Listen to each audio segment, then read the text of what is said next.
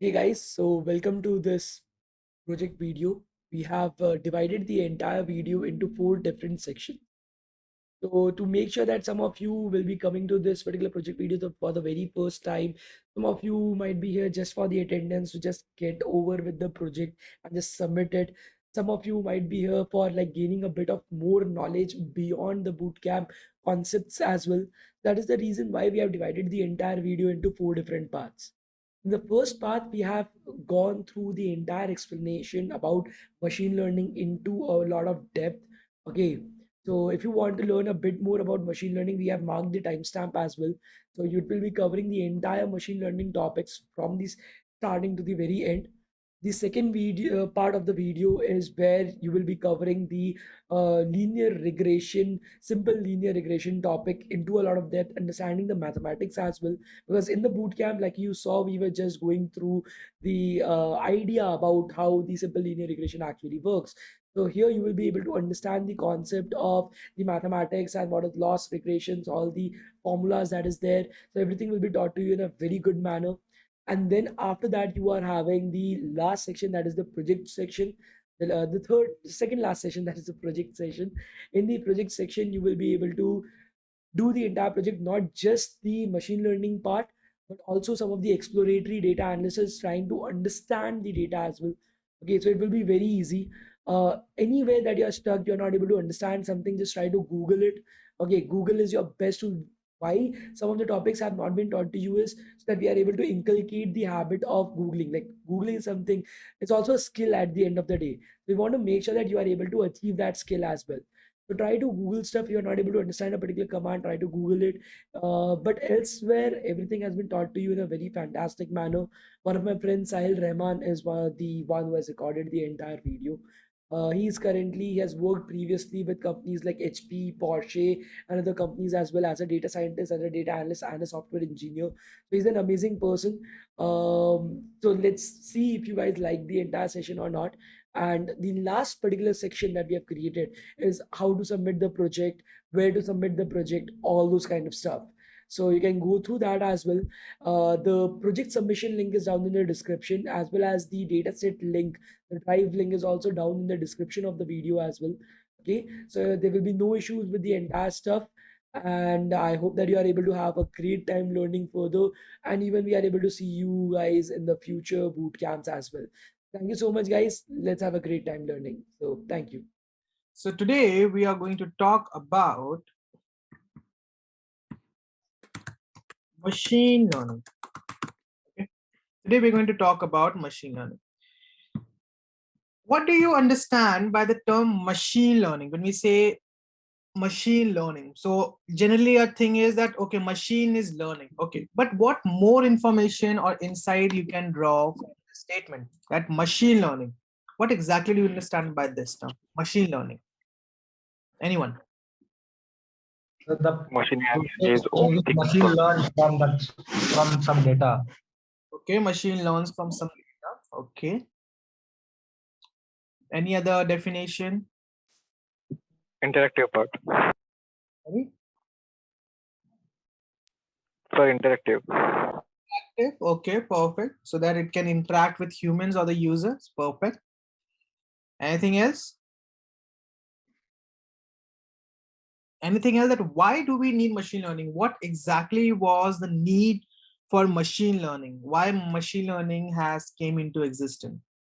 Why do we need machine learning? Why do we want to make machine learn? If we want to make something, suppose like from, you know, if you see in during the history time when we have started building some objects or tool, and slowly we have invented some kind of machines, and over there machine was not learning, right? Like suppose we say, for an example, let's say a knife. A knife is also a kind of machine, yes or no? Yes, sir. A knife is also kind of machine. We are having a fan. Fan is also a machine, yes or no? Yes. Right? Now this is machine, this is machine. So machine, we already having machine, but what exactly this term in the machine learning? What exactly does this mean, machine learning? Why do human want a machine to learn? Why do I want this machine to learn? Any idea? Any idea? So for comfortable. For comfortable? Okay. Anyone else? Any other example? Anything? Anything? Why do you think that machine learning is important? Why do you want machine to learn? So Efficiency. for doing the work of human being. Your voice is breaking. Your voice For is efficiency. So for doing the work of human beings. okay. Okay. So perfect.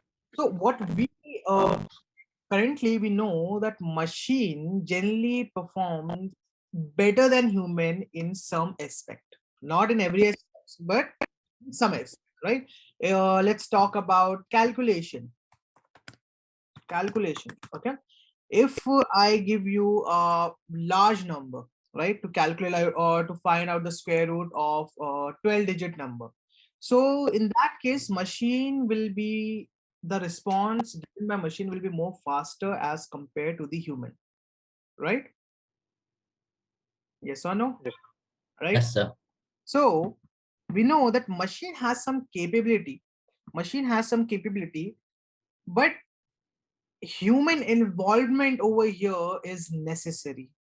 Human involvement is necessary over here.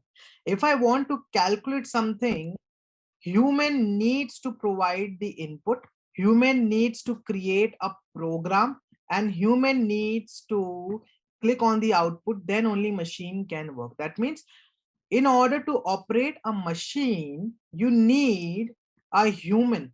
You need a human. Yes or no? Yes, sir. If you want to switch on a fan, so in the during the earlier days, when you want to switch on a fan, you have to switch on the switch. Unless and until you switch on a switch, it will not going to switch on. This fan will not going to switch on. Yes or no? Right? Yes, sir. Nowadays, if you see, there are a lot of IoT device has been coming with inbuilt feature, like the fan will automatically sense the weather and it will going to automatically switch on. Okay. And there are a lot of people are inbuilding some cameras over here, so that if the fan will going to detect there is no human in the room, so automatically fan will going to shut down. Okay. So nowadays this is what you are making, that you are saying the machine that during the earlier days a machine needs human influence to work out. Currently, we are training machines so that the influence of that human will going to decrease. The influence of that human will going to decrease. Okay. Just an example. Let's suppose you are a fresher. Okay. You are a fresher and you are been hired by a company. Okay. You are a fresher, you're hired by a company. So when you enter the company, your manager told you, your manager tells you that, hey, you need to perform this task. Okay. Now see, unless and until manager will going to brief you about this task, you will not going to get to know what you have to do. Yes or no? Right? Yes, sir. Yes, Okay. sir. Unless and until your manager will not going to tell you what needs to be done, you will never going to get to know that what actually you have to do. Okay. So what will manager will going to do? Manager will going to tell you that, hey, you need to create a website. This is your design by the product team. Okay. And this is all the functionality that you need to inbuild. This is some of the APIs. This is a doc of an API that you have to inbuild, and so on and so forth. And then manager will going to cut off. Then manager will going to cut off. Okay. Now the rest of the thing depends upon you. Now see, over here, the time that manager is spending with you is very small, right? Manager will only going to tell you about the instruction, and then the manager will going to go off, and all the parts needs to be done by you. Okay. So over here, if you see, the influence of the manager with you is very small, right? Yes or no? Yes, sir. Yes, Right. sir. In the second scenario, let's say this is your manager and this is you. Okay, your manager tells you that this is a project and this is something you need to done, and 24 hours. Wait, 24 hours manager is with you, is looking onto your work and he's saying that okay, this is wrong, this is right, this is wrong, this is right, and he is guiding you at every step. If he needs to do that, then there is no use of you in the company. If the manager is spending 24 hours with you, guiding you that hey, you needs to do this and that and all that, so there is no need of you to be in a company. All the things can easily be done by manager. Yes or no? Yes, sir. Right. The same case we have in the machine part. Okay, earlier human was spending a lot of time with machines. Then they have thought about the term is known as automation. Okay, automation, this is a very hazard term nowadays, because it has been predicted that in the upcoming time this automation will going to take up approximately 30 to 40% of jobs. Okay, this automation will entirely going to take up 30 to 40% of jobs. Currently, even today itself, if you see, during the earlier days, when you want to create a website, we were having some technologies, right? We were having PHP, lot of a lot of website that has been invented during that time were created in PHP. Okay, then you need to learn about the backend, sorry, then you need to learn about the front end, then you need to learn about the database, APIs and all that. But nowadays, if you see, if you want to create a website, it will hardly going to take you 5 minutes, right? Even though there are a lot of uh, companies that are offering no code based website. That means you have to go to their website. If even though you don't know how to code, you just drag and drop and everything, and your website is ready. Yes or no? You must have heard Yes, about sir. you must have heard Yes, about sir. WordPress, right? WordPress is an example. WordPress is an example. Wix, you must have seen Wix ad during your YouTube advertisement and all that. To understand gradient descent, some of the nuances of gradient descent, and some of the Okay. Okay, so you must have seen you must have heard about WordPress, and you must have seen definitely you must have seen an advertisement about Wix during your YouTube advertisement and all that, right? So what these company will going to do, what they are doing is they are offering a no code based website. They are saying to all the users that hey, if you don't know how to code, not an issue, because if you want to create a website, you have to hire a developer, and developer will at least going to charge you 30,000 to 50,000 at least. Okay, at least it's totally depend upon the functionality and all that. Okay, so over here developer is charging you 30K. So these companies are saying to all the users and all the merchant that please come to us. What you have to do, you will going to design your website by your own, and it's just a drag and drop process. Drag and drop process is very easy. We all know how to drag and drop and so on and so forth, and the cost that will be required will be approximately 5K. Approximately will be 5K, right? Over here it will be 5K, and over here the developer is charging 30K plus the maintenance fee for every month, right? Developer will going to charge for the maintenance fees as well. Yes or no? Yes. Right? Yes, sir. So because all the website needs a maintenance and updation and maintenance, that okay, there's not any no cloud breach over here, there is no, sorry, there will be no cyber breach, all the data are good. If we are hiring, if you want the functionality of machine learning or recommendation system, then you need to give more and all that, right? So this company says that hey, you don't need to go to the developers, you just come up here. If you don't want any any complex website, if you don't want to inbuild certain website, any features, any custom feature in a website, then you can easily use WordPress and Wix. If you go onto the WordPress and Wix, it says it is very simple to build such application. Let's go on to this Wix. And see over here, if you see free website builder, build your own website, easy to use, design on site online, right? That means even though you don't have to care about it to host your website, okay?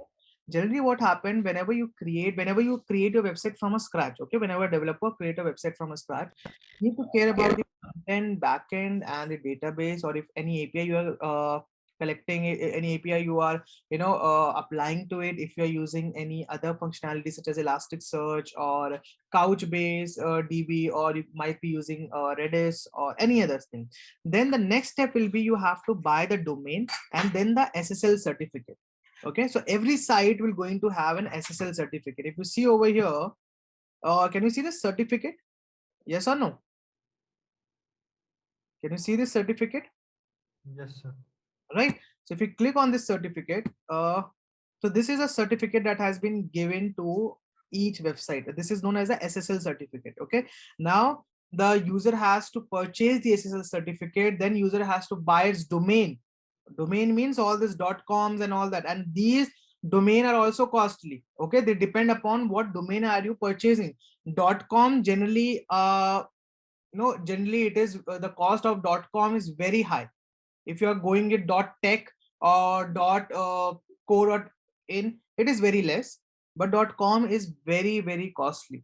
Okay, then all this summarization, your entire website reaches up to like 50,000 or something like that. Okay, and then also you need to have a cloud. You need to have a cloud for your deployment. If you're using the AWS, you have to purchase the AWS package as well. So you can see over here there's a lot of things. Over here there's a lot of things that how you can create a website from scratch and deploy it on web. Okay, so what this WordPress and Wix has, they are using the automation. They are making all the life simpler. They are saying that you don't need to worry about your certificate, you don't need to be worried about your domain, anything else. If you want to purchase your domain, kindly just provide us the amount and we're going to do everything. Kindly just give us the money. Now over here, how much relief you are providing to the customer, how much comfort you're providing to the customer. So definitely customer will going to choose these option as compared to this option. Yes or no? Yes, sir. Yes, sir. So, and over here, this is automated. Everything has been automated. Automated means they have created a template. One template, two template, and three template, and that's it. Okay, now the user will going to come up and they will going to click on the template and they can easily make their website and all that. They have already created a template, so they are not creating multiple template. They're not creating multiple template that okay, for this user I'm creating this template, for the another user I'm going to create multiple template. No, they have once only created, like suppose they have created 10 template, and they will going to say that hey, among this 10 template, choose any template, design your own way, and then we're going to publish your app. So everything has been automated. Okay, so if you see the statistics, the statistics says that in the upcoming 5 years, definitely web development sector will going to face a huge loss due to the automation. Because everything over here is been automated. Okay, so that's why people are moving towards the data science field, because it is something new, and it is not something that data science can also not be automated. It can be, but there are certain deflection over here. Like one technology is AutoML. Okay, AutoML. If AutoML is a huge will be a huge success, then definitely data analysts will going to lose their job. But the AutoML cannot be a huge success due to the data cleaning, because for the data cleaning you need a human brain as compared to a machine brain. Is this clear? Okay, let's Yes. see. So this is a website. Okay, now see, I don't know about coding. I'm just a merchant. I'm a merchant who belongs from let's suppose a village. Okay, I don't know about coding. I don't know how to create a website, and I want to sell my product. Okay, now if I'm going to contact the developer and all that, it will be very hectic for me. So simply what I'm going to do, I'm going to come here, I'm going to click it over here, and over here everything is been, if you see, everything has been customizable. Everything is so realistic, right? Over here, you just have to drag and drop and you will be getting all the things from our original website that you may you want it. Okay, though there are certain limitation over here as well, because people are trying to offer, suppose if someone wants a recommendation system, someone wants a machine learning okay, okay, so it is very difficult for all this company to inbuild it, but they are still working on that. And if they are going to figure out how they can inbuild all this feature, then definitely there will be no need of the developers in the upcoming time. Everything has been automated. Now suppose if you want to go with your business, click on the business and it will going to show you all the templates. See, this is one kind of website. Okay, this is one kind of template. This template has been designed for everyone. If you will going to search for this template, you will also be getting this template. Okay, if you want this, you can go on to this, edit this site, and okay, it is asking for this, never mind. Okay, then you can easily drag and drop. Suppose I don't want this about, I can just simply delete it, and so on and so forth. Okay, so the major perspective over here is that currently it's the high time to choose a technology uh, which will going to relay for the upcoming times. Okay, it is not like that web development will going to flourish away. No, if and not in any domain, but if you have certain requirement, then you have to go with developers itself. You cannot go with WordPress and Wix. Suppose Amazon, suppose google.com, and any other multinational company, they will never going to prefer WordPress and Wix, because they are good, they are best for the low, when you are having a very very low number of customers, then you can go with this. But when the customers are increasing, then you have to move to a customized website. You need to have a developer.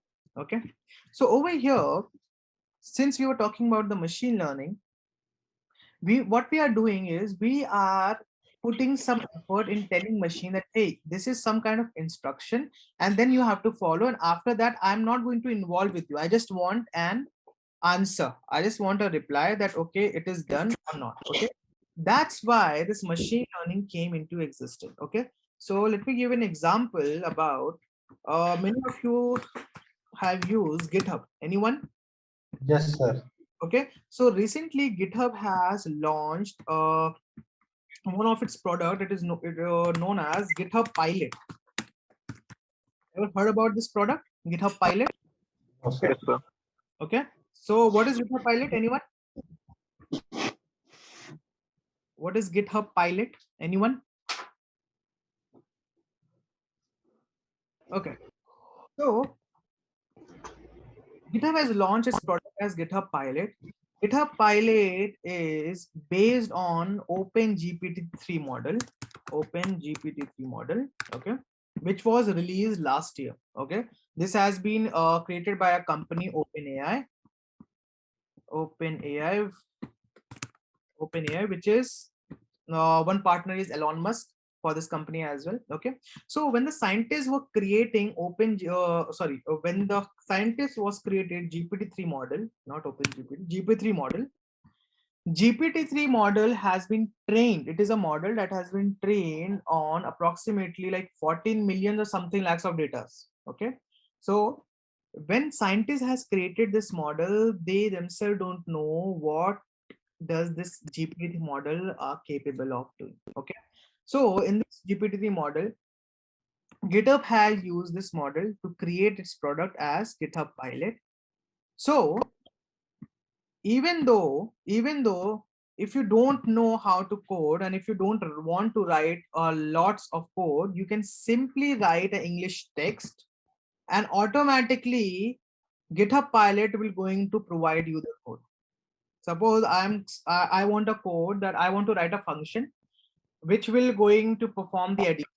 Okay, so what will going to be the function? Like a def, or let's say add and x and y, and it will going to return me x plus y. This is a simple function for addition of two numbers. Yes or no? Yes, sir. Yes, sir. So what is this GitHub Pilot is that if you want this kind of output, You just have to write down. You just have to write down in a simple English text. Function to add two numbers. That's it. Function to add two numbers, and automatically this code will automatically be going to present to you. This is what GitHub Pilot is doing. Okay, if you want to use GitHub Pilot, go on to GitHub Pilot page. GitHub Pilot.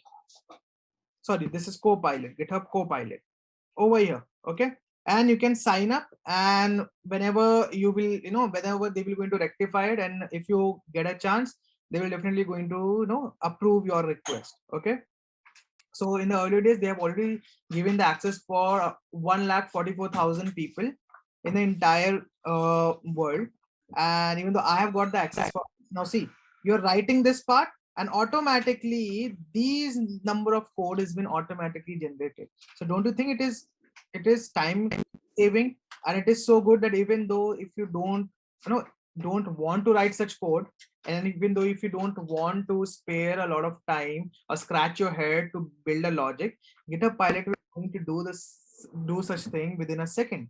Yes or no? Yes, sir. Okay, so this is what machine learning and deep learning is capable of. You will going to consume your time to make the machine learn something, and then you will going to use the machine for your benefit. You will going to use the machine for your benefit. It's just like that company is hiring you, and before giving you the task, company will going to give you 3 months training. Okay, company will going to give you 3 months training, and after that, now company is sure that okay, this person is now capable enough to do any task. So now company will going to give you task, and you will going to fulfill that task. So that's entirely is a part of machine learning. Okay, this is a part of artificial intelligence. This is a AI. Okay, this is an AI. Okay, now let's talk about what exactly is the difference between AI, machine learning, and DL. Okay, so let me do this, and let's do this. Okay, so this is AI, artificial intelligence. This is machine learning, and this is deep learning. Okay, so if you want to summarize it, you will going to say that machine learning is a subset of artificial learning. Machine learning and deep learning are the subset of artificial learning, and artificial learning is the superset of machine learning and deep learning. Is this clear? Is this clear? Okay, Where is data? yeah, we are going to talk about that. This is artificial intelligence, machine learning, and DL. Where is data science? Data science is this. This is known as data science. This is known as data science. It is not entirely an AI. It is not entirely a machine learning. It is not entirely a DL. Okay, this is what data science is. Some part of AI, some part of ML, some part of DL. This is what data science is. Okay, because data science not only focuses on the model, but data science also focuses in starting from the scratch to the deployment with a product. Okay, AI, ML, and DL always focuses on generating a model. Okay, and how you take that model and convert it into a product, it is the job of data science. Is this clear? Yes, sir. Okay, now machine learning always focus on the accuracy. Machine learning always focus on the accuracy and pattern, whereas artificial intelligence always focus on maximizing the chance of success. Okay, artificial intelligence always focus on maximizing the chance of success. That means suppose I'm having my Tesla car. Okay, I'm having my Tesla car. Okay, now on the first day of my job, I have to choose between these two roads to reach to my office, okay, or my workplace. Okay, now over here this is road A, over here this is road B. Okay, if I go with road A, it will going to take me 1 hour 30 minutes. Okay, if I go with road A, it will going to take me 1 hour 30 minutes. Okay, let's make it this way. And if I go with road B, it will going to cost me 15 minutes. That's it. It will going to take me 15 minutes. Okay, so in general, if you already know that road B will going to take you 15 minutes, okay, in general, if we are talking about like a human psychology and human decision, how human make decision, if you already knew that the road B will going to take you to your workplace in 15 minutes, and road A will going to take you to your workplace in 1 hour 30 minutes, which road will you going to prefer? Tell me. B. B, sir. B, definitely B you will going to prefer, right? So there is no doubt that you will going to prefer B. Now see, this is not a permanent decision. This is not a permanent decision. Sometimes what happen is that human also have some mood swings. Okay, sometimes suppose you are driving and you find out that okay, there's no, I am not having so many work at my workplace, so why not, just take a detour and enjoy the road, enjoy the view, and then reach to your workplace. In that case, you will going to go with route A. Yes or no? Yes, sir. Right? It may happen. It may happen. Right? Our human, because if we are going to take 100 people, it will never going to be possible that all the 100 people will going to take route B. It will not going to be possible. Yes or no? Right?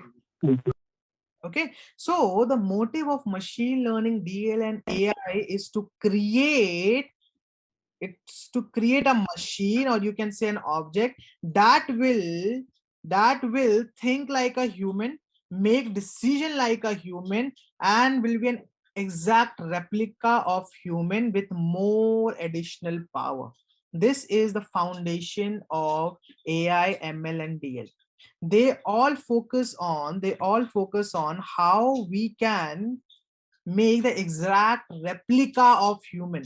How we can make the exact replica of human. If you see, the full form of AI is artificial intelligence.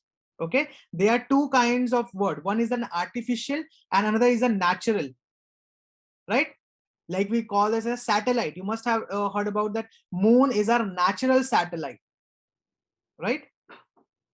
Moon is our natural satellite, and Yes, then sir. we have a various other artificial satellite. Artificial means that human made or man made, right? So similar over here, human has natural intelligence. Human are having natural intelligence, and this is an artificial intelligence that has been created to replicate human behavior, to replicate the function that how a human react at each situation, how human take decision whether to go to road B or go with road A. If you have seen the movie Robo, right? In that case, Robo was following a set of instruction. Robo was following a set of instruction. Yes or no? Right? Robo was following a set of instruction unless and until he got some kind of feelings and all that. Then after getting a feeling, after getting a human-like feeling, he was functioning more better as he was doing before. Yes or no? Yes, sir. Right? Okay. So machine will always going to follow an instruction. That's a hindrance of a machine. Machine will always going to follow always going to follow the instruction. And who will going to give that instruction? A human will going to give instruction to machine. Okay, so that means a human involvement is necessary. Okay, if a single example I have to summarize, that suppose you have given an exam and you have scored 38 out of 100, and the passing marks is 40.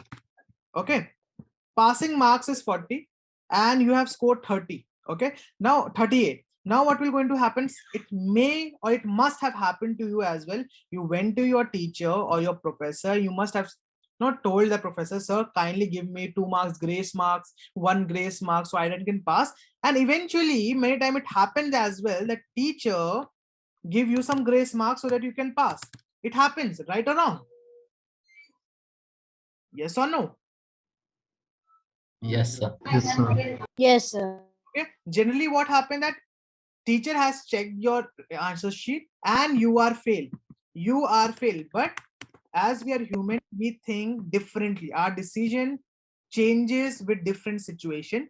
So what happened that once you are getting failed, now you are getting passed. But if you do the same thing, if you do the same thing with the machine, if you give machine to check, and if machine says you are getting 38 or you are getting 39.5 also out of 100, you cannot tell machine that, hey, give me grace marks so that I can get pass. Yes or no? You cannot tell that. Yes or no? Yes, sir. Over here, machine is following a single set of instruction. Machine has been programmed, and machine and teacher both has been given an instruction that, hey, you need to check the paper. If any student is getting below 40, he or she is failed. Okay, both of them has got the same set of instruction. Now human have human things like in different situation, right? But machine only follows a set of instruction. So what have scientists has done is that after focusing on this ML, after focusing on machine learning, they moved on to deep learning. Deep learning means the foundation of deep learning is to replicate human brain. Replicate human brain. Okay. This is the foundation of deep learning. How you can replicate human brain, how you can replicate human brain, how human brain thinks. So human thinks with the help of neurons. Okay, whatsoever you do, all, suppose you want to touch your phone, okay, all that senses being carried by the neurons to your brain, and as soon as your brain receives the neuron, your brain will going to send some signal that how you have to react to that situation.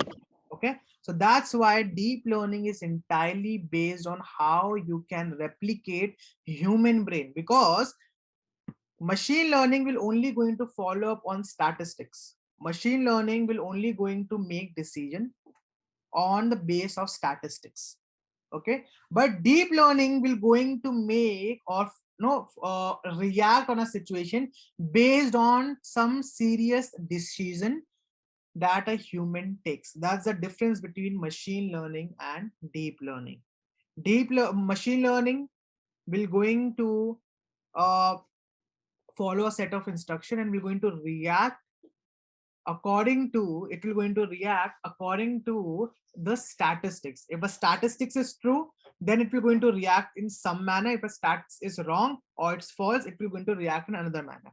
Whereas deep learning will not going to follow or react on the basis of statistics, but it will going to react on the basis of the decision. It will going to be, react on the basis of neurons, how a human brain actually think and how a human brain react.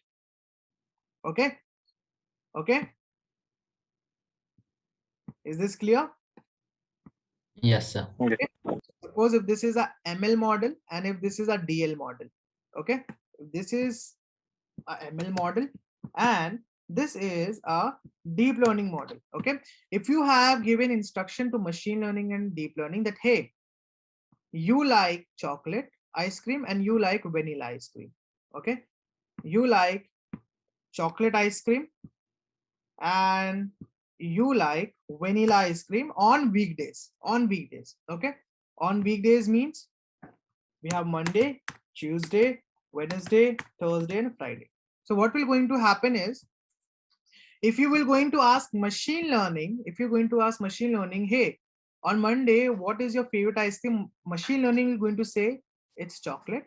On Tuesday machine learning will going to say it's chocolate. Wednesday also machine learning will going to say chocolate. Thursday machine learning will going to say chocolate, and Friday machine learning will going to say chocolate. Okay, it will going to follow a set of instruction on the base of statistics instruction has been given. But DL, since DL replicates the human brain, DL decision may vary. DL decision may vary. It may say that on Monday, it says that, okay, I like vanilla. On Tuesday, I like vanilla. On Wednesday, I want to have chocolate. On Thursday, I want to have vanilla. And on Friday, I want to have some chocolate.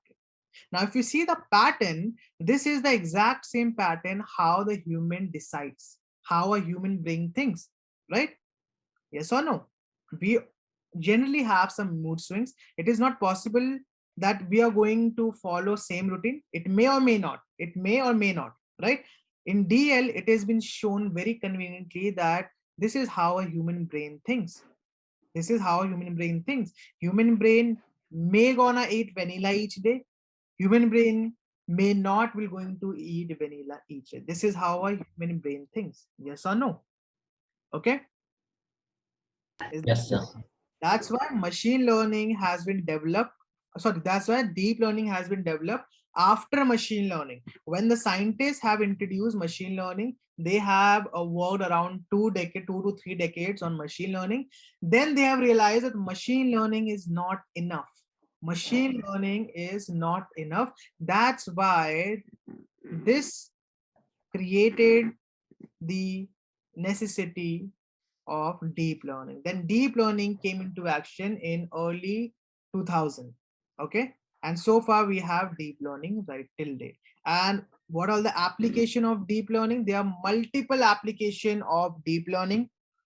If you see Tesla cars, or everywhere it is using deep learning. Snapchat filter, deep learning. Okay, if you see in Instagram or Facebook, deep learning. Amazon, Facebook, approximately all the company, Google uses deep learning, machine learning, and all that. If I show you, let's go on to this website, amazon.com. Okay, everyone must have visited this website at least once in their lifetime. Yes or no? Okay, let's say I'm searching for a laptop. Let me click. Okay, this is a laptop. Okay,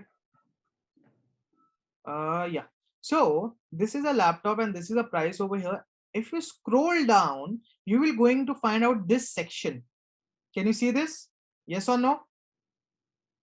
Yes, sir. Okay, over here it's been written frequently bought together, frequently bought together.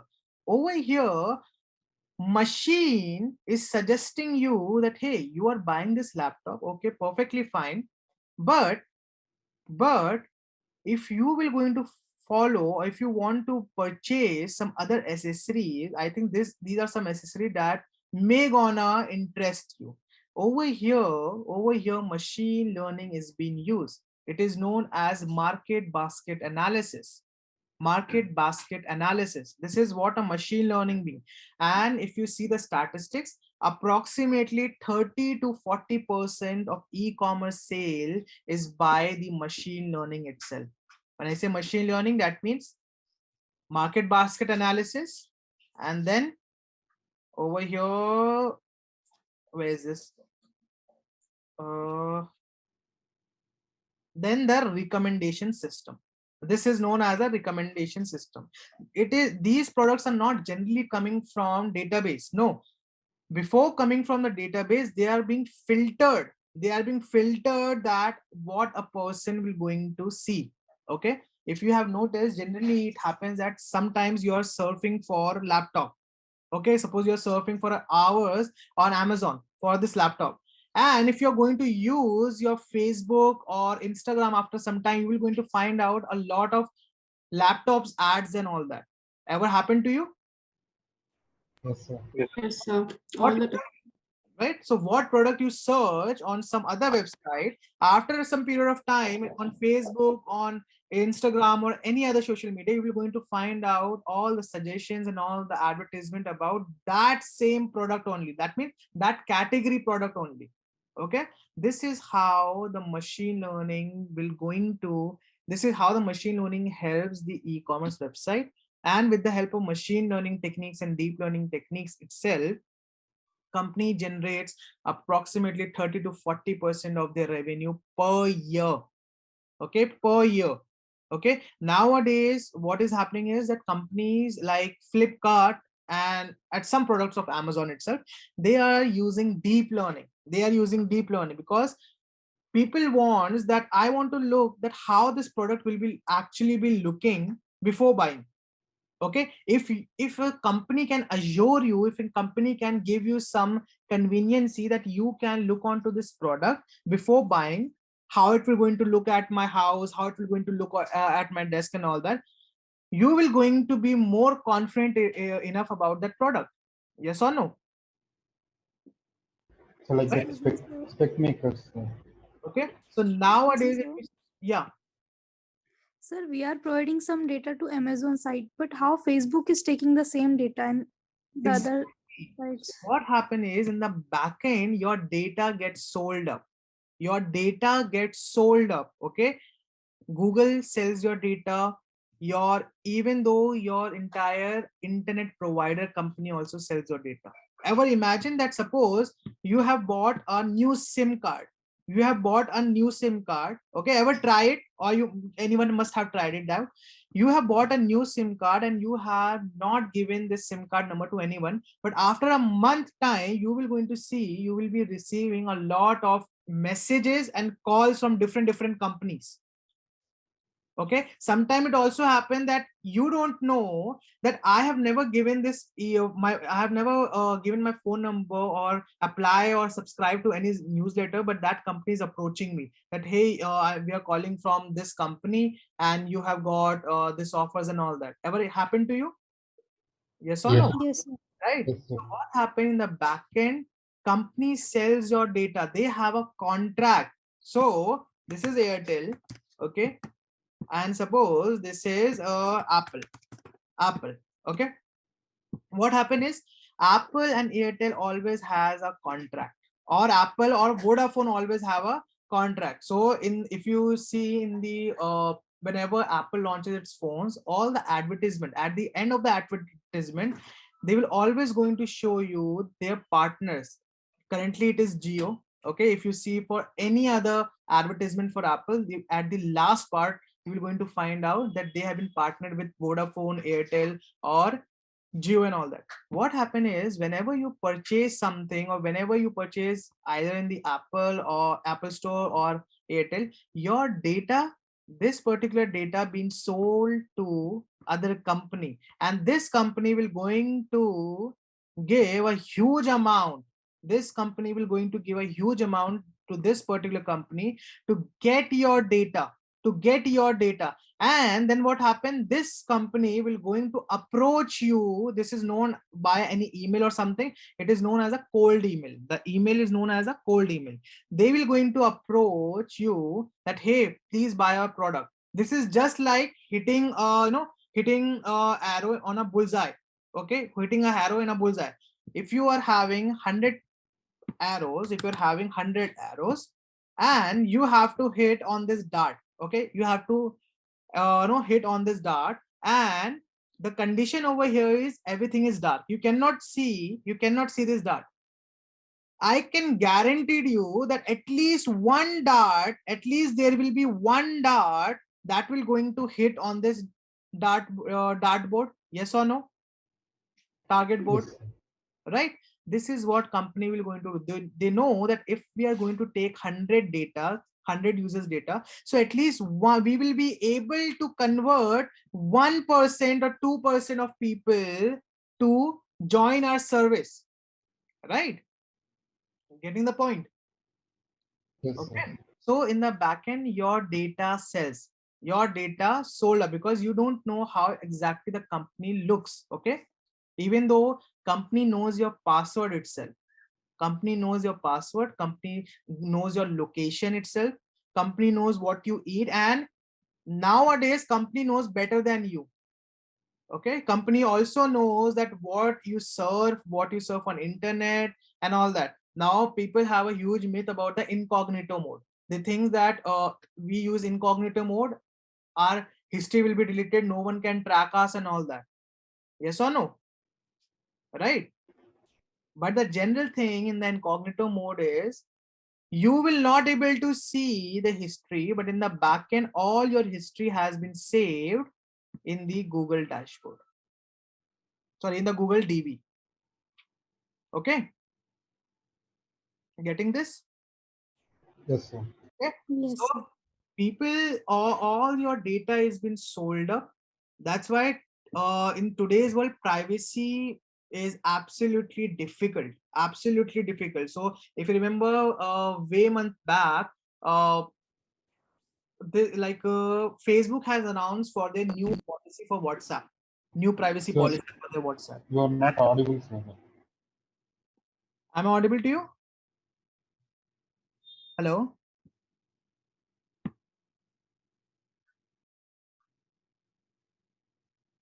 Yes, sir.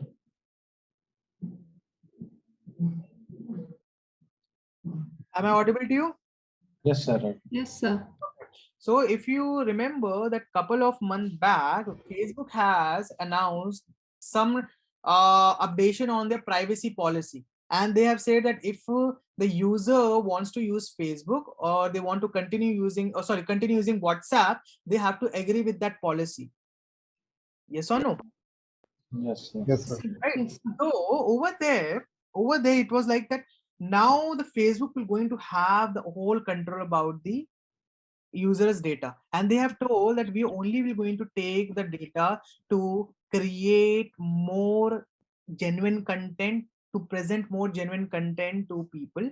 Okay, because Facebook owns WhatsApp, Facebook owns Instagram, Facebook owns Facebook. Now it has been changed to Meta, and the next year we are getting into metaverse where Facebook will going to launch its VR. Okay, so all the apps has been connected and your data has been sold. Only thing is that company is not telling you. Company also knows that yes, we are using the data. Okay, because nowadays data is very important. Data is very important. If you are not having a data, you cannot make your application better. But what kind of data company are using, you're not knowing that. Okay, so let me show you one thing. Suppose whenever you download some application from Google Play, let's say Google Play. Okay, so this is your Google Play, and let's suppose you are downloading WhatsApp. Okay, this is a WhatsApp. Just come down over here. You can see a permission over here. Can you see this permission? Yes, sir. Okay, nobody reads about this permission. This permission means that what all permission you are granting to this application. What all permission you are granting to this application. Now see this. If you click on this view detail, you are granting the access of phone. That means this application can directly make calls from your phone to other people. You are granting this. Identity, find an account on your device, add or remove account and all that. That means when you download WhatsApp, when you agree all the terms and condition, you are giving authority to Facebook that, hey, if you want to add or remove any contact into my phone, from my phone, you can easily do that. Now see, you want to read your contact, they can also read your contact as well. They already know what all people names are in your contact list, and they know your numbers and all that. And most importantly, if you see photos, medias, and files, they can even access your gallery.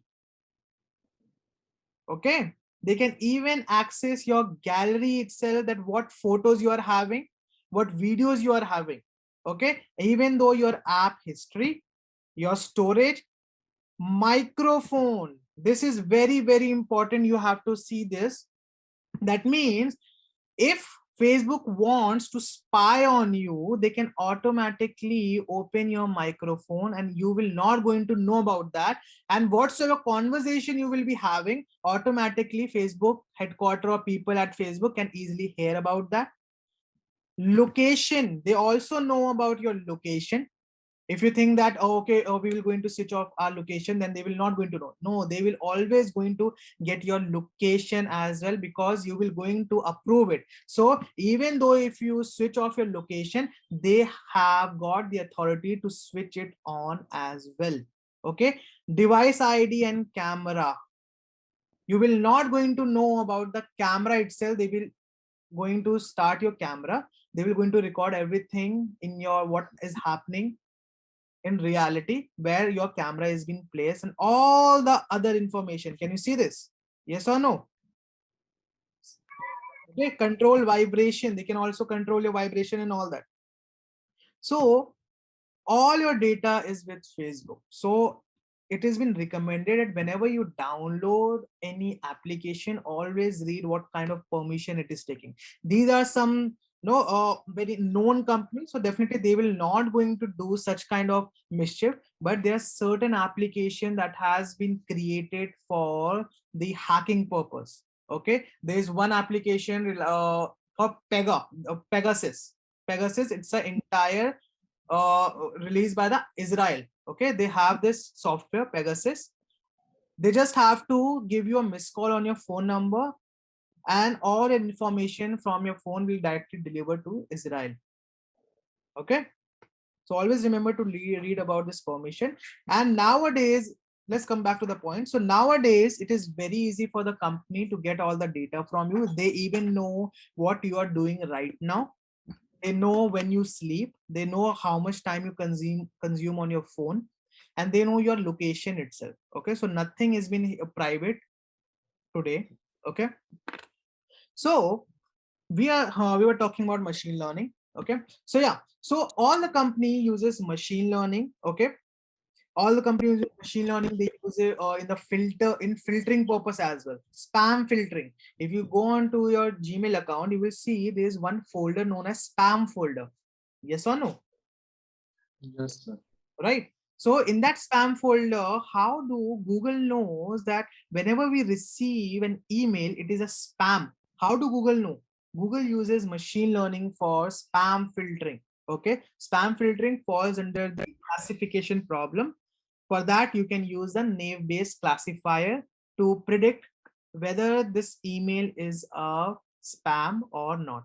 Many people are using, many people have created such softwares using this part, and they are earning millions for that. So if you want to go ahead with that, take out some model, see what is the problem that has been faced by many users nowadays in your surroundings, and then generate a software for that with the respect to machine learning model, and then you can present to all the users.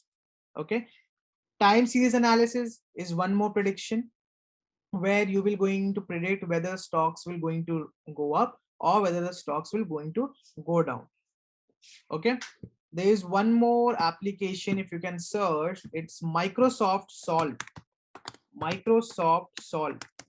Anyone have heard about this? This is an Android application, not sure about the iOS. This is Microsoft Solve. What is this Microsoft Solve?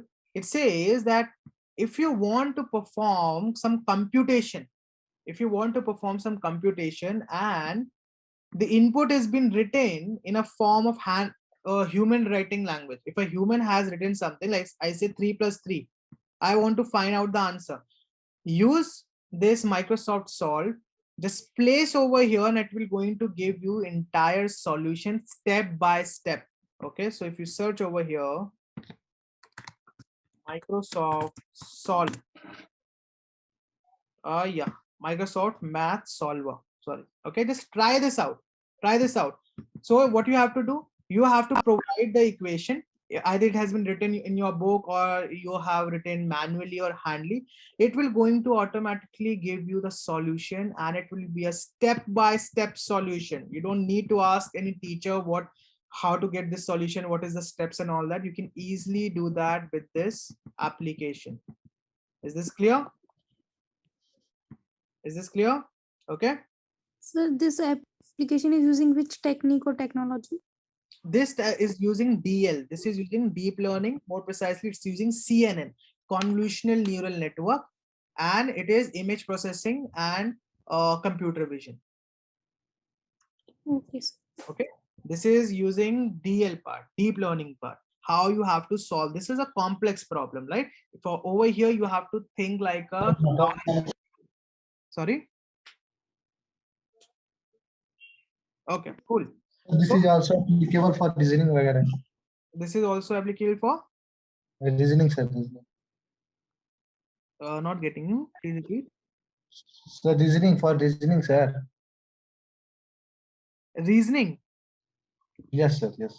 Okay, this is all for using, right? So you can also use this application. It is using deep learning technique. Okay, it is using deep learning technique. Nowadays there are many application of deep learning. People are saying that, hey, bring your old photographs that is having a lower resolution. We are going to put this in our model and you will be getting a higher resolution picture. Yes or no? There are certain apps like this as well, right? Right. Yes, sir. They are using deep learning. So nowadays, machine learning, deep learning, artificial intelligence, and data science are at the top. So if you want to choose this sector, master this sector, because machine will always going to need a human influence to perform. Okay, machine cannot think of it itself. Machine needs to get instruction, so that you at least machine will going to have a human influence. So this is some field that cannot be easily acquired by machine. Okay. Okay, this is all about the machine learning. Now it's very clear that what are machine learning, how we have to use machine learning, and what is the impact of machine learning nowadays. Okay, let's talk about the types of machine learning. We have classified machine learning into 3 types. Okay, types of machine learning. Okay, we have 3 types of machine learning over here. Before that, let me write over here what exactly is the general term of machine. Okay, one thing is, what do you understand by machine? Anyone? What do you understand by the term machine? A very general term. What do you understand by the term machine? Anyone? Computer, like, Those who have seen which make, it, they can easily tell me what is this machine, right? Anything that which saves our makes time. which which makes our work easy. Okay, more precisely, anything That simplifies human efforts. that simplify or reduces human effort is a machine. Now see over here, there's 2 words to see. One is reduces and another is human. One is reduces and another is human. That means human involvement is very important. Human involvement is very important. And another is reduces. What does reduce mean over here? Reduce doesn't mean to exempt something or to overcome something. That means if a human is carrying 50 kg weight, machine will going to help it to reduce this. excuse me, sir. Yeah. So then what is exercise machine, sir? What is a? Like exercise machine, sir. It increases the human effort, sir. It increases exercise machine. It doesn't increase it. It increases. It reduces our effort, right? If I tell you that, hey, without using any machine, you have to create. If you have to build your. You have to create 6 packs and all that. It will going to take more time as compared to this part, right? Like when we are going in gym, sir, there is machine which increase the human effort, sir. Which increases the human effort. No, machine will never going to increase the human effort. You are looking it as a physical part, that we are increasing the weight, right? You are referring the effort with weight. You are comparing the effort with weight, right? In the gym machine, we increase the weight, right? Yes or no? If we Yes, compare sir. that, you want to build your body, you want to build your physique, right? So if you build your physique without a machine, it will be very difficult for you to do that, right? So you will going to use some machine, and machine is not like any steel part or nut and bolt part. Over here, anything that reduces human effort is a machine. Even though a knife is also a machine, a spoon is also a machine. Okay, Yes, sir. even though if you're not using your dumbbell and you have made a customized dumbbell with the stone, over there in this scenario, stone is also machine. That's why anything that reduces human effort. Now, when we talk about reduces, that means that if a human is carrying 50 kg weight, it will going to make it 10 kg. Yes or no? Yes or no? Yes, sir.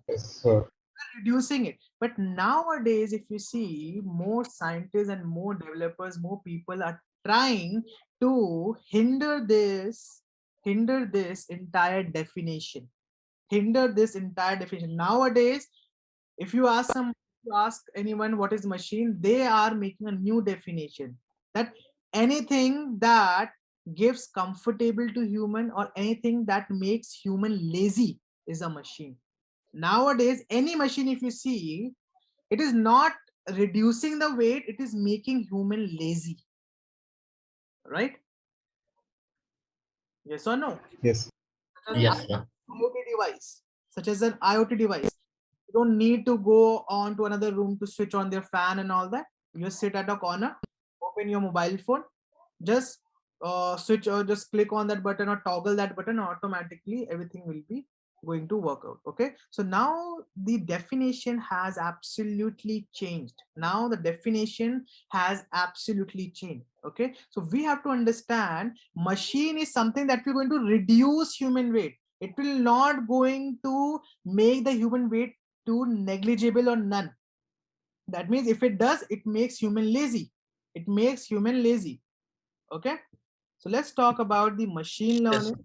A general term, what is machine learning? It is a subfield. It is a subfield of computer science.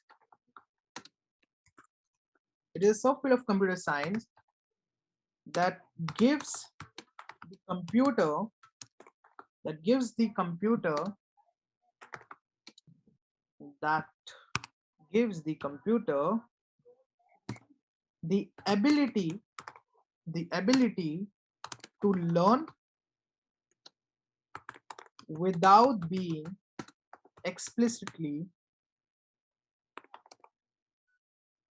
programmed. Without being explicitly programmed. Explicitly programmed means that you are not programming a machine that you have to follow certain steps. You're just telling the machine that, hey, you have to learn, and according to a situation, you have to make some decision. According to a situation, you have to make a decision, and you have to learn by yourself. You have to learn by yourself. Human will only going to give you a data set, and machine will going to learn from that data set. Machine will going to learn from its past experience. That falls under the reinforcement learning and DL. Okay, now let's talk about types of machine learning. There are 3 types of machine learning that we have classified: 1, 2, and 3. Okay, the first type is supervised learning.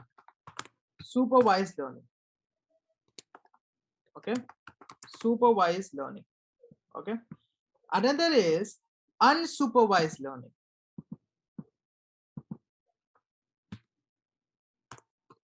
Unsupervised learning. And third is reinforcement learning. Third is reinforcement learning. Reinforcement learning. Okay, so these are the 3 types of machine learning. Okay, people have generally classified more types, such as semi supervised, semi unsupervised, or semi reinforcement learning, but these are the basic types of machine learning. Okay, let's talk about supervised learning. Okay, supervised learning, if you see over here, you are having this word supervised. That means you are having some supervision. You're having some supervision. That means over here, human will be acting as a teacher. Human will be acting as a teacher. Okay, so we will be giving our model or a machine a data set. Okay, and in that data set there will be some questions and some answers. Some questions and some answers. Okay, over here we are giving a model the answer key. we are giving our model the answer key. Okay, suppose when we study about for an exam, let's suppose it's a mathematics exam. Okay, so if you go on your textbook, you will going to find out a question, and then there will be a solution, so that you can match yourself that whether you are getting a right solution or not. This is how a question has been given in the textbook. Yes or no? Yes, sir. So you will be having a question, you will be having your answer, so that you can rectify yourself. Okay, this is a question and I say the question answer is 7, but over here the answer comes out to be 6, so I can correct myself. Okay, this is not the formula, this is the formula, so by this I am getting this 8. Okay, for the next question again the same thing. In supervised learning, you will be providing your machine or model the answer key as well. That means I am having certain features, and if these are some features and the output will be this, if these are some features the output will be this. Okay, and then you will going to test your model, and according to that you will going to find out how your model is doing. Okay, so we generally call it as, it is the first type, it is the first type of machine learning that uses the label data. This is very important. Label data to train the algorithm. This term is very important. This term describes what is supervised learning. That means you are giving a label data. What is a label data? That means you are giving an answer key. You are giving an answer key that this is the value of feature and this is the target value, this is the answer. Okay, so whenever someone asks you that, hey, describe what is a supervised learning, supervised learning is a type of learning where you give label data to machine, where you give label data to a machine. Is this clear? Is this clear? Yes, sir. Let's take an example. Let's talk about loan prediction. Let's talk about loan prediction. Okay, I want to find out that whether I should give loan to a person or not. Okay, so let's say I am having certain feature. I am having a feature such as let's say age of that person, salary of that person, unemployment or employment, that means job status. Job status will going to play a vital role, yes or no? Salary will going to play a vital role. Age will also going to play a vital role, whether that person will going to provide us the loan amount or not, yes or no? Right? Yes. Yes, sir. Credit score, that if a user has taken any loan previously, or if they use any credit card and all that, how frequently they were able to repay their loan and all that, right? These are some factors that will going to affect us. And then what will be the last part? After learning about this age, salary, job status and credit score, we will going to decide whether to give this person a loan or not. So over here, this loan will be a target variable that we want to achieve, that we want to get, yes or no? Yes, sir. And this loan variable is absolutely dependent upon these features. This loan variable is dependent upon this feature. That suppose if the age of that user is 23 and the salary he is earning is 100 rupees a month, okay, and job status is unemployed, and the credit score is approximately 100, so loan status will be a no. Please don't provide loan to this person, yes or no? Yes, sir. Right, because we can easily see that this person is unemployed and his salary is 100 rupees a month and credit score is 100 as well, right? So definitely this person will not going to give us any amount. So over here, this loan depend upon these features, yes or no? Getting this part? Getting this part? Yes, sir. Dependent, sir. Dependent variable. Exactly. That's why, if you remember, we have called this as a dependent variable. This is a dependent variable. This loan depends upon the features. This loan depend upon these features, whether to give loan or not.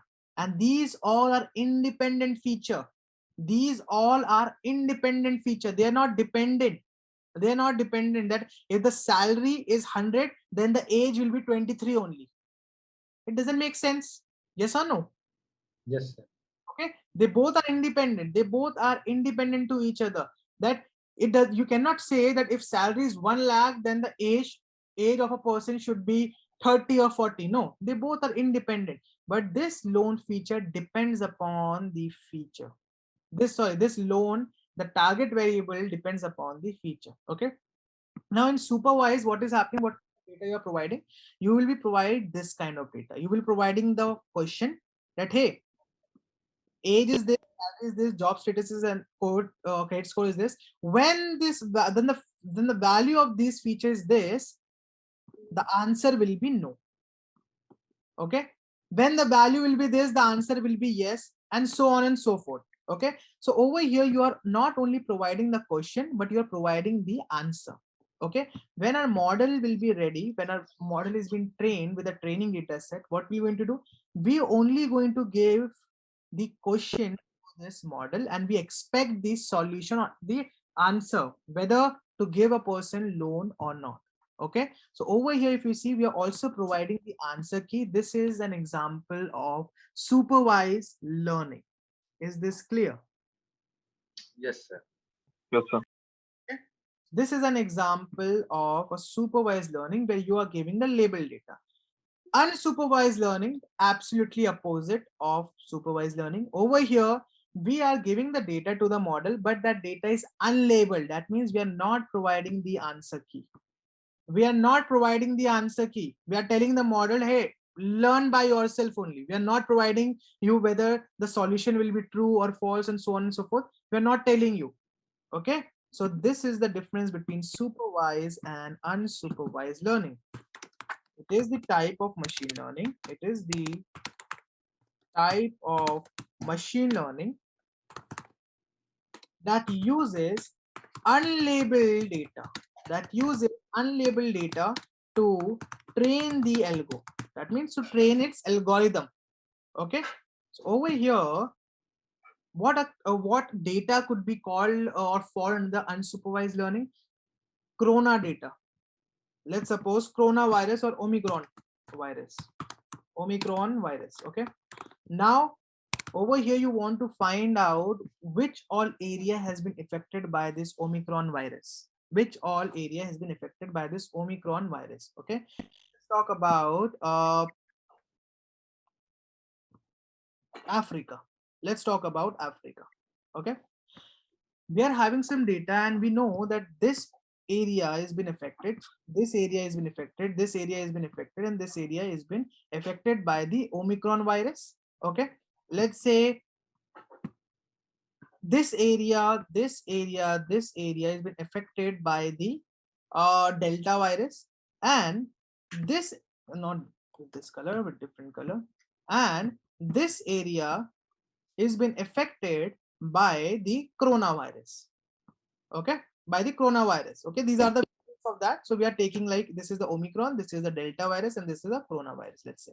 Okay, now in unsupervised learning we talk about the clusters. We talk about the clusters. We study the user behavior, we study the customer behavior, how exactly the customer behaves, and according to that only what will be the best available product or best available solution for them. Okay, that means you will going to study about the behavior of a customer, you will going to study about behavior about the user, how frequently user come onto this website and how frequently they search for which category apps. Okay, suppose uh over here, let's go on to amazon.in. Okay, so as soon as you're going to jump up to this amazon.in, okay, if you scroll down, you will going to find out these products, you will going to find out these products, you will going to find out these products and all that, right? How Amazon knows that I have to show these kind of products to this user? How Amazon know I have to show these kind of products to the user? They oftenly track the behavior of the user. They will going to see that, okay, the people living in India are more surfing about the phones or watches. So we'll make sure that we're going to show them about watches, about say, this gym products and all that on their front page or on their screen. Okay. If you go on to Amazon.de, that is for the Deutschland, that means Germany. Okay. If you go on to this Germany, you will see there are different products that has been shown on the first page. Yes or no? Yes or Yes, no? sir. Right? So over here, it is for the India. We are having different products over here. This is for the where is this? This is for the Germany. Over here, this is different product. And if you go on to the US, Amazon.com, you will going to find out over here there are different products. Popular products in the wireless internationally, there are different products. Yes or no? Right? So Yes, with sir. this only we can differentiate how exactly Amazon is studying the behavior. They're studying the behavior of a user, that how oftenly this user visit to this website or they look for this product in a certain region. It may also happen that if you will going to search out for Amazon.in, it may happen that you will not be seeing this page. You might be seeing a different products over here. So this is only showing the product for Delhi or from for my region. It may happen, right? So how exactly Amazon uses? Amazon uses unsupervised learning over here to study about the behavior of the user and then present you the same product. Okay, and if you will going to see this product multiple times on the social media, on your WhatsApp, your friend is sharing you, if you're surfing net, you are seeing this apps and all that, so they much more higher chance that you will going to visit this page and you will going to look for this product. Is this clear? Is this clear? Yes, sir. So we're going to learn about the how human actually behave and how actually you have to sell them your products and all that. It's totally depend upon the e-commerce part. Okay, but now all the companies are using it. Okay, it falls under the unsupervised learning. Okay, unsupervised learning also, there's one more concept that falls under the unsupervised learning. They are the fraud detection. If you want to detect about the credit card fraud, if you want to check that, okay, how if a transaction has happened, is a transaction is a valid transaction or not a valid transaction, you use unsupervised learning. Okay, you want to check about a recommendation system, you want to build a recommendation system, you want to build a market basket analysis, it comes under unsupervised learning. Okay, if you look onto this project, let me show you movie recommendation system dev post. Okay, so I was judging this project. So is this a yeah, this is a project. Okay, cool. So over here they have developed they have deployed this project. Okay, so let me show you. They have used the recommendation system from machine learning model and they have created a website. Whatsoever movies you will going to write over here, they will going to give all the details about that movies and Share simultaneously. the link in the box, sir. Sorry, So share the link in the chat box. let me share this link. Yes. Okay, Oh, thank you. now see, they have created a model, and with respect to their model they have also created a website. This is something that I want all of you to do. All the models that you will going to learn during this session, just don't limit yourself to the model. Okay, we have created a model, that's it, that's our product, that's our entire project, we have mentioned that and we're going to mention on your GitHub. No, please don't do that. Go beyond the scope. You are having a model, create a website for yourself, and it will hardly going to cost you around 2 to 3 hours if you're using Flask for this. Now what they have done, they have already trained their model. and this is an input. They have created a website. Now if I'm going to if I'm going to put any name, if I'm going to put any name of a movie, what happened? Model will going to directly take this movie name and will going to present it all the suggestion for me. Let's suppose I'm going to say Avengers. Avengers. Okay, now enter. Now see, they are loading and they will going to give me all the information about that movie, and also they will going to recommend me some movies. Okay, they are also going to recommend me some movie. Let's see. Okay, the Avengers, the title is here, about the movie, ratings and all that, top cast is here. Okay, over here this is one more implementation of deep learning. This is known as a sentimental analysis. This is known as a sentimental analysis. This is a review. This is a review that the user has given, and based on the review you are telling me whether the sentiment is good or not, whether the review is positive or whether the review is negative. Getting this one? Okay, you have given a sentiment, you have you are saying okay, this movie is bad, this movie is worse and all that. Based on that I will be telling you whether the sentiment is positive or not, whether the movie is good or not. Over here the sentiment is good, sentiment is good, sentiment is bad. Over here I am swearing off superhero movies. I have become abundantly aware that there are legions of fans out there who can't wait to see what Hollywood is doing with the classical movie character. But after 3 Iron Man movie and now this, I see a sameness in them all. Now if you see, it is saying that the tone is getting into negative sense, that the user was not satisfied with this movie. Yes or no? Yes or no? Yes, sir. So we have provided a sentiment bad, and this has not been provided manually. It has been predicted by a model. Over here NLP has been used, natural language processing is been used. That's a part of an RNN, recurrent neural network, and RNN is a part of deep learning. Okay, let me show you over Okay, here. sir. Yeah, please. So which one is good, Django or sir Flask? Actually, sir, I know Django very well. So can I need to switch in Flask, sir, for this? If you know Django, Flask will be a piece of cake for you. Okay, sir.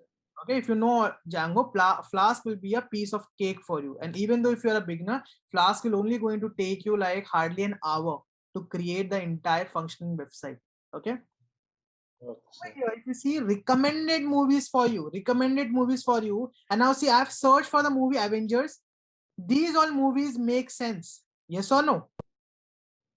These Yes, all make some sense because in the Avengers, this was the star cast, this was a star cast, these all were the star cast. This was the star cast. This is also a Marvel movie. Over here, it may be related or not. Okay, this is directly coming from the model. This is directly coming from the model, and if I'm not wrong, they are using some kind of API as well. Let me see this.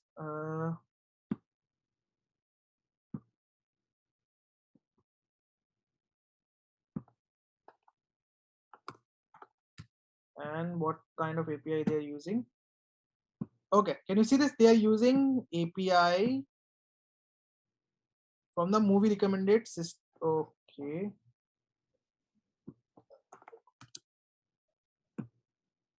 Perfect. So they are using API, and over here request is post, because as soon as I have entered, my data also travels. Yes or no? yes, sir. It was a post request. It was a post request. Okay. So this is their GitHub repo. If you want to find out their code and if you want to modify, suppose you have created a model and you say that, oh, I don't want to create a front end. I just want to take this front end. You can take from here. If you see, they have already have the static file and the data set also they have given to you. Okay. And NLP model pickle. This is an NLP model which we are talking about for the sentimental analysis. Okay, sentimental IPYNB form file is also been given. You can study about this, and they have also made a README file, so you can study about all the README. And this is the API that they are talking about. Okay, so all the information about this movies, all the cast, and all the pictures and all of these are coming from the API from TMDB. Okay, from TMDB you can easily use their APIs as well. And this is how they have created the uh, sentimental analysis model. Over here, if you see, they are using the library of NLTK. NLTK has been dedicatedly for NLP, natural language processing. And over here, accuracy is 98.77. It is a high accuracy. Yes or no? 98 Yes, sir. is a high accuracy. So your model is predicting very good. And then since you want to create a software by using the model, then you have to pickle it. This is also known as pickling and unpickling, or dumping your model or undumping your model, or serialization or deserialization. Okay, so there's a lot of things over here. So the main idea is what more you can achieve with unsupervised learning. There's a lot of things you can achieve. You can achieve the market basket analysis. You can achieve a recommendation system. This is just an example to make you sure about what is the recommendation system, credit card fraud detection, and so on and so forth. Till here it's clear. Till here it's clear. Yes, sir. So we will be going to cover the supervised learning. We will be talking about the unsupervised learning, but we will not going to talk about the reinforcement learning, because this is not in your syllabus. This is not in your syllabus. But let me give you a glimpse about what exactly is a reinforcement learning. Reinforcement learning is a technique to replicate the entire human behavior, how human actually behave. Okay, so reinforcement says that this is a model. Whenever a model will going to do something good, we are going to give a model a reward.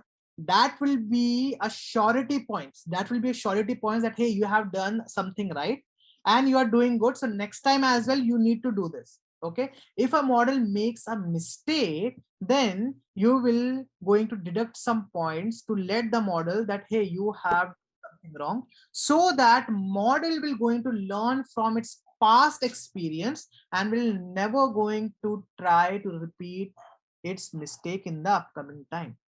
We learn from our mistakes only. Yes or no? Right?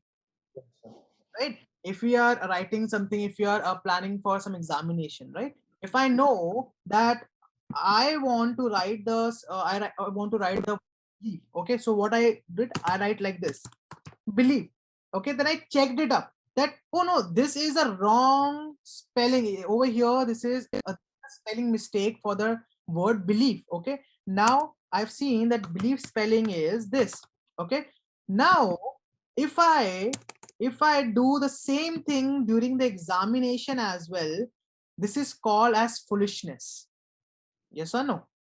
Right? Yes, sir.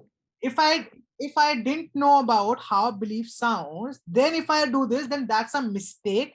But if I know that, no, this is the right form of writing a belief, but still I'm making a mistake, that is known as foolishness. Okay, so definitely during the exam I will try my best to write the correct word, because I have learned from my past experience. I have learned this from my past experience. Okay, one day my friend told me to so that I can lend him like 100 rupees. Okay, what I did, I gave him 100 rupees, and he told me that he will going to return me after 10 days. Okay, now 10 days passed by, a month passed by, and a year passed by. Okay, he didn't return my money. So what will going to happen the next time when he will going to ask me for a money, definitely I'm refuse. Yes or no? Yes, sir. Right, I am going to make some excuse that, oh, I don't have money at this time, because I am learning from my past experience that earlier it happened in this way, so that's why I don't want to get it repeated. Okay, so this is the same way the reinforcement learning follows up. Okay, so what happened during 2013, it was the time of 2011, Google has invented a game, a machine, sorry, it name as AlphaGo. Anyone have heard about this AlphaGo? No, sir. Okay. So I suggest you to go on to YouTube and look onto this documentary AlphaGo. Believe me, it is very, very, very interesting. This one, AlphaGo the movie, full award winning documentary. It is so awesome. that if you're going to start with this, okay, it's just like 1 hour and 30 minutes. So you can watch it today itself during night and something. It will going to give you a lot more information about the AI. Okay, what exactly happened during the event is that Go is a game. Like we have chess and checkers and all that, right? So Go is a game. So what happened is Google developed a model where machine will going to play the game. Okay, now they have launched an event where machine will be going to play the game Go with the human who is the world champion in that game. Getting my point? Getting the point? Yes. Okay, so machine was playing the game with the human, and this human was a world champion in this game Go. So what happened? They have to play 5 rounds. In this 5 rounds, 4 rounds were won by Go and 1 round by human. Okay, so this was the first artificial game or a machine that has won and that has defeated human in this game. Okay, it was a very massive event. So kindly definitely look on to this documentary. It will going to help you a lot for this. Okay, so AlphaGo was based on the reinforcement learning itself, where machine was learning from its mistake. On the first round, machine learns that, okay, I have to go with this part. Okay, it is kind of a checkers. If you have seen a checkers, Go is similar like a checker. Let me show you. Checkers, sorry, Go game. Yeah.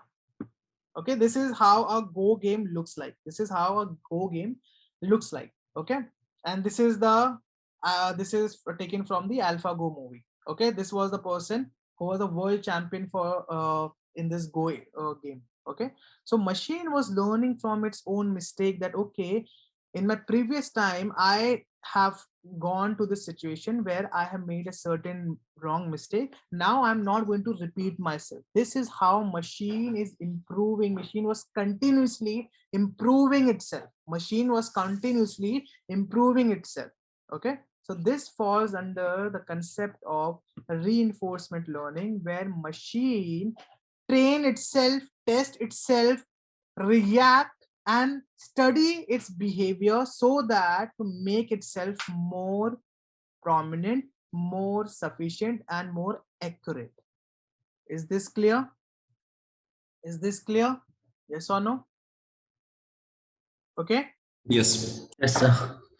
please, it's a request, kindly look on to this documentary. Okay, it will definitely going to add some value to your knowledge for this machine learning part. Now this is all about the machine learning, supervised and unsupervised and so on and so forth. Now let's see what all models we are going to cover during this session. Okay, so let's start with the unsupervised. Supervised, not model, types of supervised. So supervised learning is also been classified in some types of supervised learning. Okay, so supervised is also been classified into 2 types. Okay, one being the regression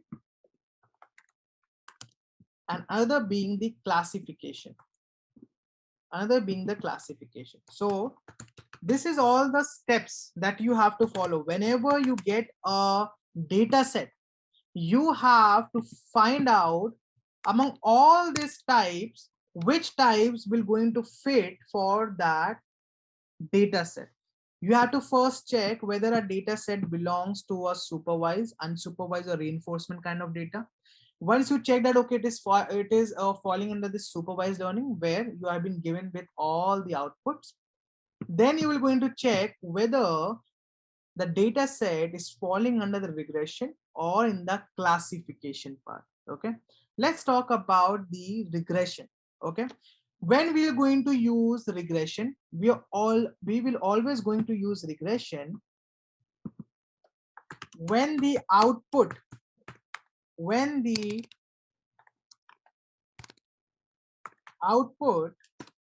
is, or the target variable is a continuous value. always. Whenever your target variable, because it's a supervised learning, so definitely we will be getting the target variable, we will be getting the answer key, yes or no, right? Yes. And all the data in that target variable should be a continuous value, should be a continuous value. Now some will say, how about a discrete one? How about a discrete one? If it will be a discrete, we are going to change that into a continuous value. If it will be a discrete, we will going to change it into a continuous value, because over here we are focusing on an accuracy, and 5 and 5.5 does make sense over here. 5 and 5.5 does make sense over here. We're going to say 5.5 is more precise or accurate result as compared to 5. So we are focusing on the continuous value. If a value is in form discrete, we are going to change it into continuous. Okay, is this clear?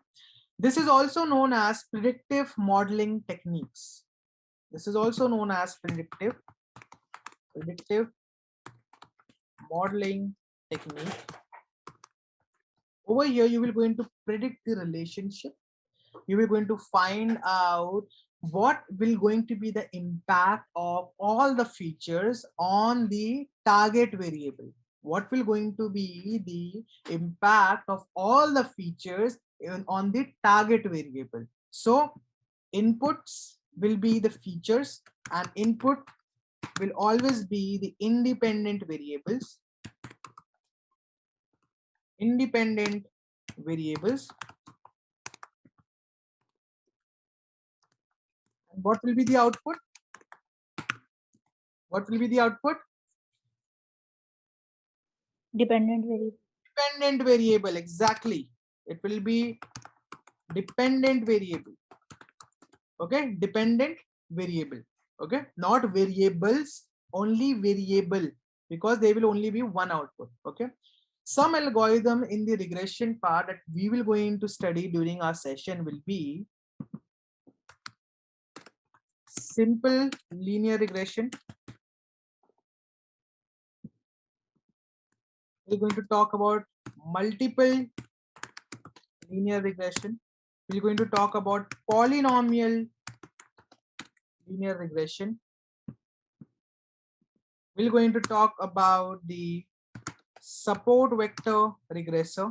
Okay, SVM, there is a support vector machine. Okay, support vector machine has two parts: SVR, support vector regressor, and SVC, support vector classifier. Okay, if it's a regressing, if the problem statement is fall under regression, so model will called as a regressor.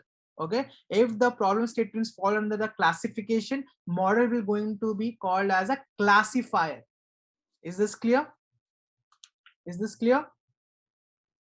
Yes. Yes, sir.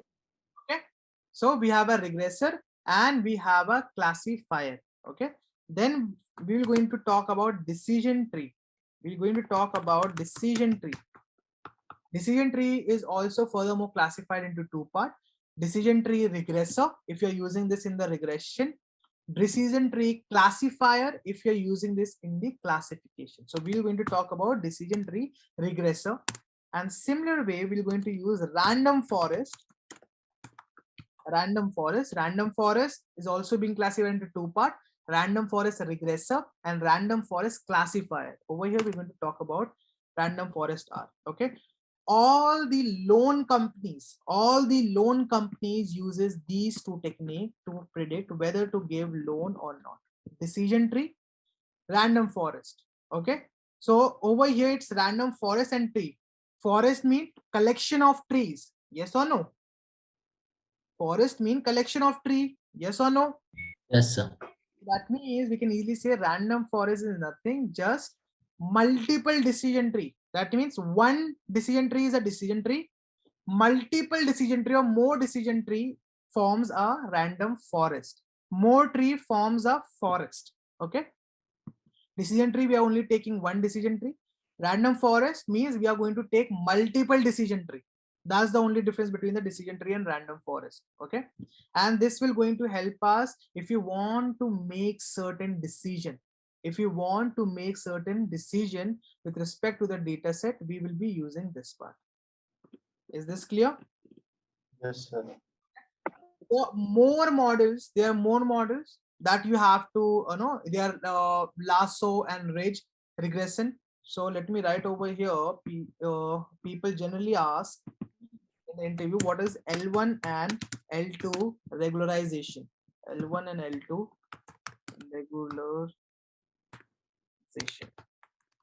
Okay, what is L1 and L2 regularization? So this is the lasso and ridge, lasso and ridge linear regression is known as the L1 and L2 regularization. So always remember this. This is also a must ask question during the interview. This is also a must ask question during the interview. They will going to ask you what is the L1 and L2 regularization. This is a lasso and ridge LR. Okay, over here we're going to talk about simple LR, multiple LR, and polynomial LR. Okay, so you have lasso linear regression and you have ridge linear regression. Okay, so kindly read about this as well, because we are not covering this in our syllabus. It is not mentioned in our syllabus. Till here it's clear? Till here it's clear? Yes, sir. Yes, sir. Now we are done with the regression. Now the question arises, when do we use classification? We will going to use the classification when the output is categorical. Okay, so now see, the output of the data set will going to define or will going to tell us which method we have to go with. Okay, everything will be told by the output of the data set. Okay, if the output of the data set contains the continuous value or the numerical value, then regression. If the output says that or the categorical value, then you have to go on to this classification part. Is this clear? Yes. In class, Yes, sir. we are going to talk about the models logistic regression. Okay, logistic regression. So often what happened, people confuse between logistic and linear regression. They oftenly include logistic regression as a regression part, but it is absolutely not possible. It is absolutely, it is wrong. Okay, over here it is only a name. It is only a name as logistic regression, but it is not a part of regression. Okay, so suppose if I say this, my friend Ankit Yadav, okay, he lives in Delhi. Okay, let's say there's one more one of my friend whose name is Ankur Yadav. He lives at Bangalore. Okay, now just by their surname, can I conclude that they both are brothers? Can I say that? No, sir. I cannot say that, right? Just by looking on their surname, I cannot conclude that they are brothers, right? Exactly the same thing is happening over here. In logistic regression, you are having the word regression, but that doesn't make it to be a part of regression. Always remember, linear regression will be a part of regression, but logistic regression will be a part of classification. Clear? Yes. So please remember about this point, because oftenly people get confused. Okay, and interviewer asks this question, that is this logistic regression is a part of regression. At that time you will be looking forward that okay, logistic regression is having the word regression, so definitely it belongs to regression. Okay, okay, it is a classification problem. Over here we will be using sigmoid function. We will be using sigmoid function to classify. We are going to use a sigmoid function to classify whether in which category do we want to put up this particular data point. Okay, next we talk about neighbor. We're going to talk about the k-nearest neighbor, that we are going to use the support vector machine. Over here we have used the support vector regressor, so over here we're going to use support vector classifier.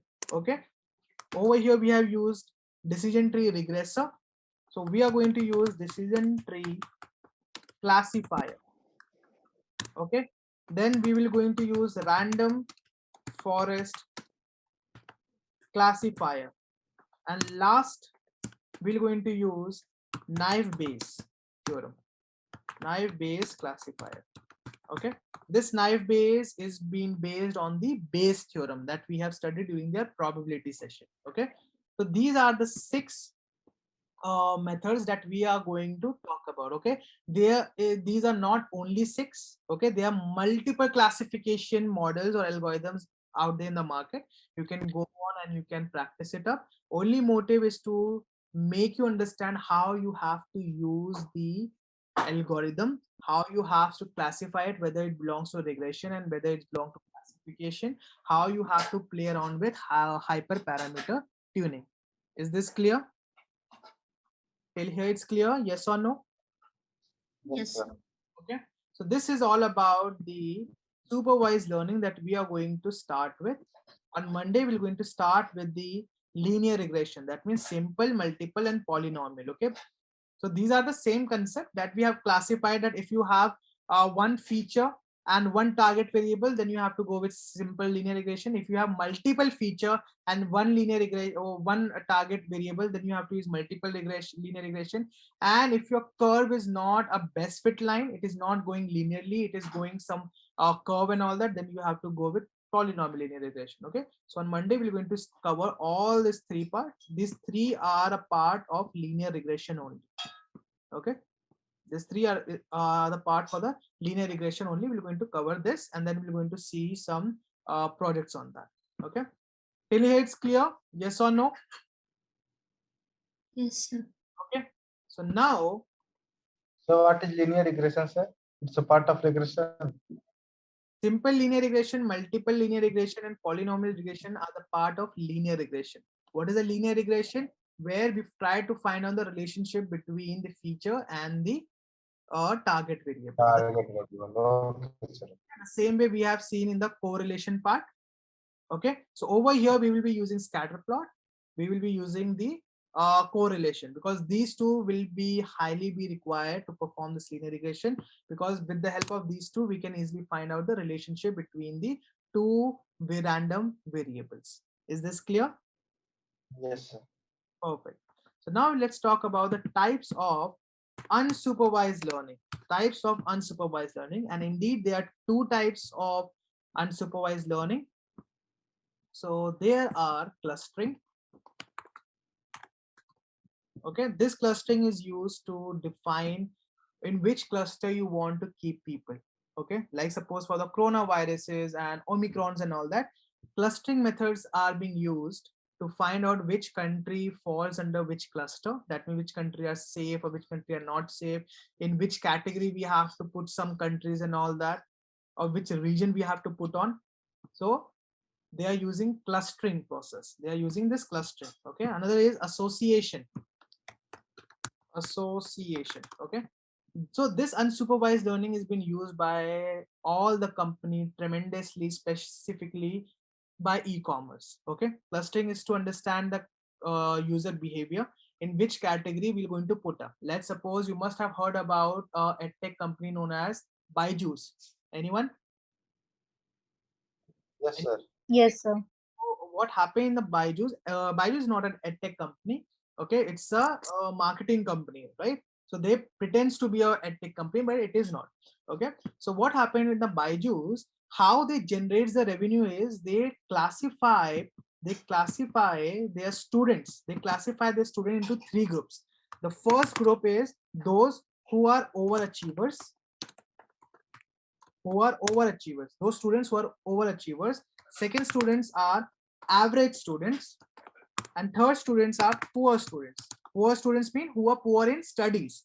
Okay, now how they find out that the students are overachiever, average, and poor? What they do is Byju's provides a free trial for like 15 days to all the students, 15 days or 7 days or something. Okay, within that day, in the backend, Byju's team study about the behavior of the student, how oftenly student are log in into their account, how many hours students are consuming on their platform, how many hours of playback time student have achieved and all that. And according to those statistics, in during this 15 days, they put each students into us into these three groups. Okay, if suppose a student falls under a poor group or poor in studies, so how the executive will going to reach out to the parents that your students needs to be, you know, good, if you want it, he or she, if you want him or her to achieve really great marks and all that,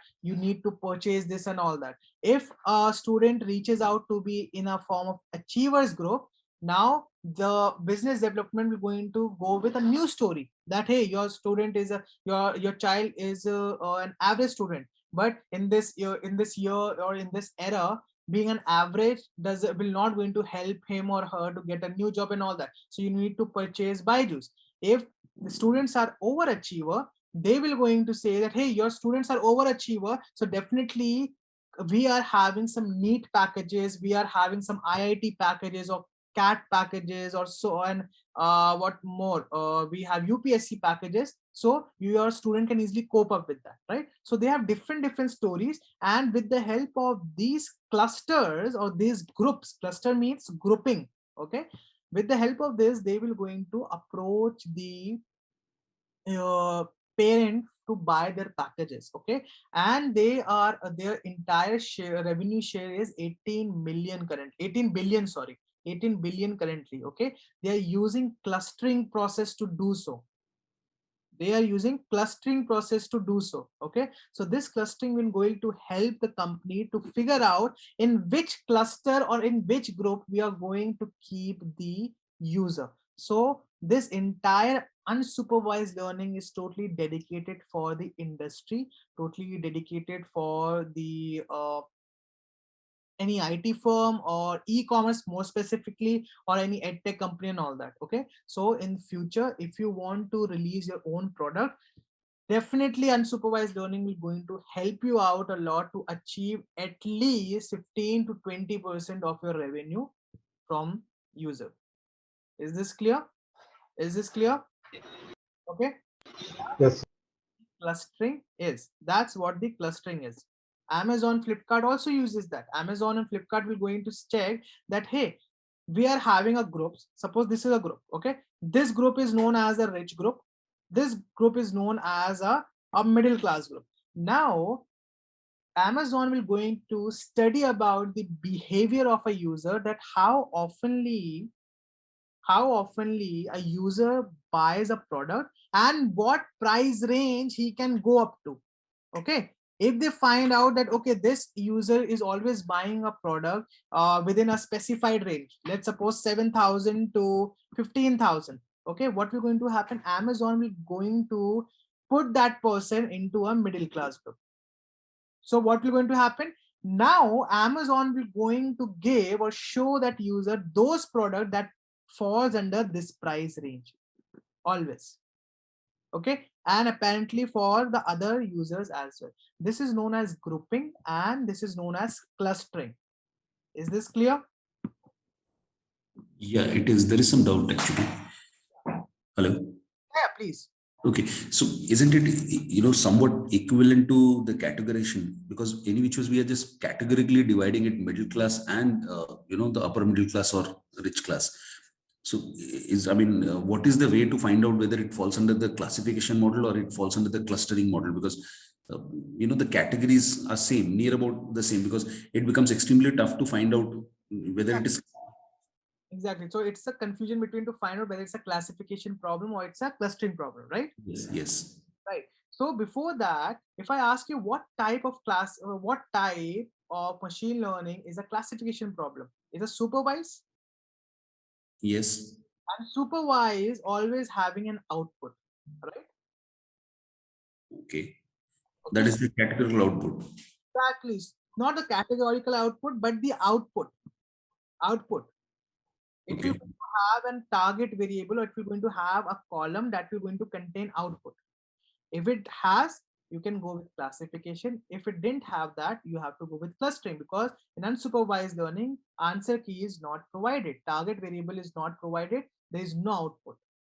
So we have to find the output. So when we have to find out, that is clustering. Over here, we don't focus on finding the output. We only focus on clustering. We focus on making a group. We only focus on in which group this particular user will going to follow. Okay. Is it the same kind of thing where, in Big Bazaar and all things are clustered in one way? The one category of products are kept in one section, something of that sort? Exactly, the same way. Okay. How exactly, what will be the categories and all the categories different, and clustering is different. Okay. Category is absolutely different, and clustering is different. You can say a clustering is a group of categories. You can form that up. Okay. So in this clustering, we will going to talk about one algorithm that is known as k-mean clustering, and one more is known as the hierarchical clustering. So this one is the last topic, I think so. Sorry? So this one is the last topic, no, sir? Or after that, any new topics will be started today? No. This is only the last part. We are at the end. Okay. Okay, so, The only one topic is left. That is what are the steps to be followed in the machine learning project. That will be the okay. okay, sir. Clustering. We will going to use the k-mean clustering, and then we are going to look for the hierarchical clustering, and there are different clustering. By that you can easily apply that up. Okay. In the association provides you two main application of the association is, let me write over here, application of association that we have already discussed. One is the market basket analysis. Okay, that we have seen on Amazon, right? If we try to see this phone, how Amazon knows that if a person is trying to buy this, I have to show this case or this case as well. Okay, so if you see, buy it with this part, and in India it is more generally being logic. This is for the India, no, this is for the DE, this is com, where is for the India. Let me go with India. Amazon.in, and let's say a laptop, sorry, it's laptop. Okay, so in India,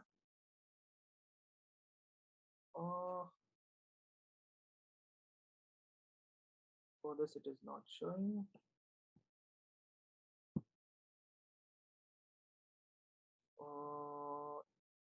Yeah, over here this is known as a market basket analysis. Now see, over here this is unsupervised. That means machine don't know what will going to be the output, and no one is there to correct machine whenever machine is making wrong. So definitely the output that machine is going to give you will be irrelevant. Yes or no? Right? Sometimes. Exactly, sometimes. So over here, if you see this output, this is absolutely irrelevant. I am going to purchase a laptop that is worth of 29,000, and it is showing me that, hey, you just buy another laptop. Yes. That is totally irrelevant, right? Yes. So yes, sir. we're going to find out that this part will going to give you more irrelevant stuff. Okay, because no one is checking machine, or no one is there to correct machine. In the first part, we have the output part, we have the answer key so that machine can correct itself. Unsupervised, there is nothing to correct, there's no one to correct machine. Okay, so this part is known as a market basket analysis. It will going to say that if a user is going to buy bread, then definitely that user will going to buy butter or jam. So I'm going to say that if user is buying bread, then I'm going to show the user jam and butter as well. Getting this concept? Yes. The previous example which you showed, that movie recommendation, that is also nearly around the same, or the recommendation kind of thing? That falls under the recommendation system.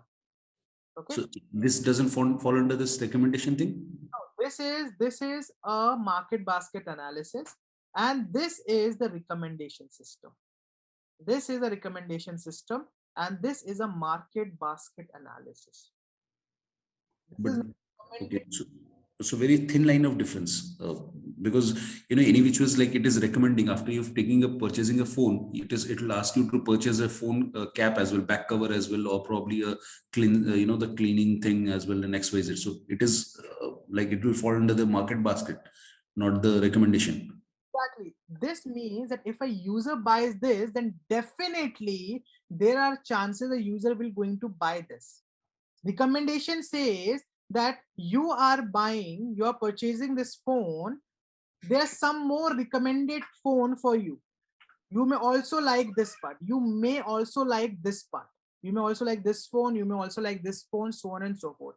Whereas market basket analysis says that if a user is buying this product, then definitely there's a high chance that the user will going to buy this phone cover as well. Okay.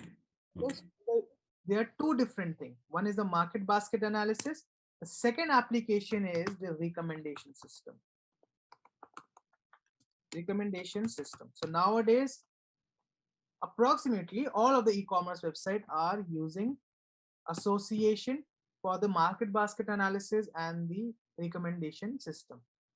For this part, we are going to use the a priori algorithm.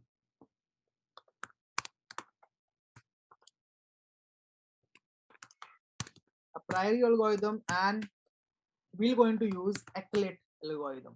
Okay, we're going to use a priori algorithm for the market basket analysis, and ACLET is more advanced system for the market basket analysis. I'm not sure that recommendation system is not been given. No, recommendation system is not been given. We're going to see about the recommendation system if we get any time, but our more focus will be on the market basket analysis, where we're going to find out certain groceries, and we're going to find out how we make the relationship that if a user buys some tomatoes, then definitely the high chance the user will also going to purchase some onions and potatoes as well. Is this clear? Yes. Okay, so we will not going to talk about the reinforcement learning. So this will be the last topic. This will be our last topic for the machine learning. And last, let's see what are the steps that we have to follow in the machine learning. Steps. Okay. The first steps that we have to follow is the data pre-processing.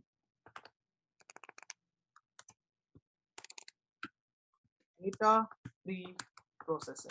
Okay, data pre-processing means that you will going to look onto this data and make sure that when we say about data pre-processing, we are assuming that we are getting a null-free data and we are getting a clean data. Okay, so first you have to do the data analysis, and we are satisfied with your analysis, then only you have to move to machine learning. Over here we are assuming that the data that we are getting is a clean data. Now data pre-processing mean is to make your data free from any unwanted stuff, such as an outlier, such as the range of where the data varies. Okay, so over here we are going to look about the normalization and the standardization. Okay, over here we're going to look forward to the normalization and the standardization, how we can lower the range to free from any outliers. Okay, then we have to look forward for feature engineering.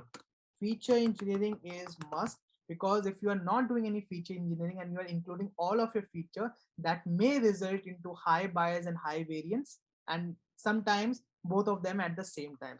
A perfect model is which is having a low bias and low variance. What is bias and what is variance? We're going to cover that in the linear regression part. Okay, then after that you should know about splitting the data. So data will be always split it into two parts. It will be in the training session and the testing part. Okay, more oftenly people also divide it with one more part known as a validation. So before going on to the testing part, they validate the data, they validate the result. So if the result is good, they move to the testing part. If the result is bad, then they again train their model with certain epochs and all that. Okay, so if you want to go with that, you can make one more simple cut. Otherwise we're going to go with training and testing part. In this training and testing part, we're also going to look how you have to split the data. Generally, we're going to use a train test split, but as you're going to move forward, we're going to use some advanced concepts such as cross validation. Okay, we are going to use stratified k-fold, stratified k-fold, and so on and so forth. Then you need to make sure to choose an appropriate algorithm.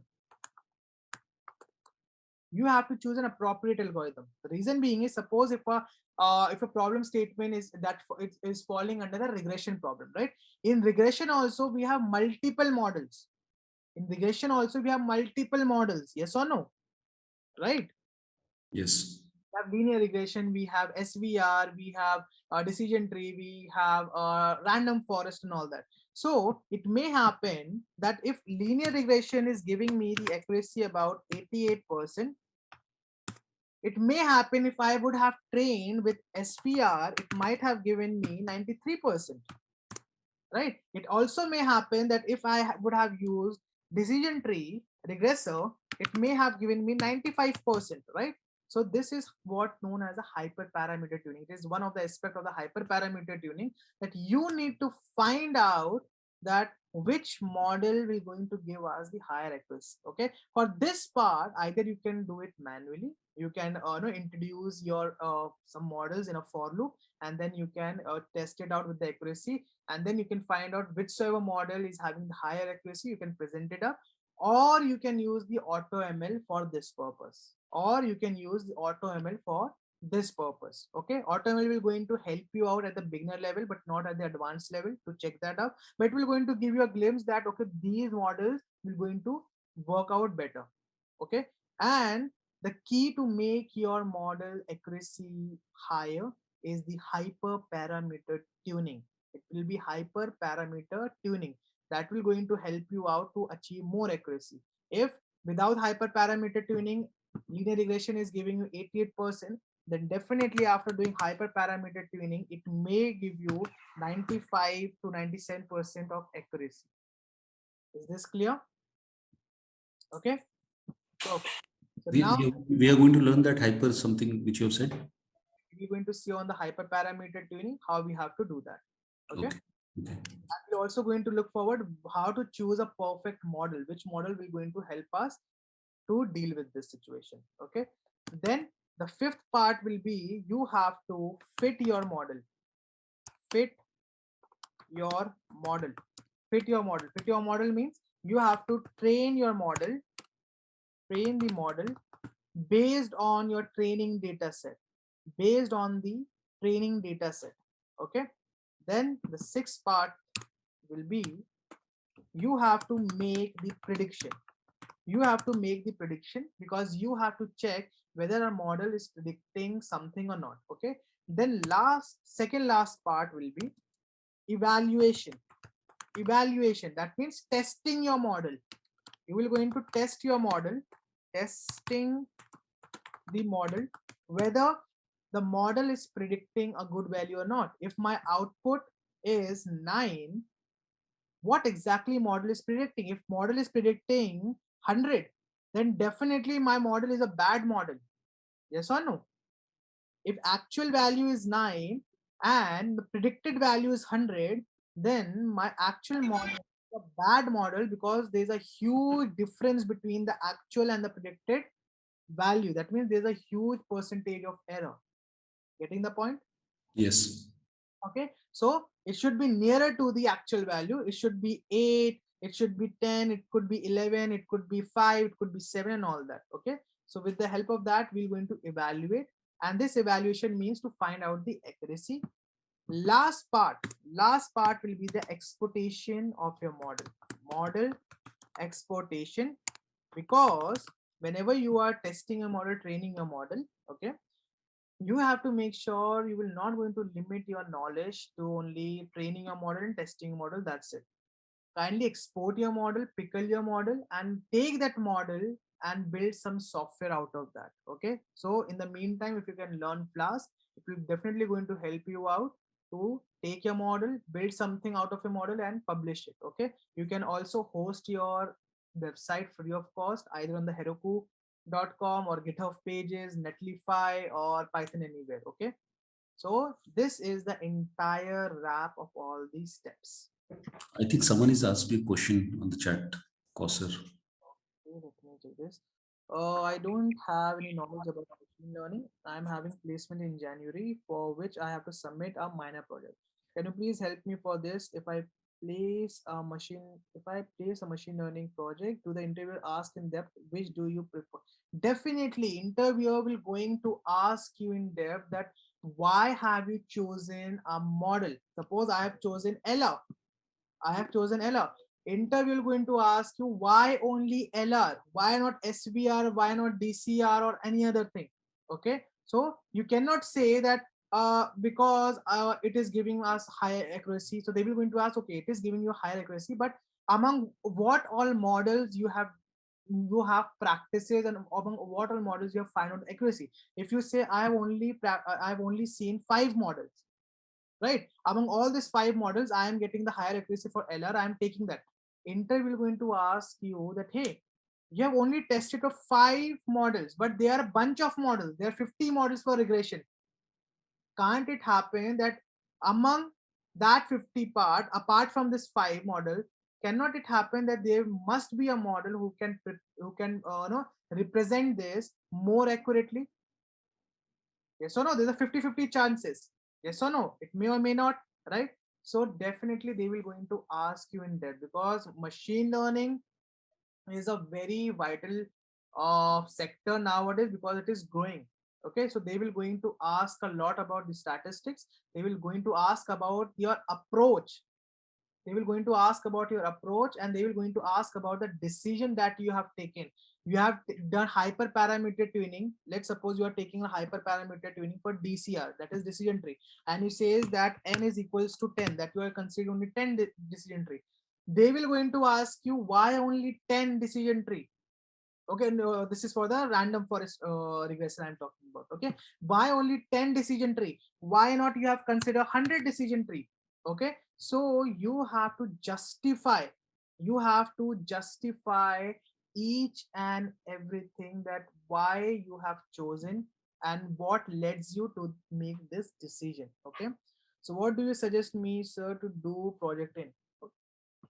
uh what you want is, if the position is for the early level, then there's a lot of let me show you where you can find the projects. Let me show you. So this is for all of you. Let me close all this, where you can find all the projects with the code so that you can practice uh machine learning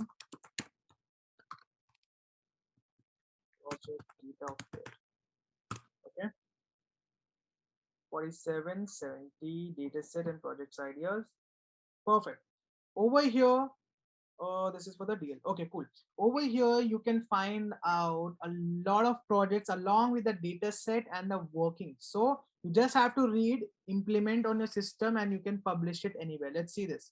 One is a mall customer data set. So data set link is there here, and the source code has been given over here. Click on the source code. Over here, each and every step has been explained very deeply. What exactly is the customer segmentation? This is known as clustering. You can see this clustering.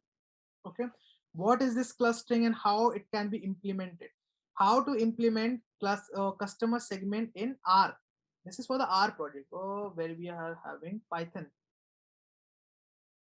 Let me search for the Python project. Python.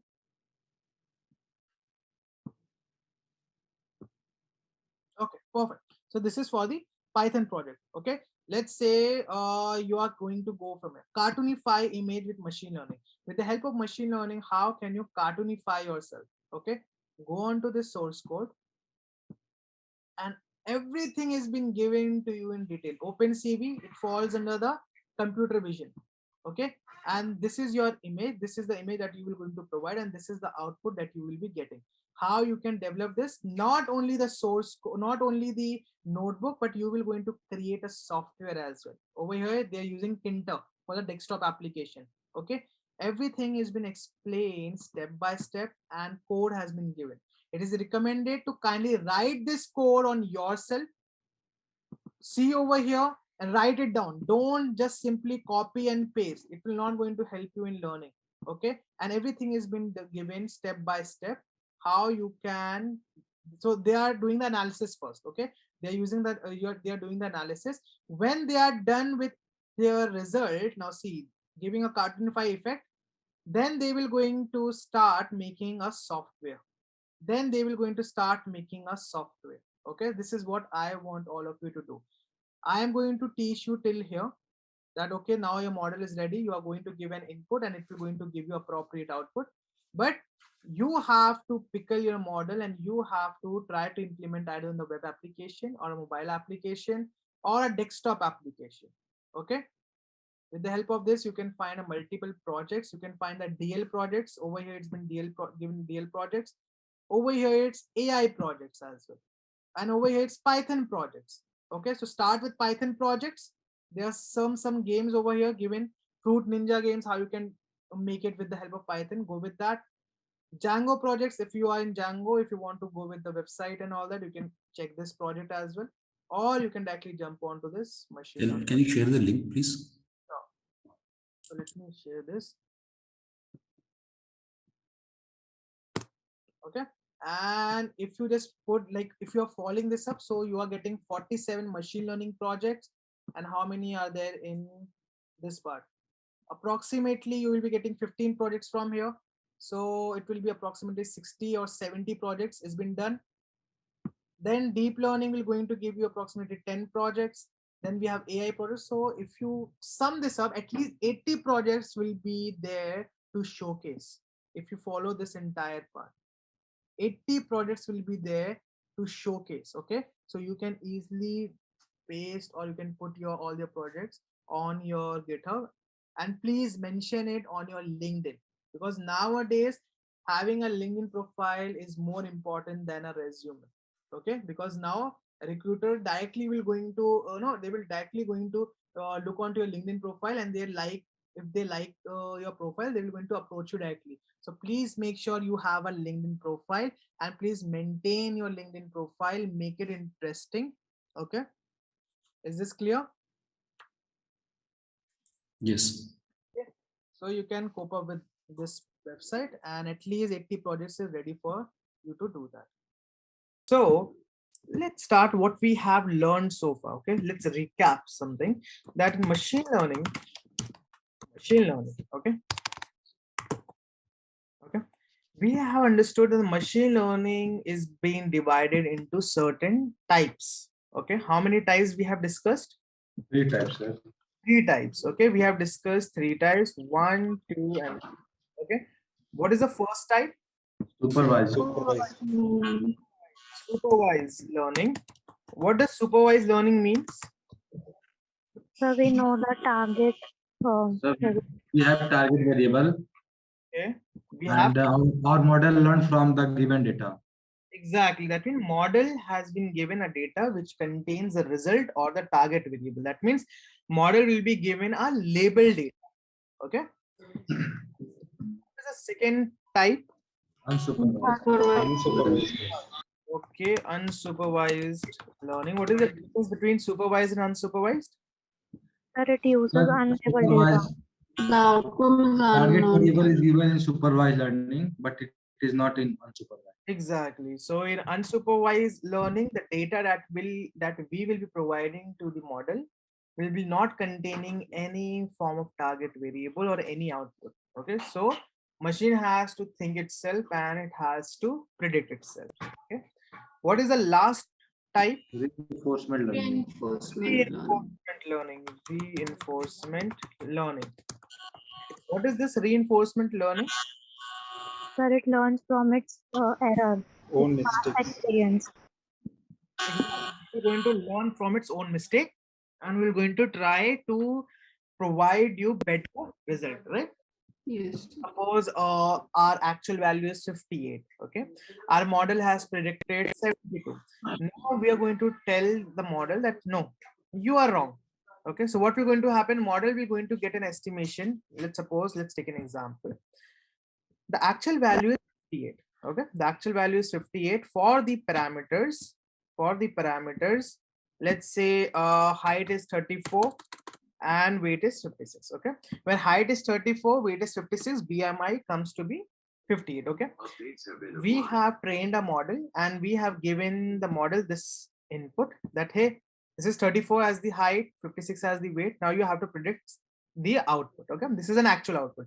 Now the output or the result that model will going to predict is known as a predicted output.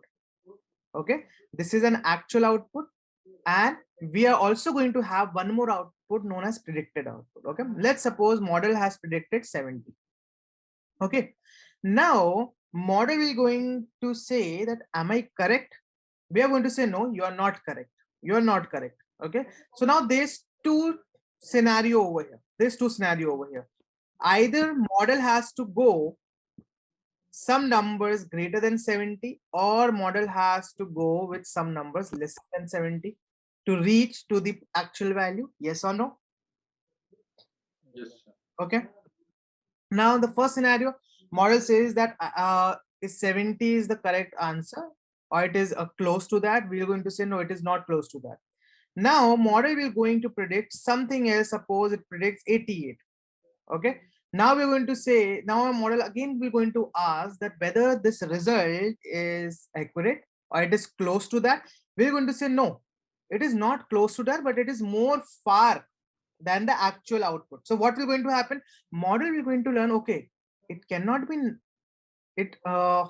70, nor it can be beyond 70. So that means the answer or the actual output lies somewhere around lesser than 70. Yes or no? Yes, sir.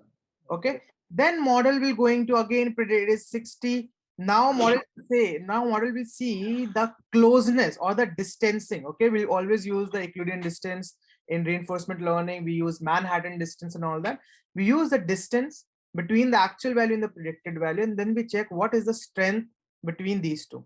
As soon as the strength is getting lower, we're going to say that model is doing good. Model is doing good.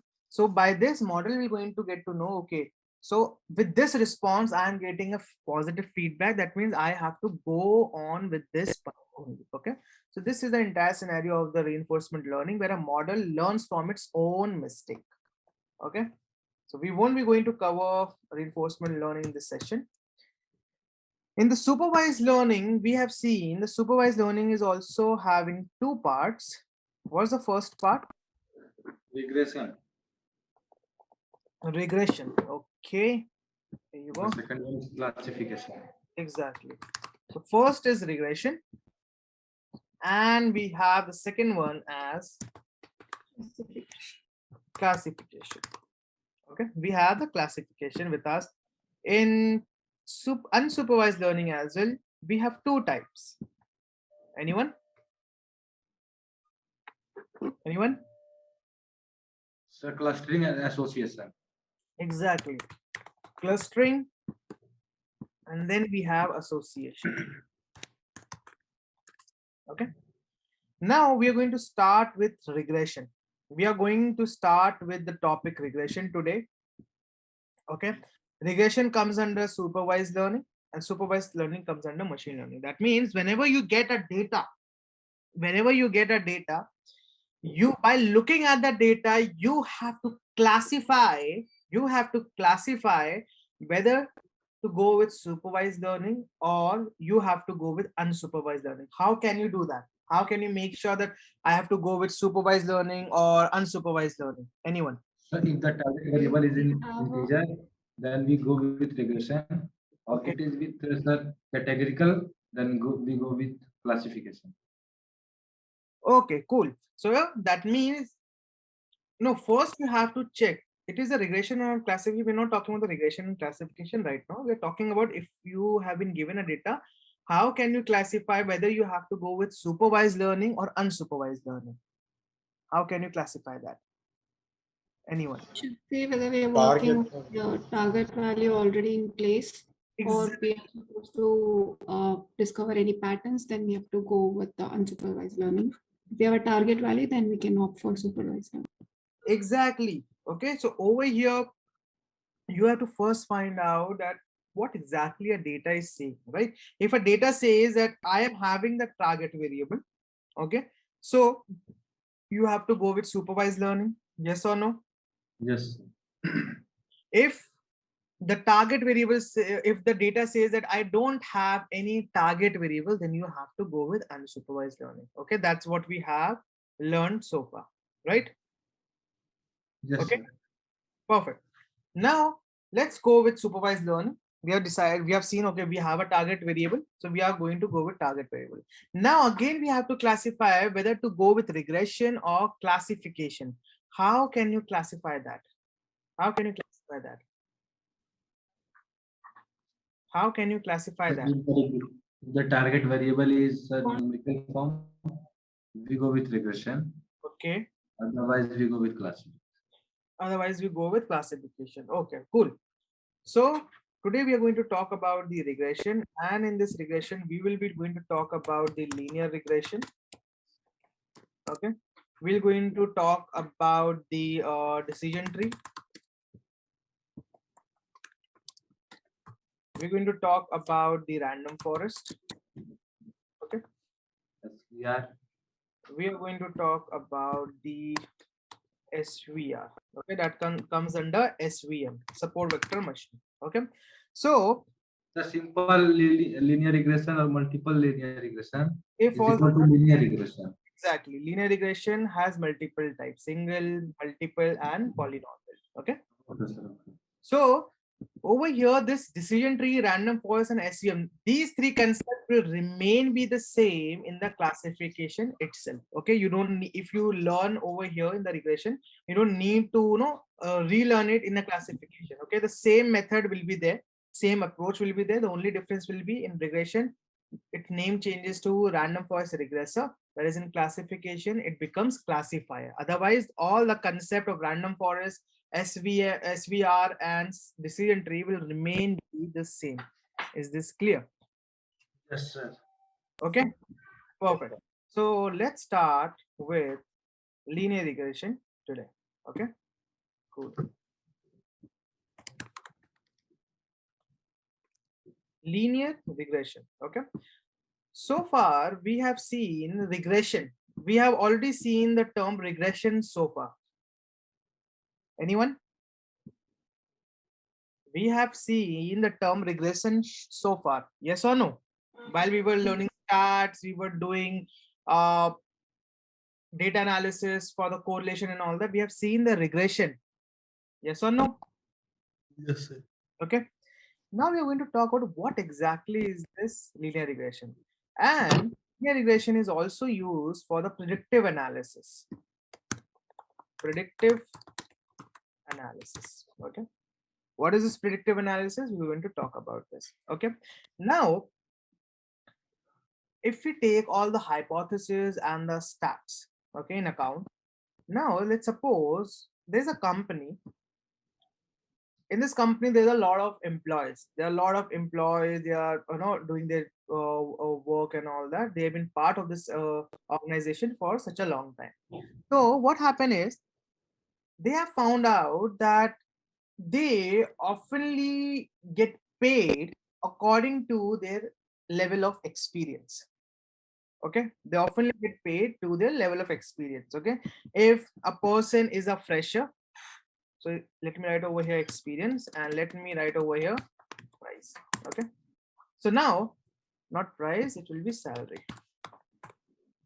Okay, if a person is a fresher, let's say, let's denote fresher with 0, okay, or having none no experience, then the salary may be vary around some 23K per month.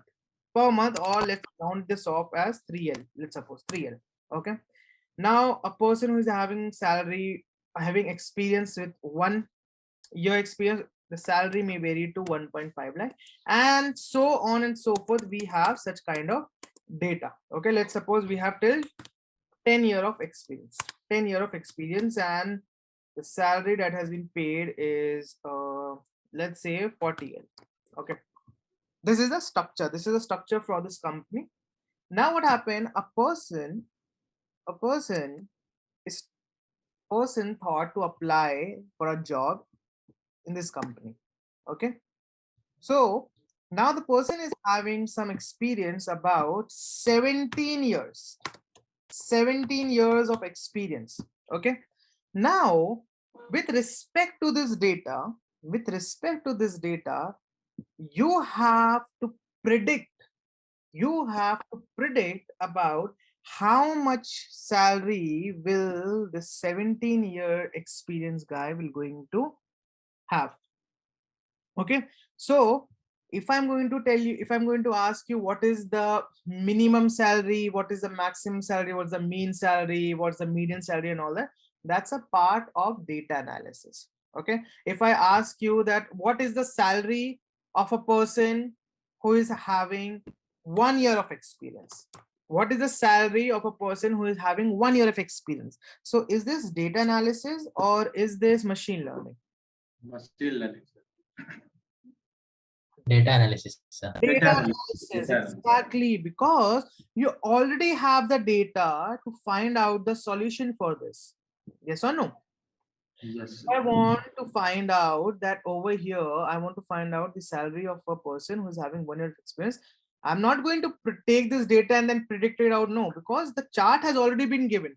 In this chart or in this data, I can easily see, okay, the person who is having the experience of 1 year, he or she will be paid as 3.5 LPA CTC. Okay, very clear.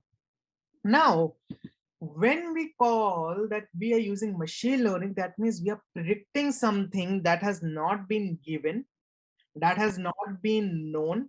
Okay, and it tells about the future point. Okay, we use machine learning to predict something that has not been given or that has not been known or unknown, and to predict a rough idea what could happen in the upcoming time. Is this clear? Yes, sir. Okay, so if I say that, hey, I want to find out the salary of an employee who's having 15 years. Now see, this 15-year experience has not been given or mentioned anywhere in this chart or in this data. Yes or no? Yes. Okay, and we also don't know what could be the salary. We can only say, okay, it will be 40 lakhs and all that, but if we have a larger data set, we cannot tell that, right? So we need a rough idea, because we have already seen when we call as a predictive analysis, when we say prediction means not to be exact occurrence or not to be exact 100% occurrence. It means a rough idea. It will going to give you a rough idea that a high chance of this situation can be occur, but it is not 100% confident that it will going to occur, right? Probability will always going to tell you that this is a chances of an event to occur, right? It will never going to tell you that this event will 100% going to occur unless and until the probability stands as 1. Yes or no? Yes, sir. The probability is 1, that means the event will surely going to occur, right? Yes, sir. Over here we want to find out 5 years. Okay, so that means if a model predicts as let's say model predicts 35 LPA CTC. Okay, so it means that it has given us a rough idea. Okay, 35 LPA is a rough idea. So the actual value, this is a predicted value, right? So the actual value may vary between this predicted value. It may be 30 LPA, 31 LPA, it may be 37 LPA. So it will be vary around it, but it will going to give you a rough idea that this is the possibility. Is this clear? Yes. Okay. Now this linear, when we talk about this linear focuses or it shows the relationship. It says that when a dependent variable increases, the independent variable also increases. Okay, so let's talk about the dependent and independent variable. We have already seen. What is an independent variable? What is So an which does not depend on other. okay? Okay, Like target values. exactly, independent variable. And we can also call target variable is not an independent variable. Yes or no? It's a dependent variable. Yes. It's a dependent variable. Yes or no? Yes. Yes, Target depends upon the input. Okay, salary over here is a dependent variable because it depends upon the experience. Experience is not dependent upon salary. Experience is not dependent upon salary over here, whereas value of salary depend upon experience. Right? Yes or no? Yes. Okay. So over here, this salary is a dependent variable, and this experience is an independent variable. Okay. So independent variable, we also call this independent variable as features. Yes or no? Yes, sir. Okay, we also call this as feature, and this will be always the input that we are going to give to a model. Okay, this is what we are going to give the model. Yes or no? When we want a model to predict, we will not going to give model the answer key because we don't know that what will going to be the salary and all that. We will always going to give model the input, and the input will be always feature, right? Yes. Okay, it will be input, or it could be inputs if we have multiple feature. Then we have output. Output is the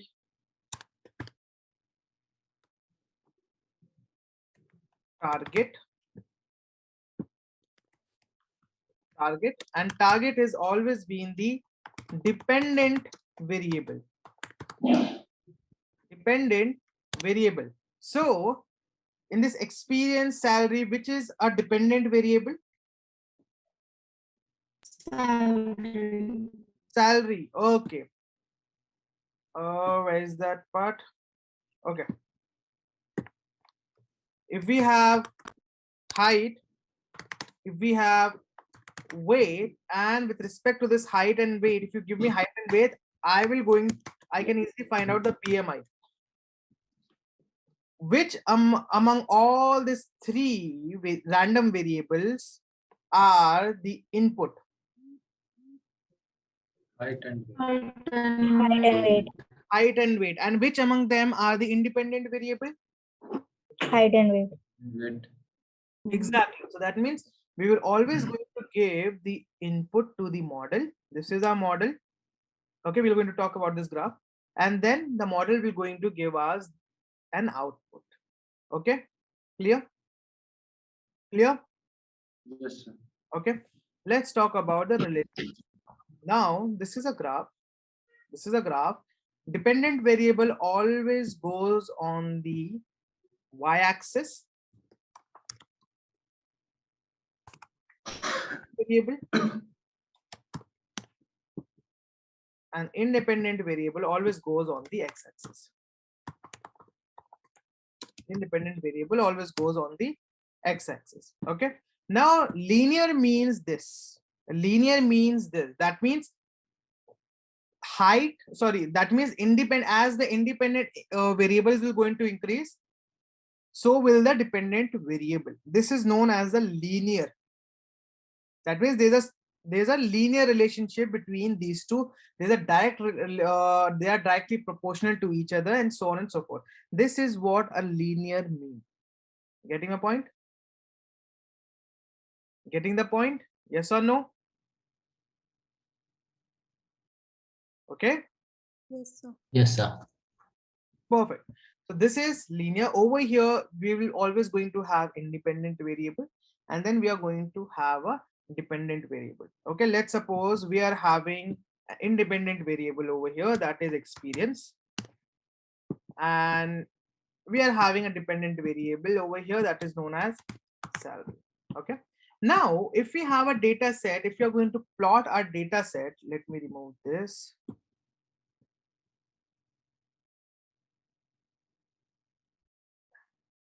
Okay. If we are having a huge amount of data set, let's suppose this is a point, this is a point. These are some form of data set. Okay, the data points. Okay, this is a data point, this is a data point, this is a data point, this is a data point, so on and so forth. And by looking at this data point, you can easily see there is a relationship between the independent variable and a dependent variable. Yes or no? Yes, sir. There is a relationship between an independent variable and a dependent variable. That means as the independent variable is rising up, so does the dependent variable. And if you want, this is a direction. This is a direction that we are talking about, right? Now, if we want to find out the value, what is the strength of their increment, which concept can I use over here?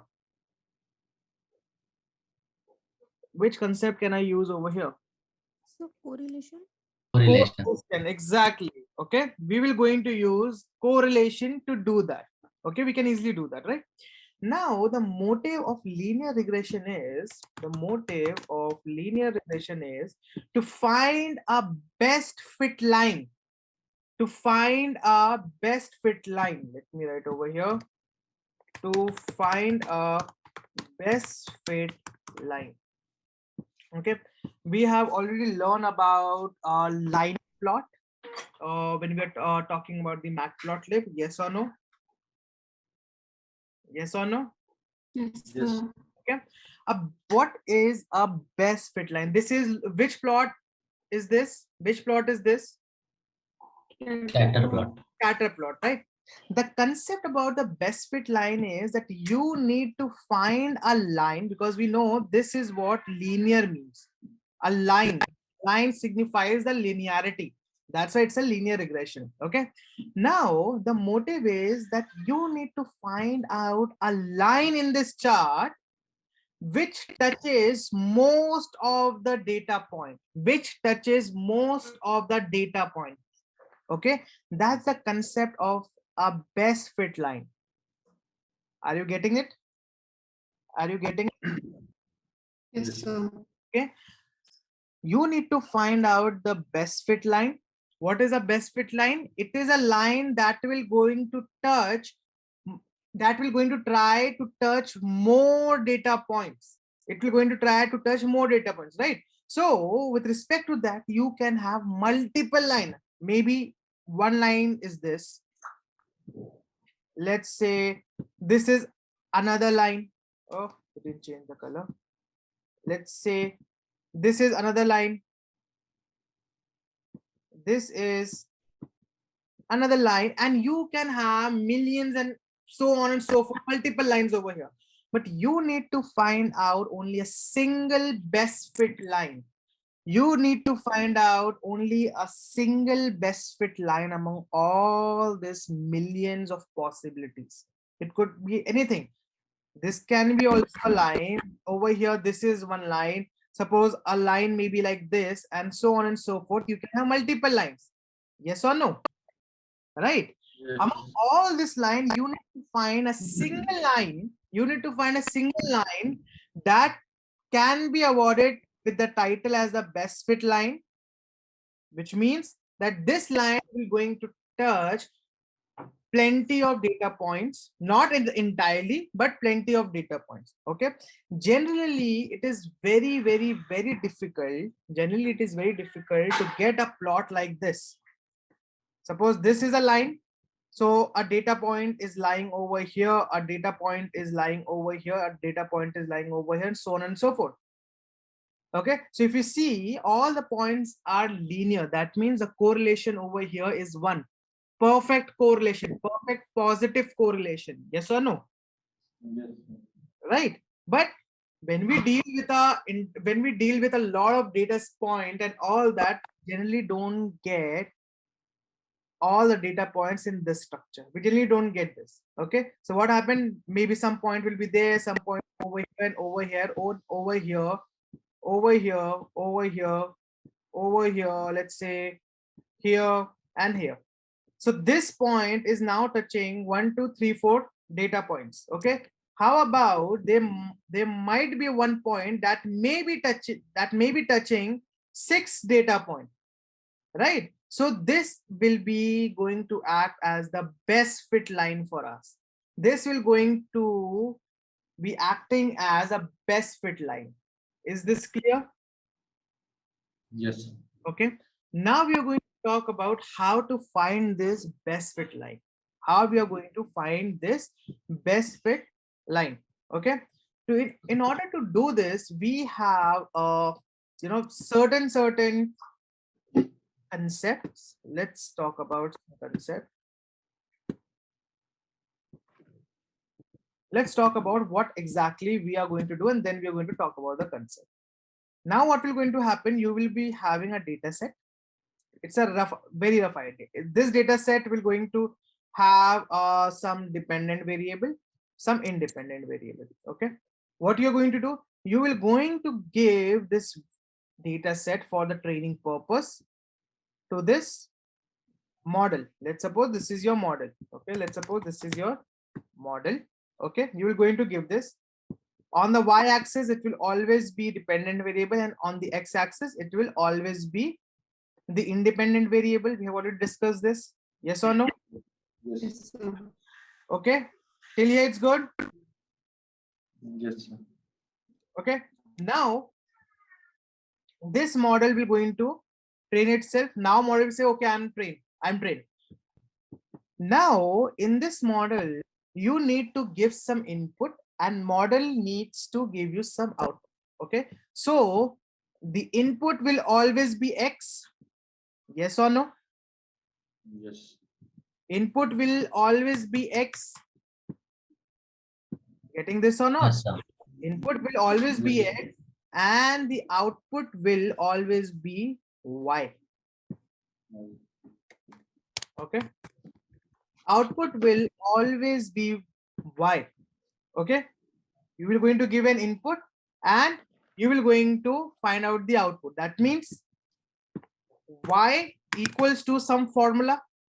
Y equals to some formula, because you need to find out y, right? Yes, sir. Need to find out y, and I know that x is also involved, so let me write over here x and some formula over here. Okay, the line formula that we use into account, that you might have seen during your school days, is y is equals to mx plus c, or b, or anything like that. Yes or no? Have you seen this formula before? Yes, sir. Yes, sir. Yes, Nice. sir. Y is mx plus c. Okay, this is the formula. Yeah, Equation of straight line. sorry, Equation of straight lines. equation of us to find a straight line, right? And over here we are talking about a straight line only. Yes or no? Yes. Right. Yes. So this is what we have seen before. Okay, the actual formula that we use is y equals to alpha naught plus alpha 1 x. We use this formula to find out the value of y. Y is equals to alpha naught plus alpha 1 y, or alpha 1 x, where y is the dependent variable that needs to be predicted. X is the independent variable that we know and that we provide to our model. This alpha naught and this alpha 1 is known as the regression coefficients. These two are known as the regression coefficients. We have talked about regression coefficients. Yes or no? Yes or no? We have talked about regression coefficients before. Yes or no in statistics correlation chapter? Yes, sir. Right? What Yes, is why do we need, what exactly regression coefficient signifies? Anyone tell me, what's the need of correlation correlation coefficients? Tell me, what exactly do they denote? Tell me, come on, tell me. sir, alpha 1 denotes the change in the value of y given a No, we are not talking value. about alpha 1 and this one. Just tell me what exactly regression coefficient will going to give us. What's the need of regression coefficient? What does it tell? Tell me.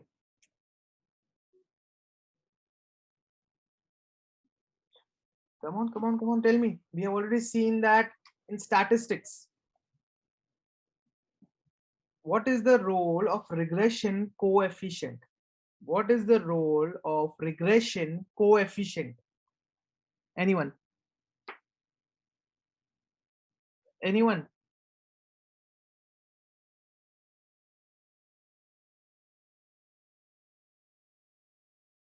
No one? Regression coefficient shows us the strength of the relationship between two variables. Yes or no? Yes or no? Yes, sir. Regression coefficient has been denoted by R, and the range of R lies between -1 to 1. That shows us the relationship between two variables. If R, the value of R is 0.9, we're going to say there is a strong positive correlation between the two variables. Yes or no? Yes or no? Come on, tell me.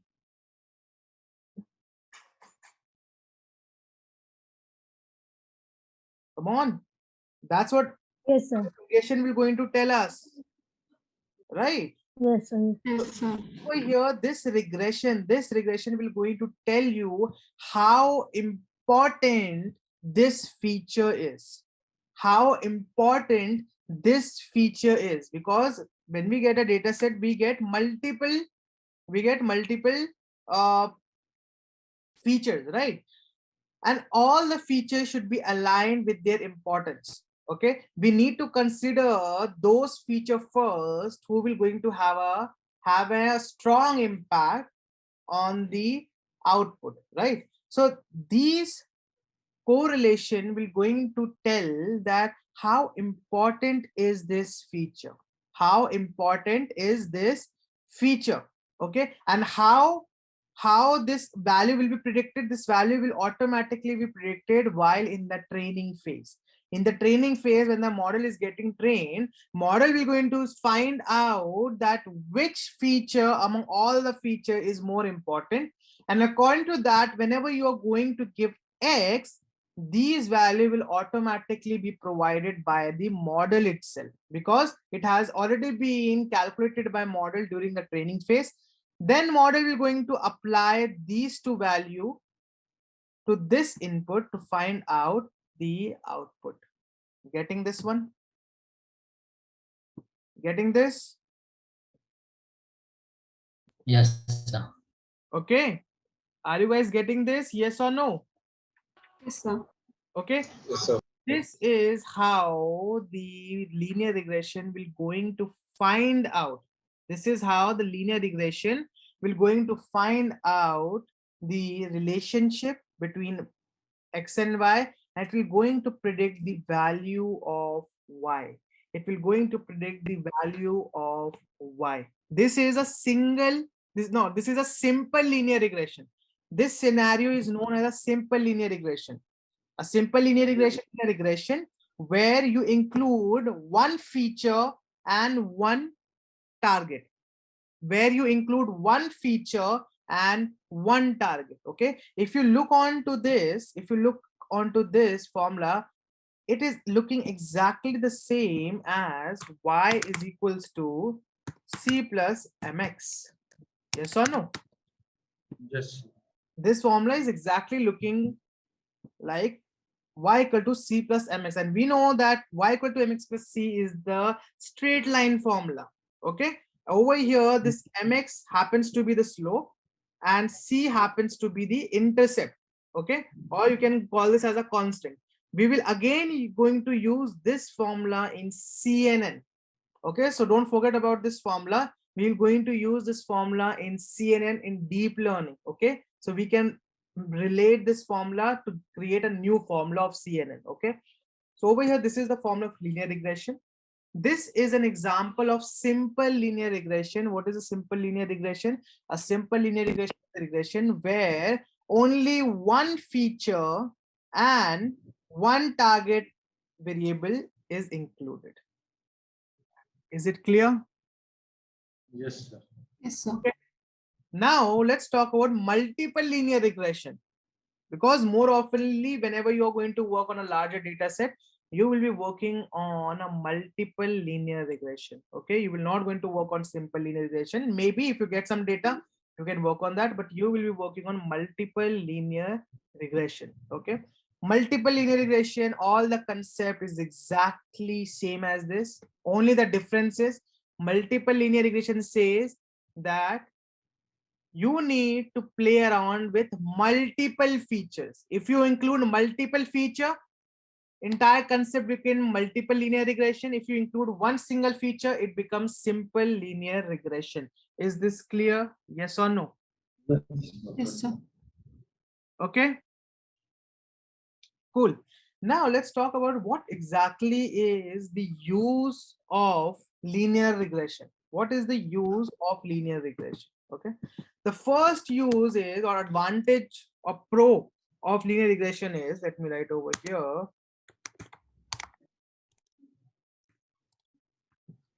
pros of linear regression. It is very simple, it is very basic and simple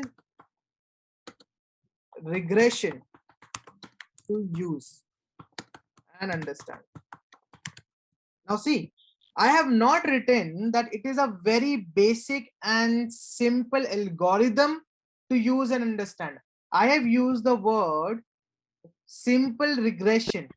That means it indicates there are multiple regressions as well. Yes or no? Yes or no? Right? Yes, sir.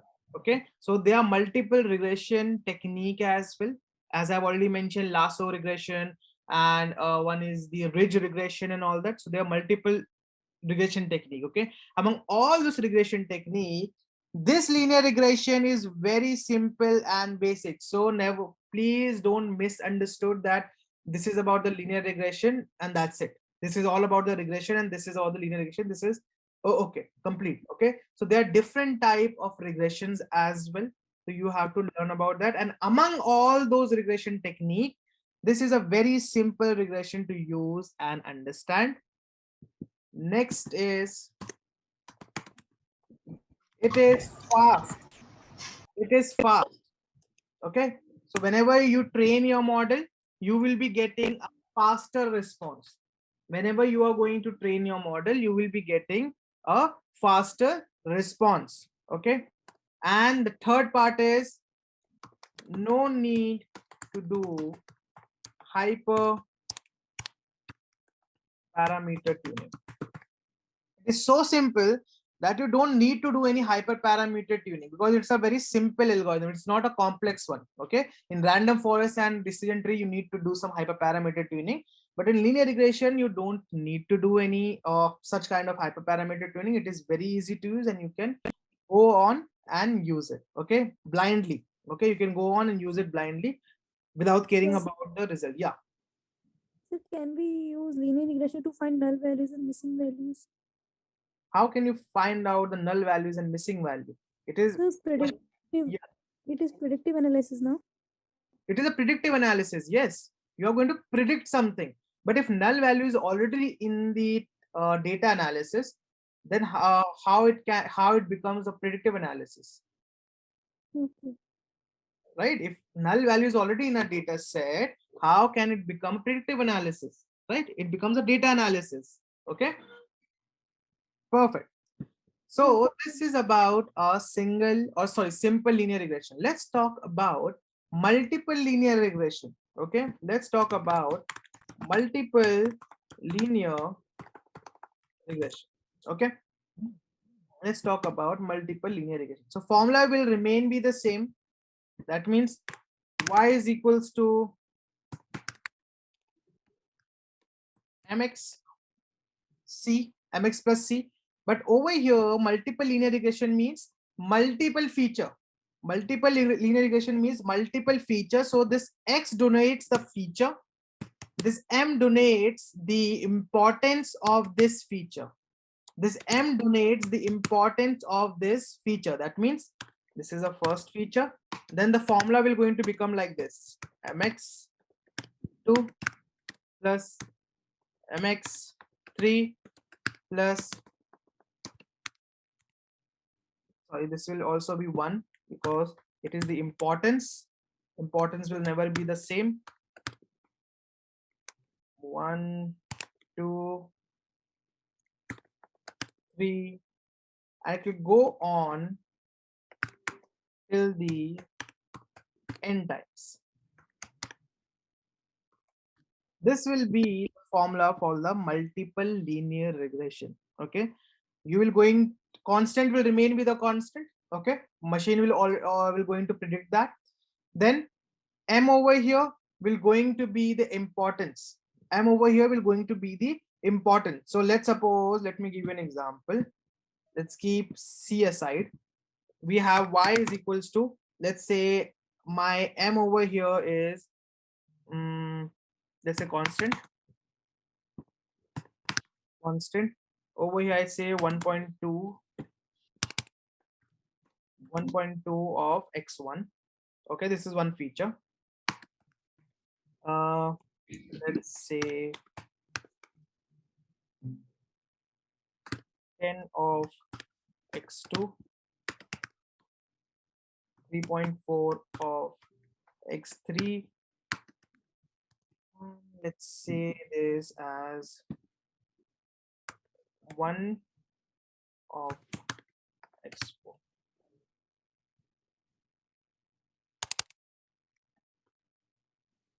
Cool. Okay, so over here I have provided the value of m. Okay, I have provided the value of m. That means m1 is 1.2, m2 is 10, m3 is 3.4, and m4 is 1. Till here it's clear? Yes, sir.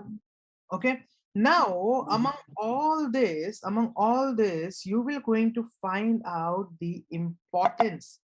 You will going to find out with respect to this m, you can easily signify which feature is more important for the prediction, which feature is more important for the prediction. So among all this m value, which value is the largest? And x2.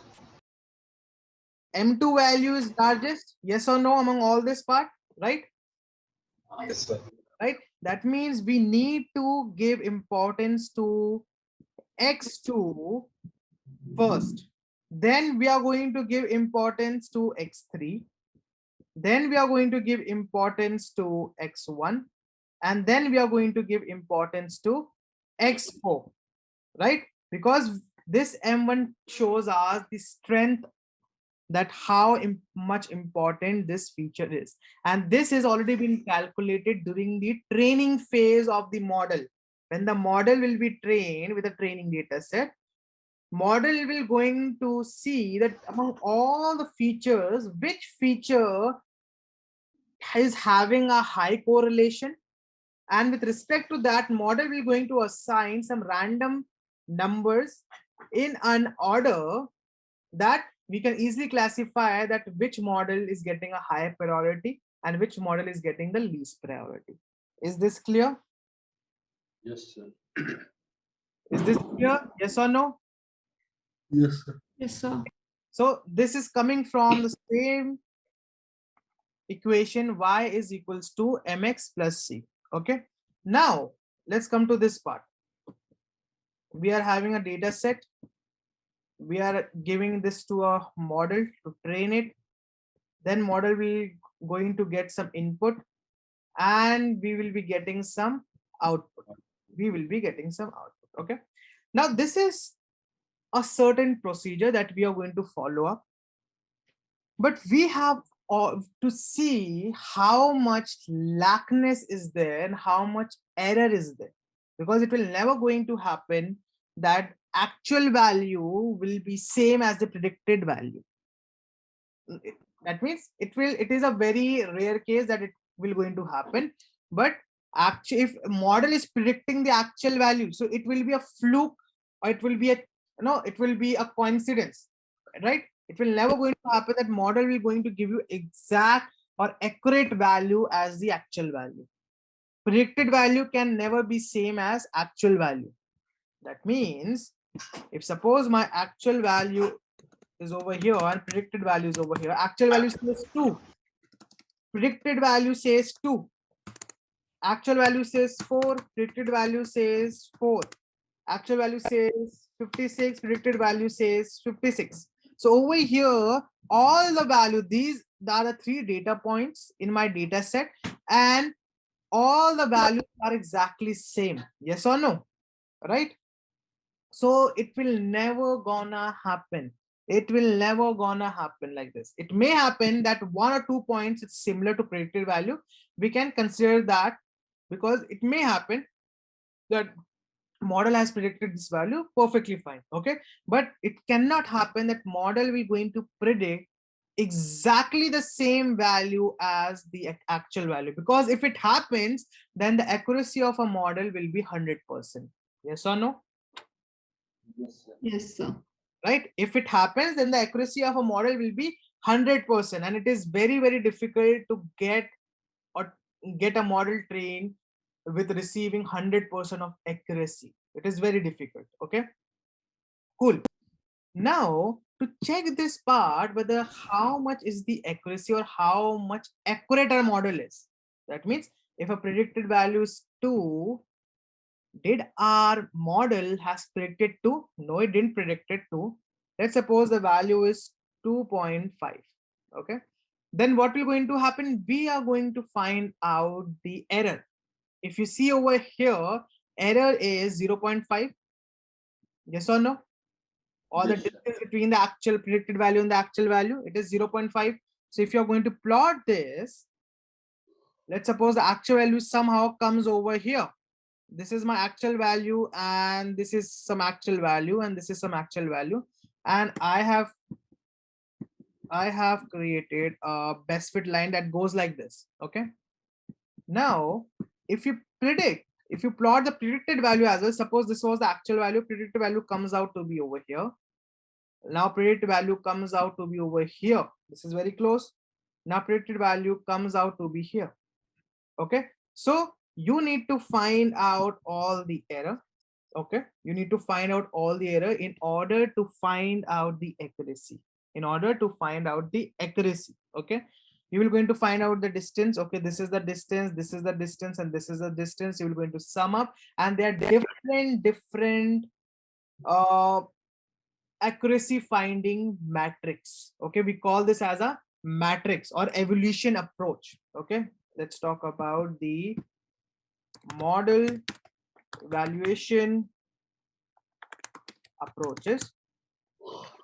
Okay, so you have multiple model evaluation approaches, okay, which also be known as the matrix.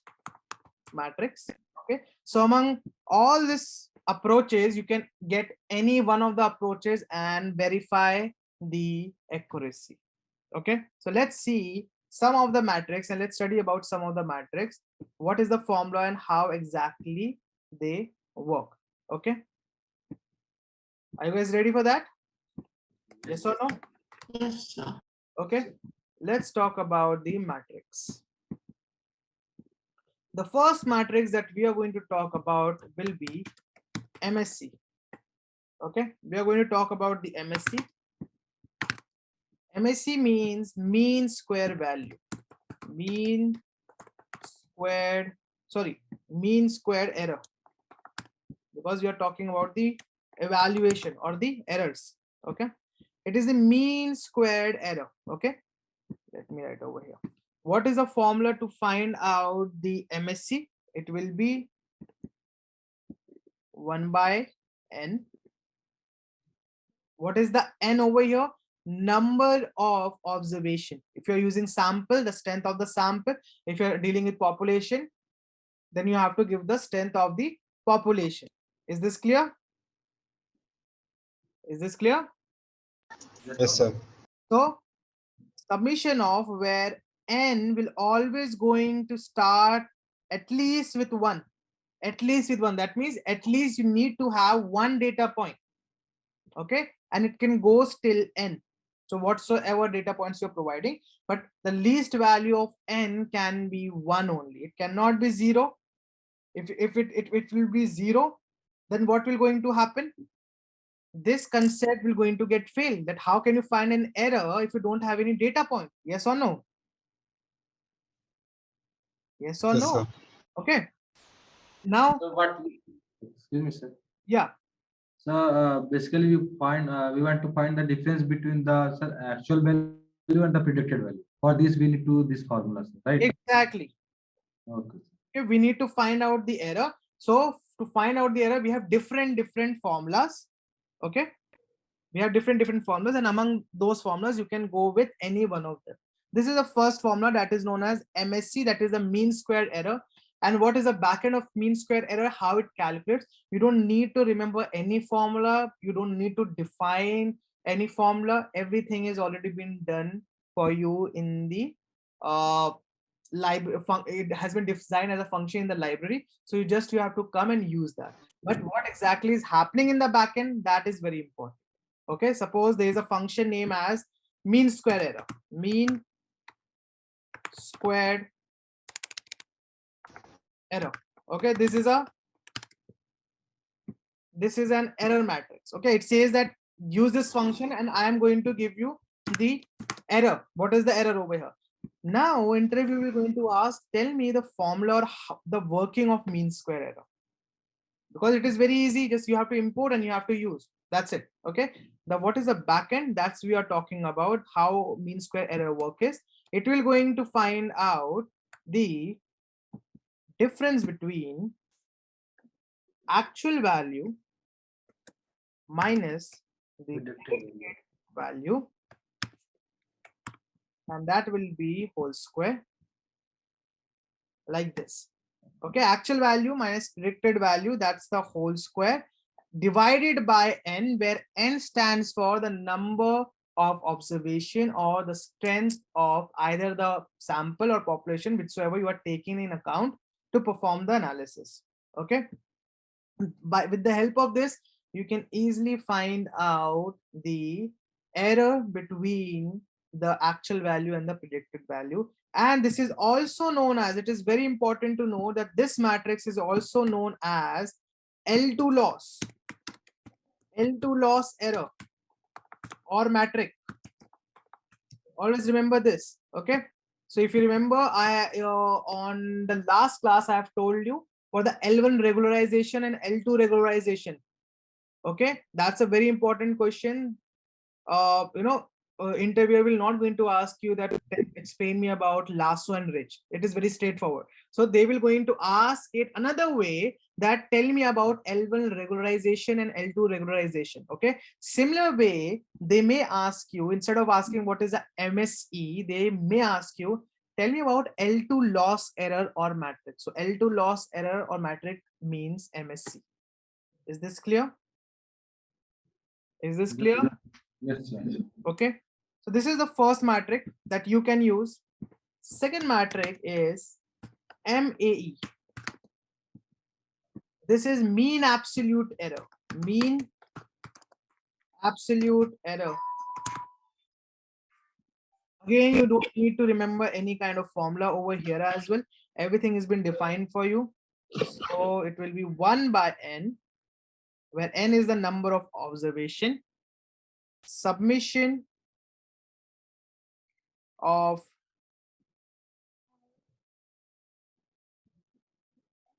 n is equals to 1 and n. Okay, now it will be, let me write in this format, actual value minus predicted value.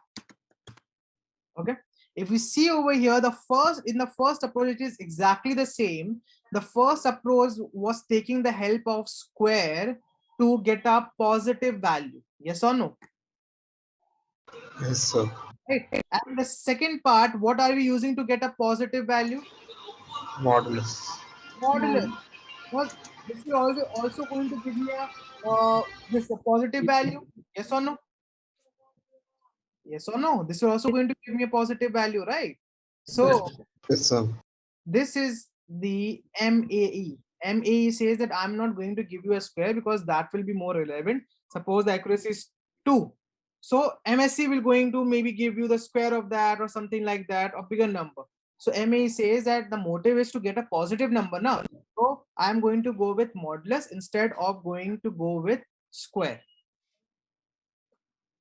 Yes or no? Because if suppose AB minus PV stands to -3, right? MSC will going to give the answer as 9. Yes or no? Yes. Sir. Yes, Right. sir. And this modulus will going to give you 3. If you're going to do the square root of this, you also going to get 3 only. Yes or no? Right. So over here we are using a modulus. It is exactly the same, but instead of doing square root, we are using the modulus. And this matrix is known as L1 loss error or matrix. Error and matrix. So please make sure you know about L1 and L2 loss and L1 and L2 regularization. Okay, is this clear?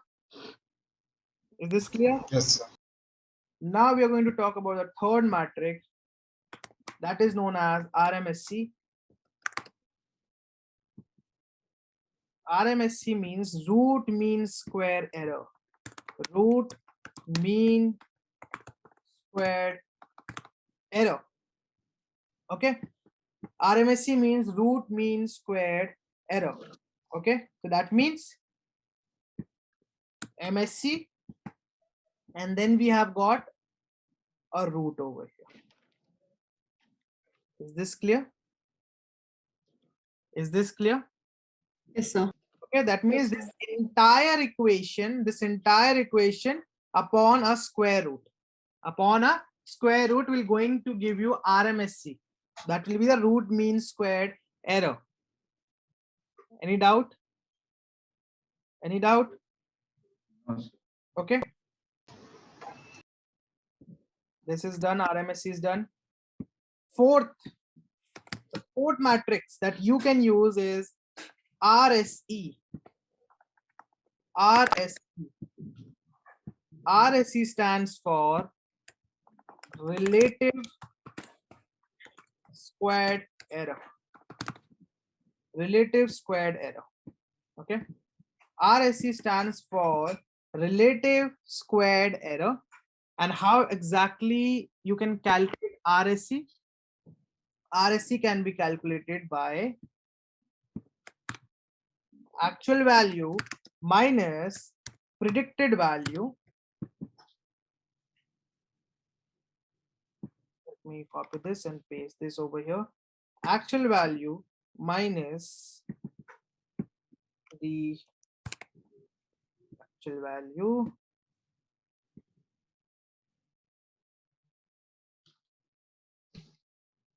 square. But what exactly does this bar mean? Any idea? What does this bar mean? Exactly, mean. Okay, so to perform the RSC, you need to find out the mean of actual value. You need to find out the mean of actual value. Then you will going to have the actual value, then the predicted value, then the actual value minus the mean of actual value. Okay, so suppose if you are having a data value as 1, 2, and 1 to give you the answer 3. Okay, let's suppose, and we have 4 and 6. 4, 6 give you answer as 10. Then you ask that, hey, okay, then tell me according to this logic, what will be 5 and 6 will going to give me? Tell me something. Okay, so let's say your model predicted this out as 14. Your model predicted this out as 14. Okay, now what will going to happen? You will going to take the actual value and then the predicted value. Actual value is suppose 11. Actual value is suppose 11, because in supervised learning we already have the what they say key. We already have the label data, so we can verify this. Actual value is 11, whereas the predicted value that model has predicted is 14. What you're going to do? Actual value minus the predicted value. actual value, and then the mean of all the actual value. Then the mean of all the actual value. You will be getting an entire data set. Over here, you have to take all the mean and then you will going to paste it over here, and then you can easily find out the actual value with respect to one or each data point. Is this clear? Yes. Okay, so this is known as RSE. Let me remove this. Let's talk about next metric, that is known as RAE. That is known as, that's a fifth metric, that is known as RAE. And RAE stands for relative absolute error. RAE stands for relative absolute error. Okay, RAE stands for relative absolute error, and it says equal to modulus of actual value minus predicted value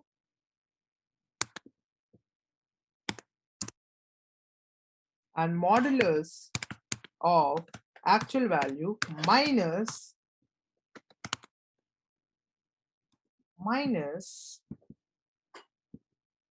the mean of actual value.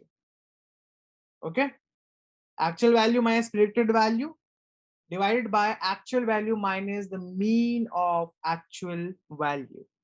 Is this clear? Is this clear? Yes, sir. Okay, the matrix that we're going to use, you can use any of this matrix, okay, but the matrix that I generally prefer is R squared. R squared. R squared we're going to give us more accurate result. Okay, so we will be going to use R squared, and the formula for R squared is 1 minus RSE.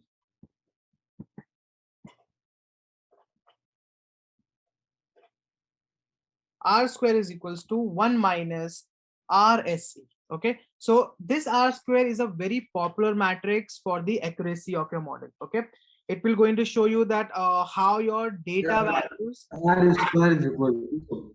Sorry? Sir, it's R square Yes, it's R square. is equal to 1 minus RSC.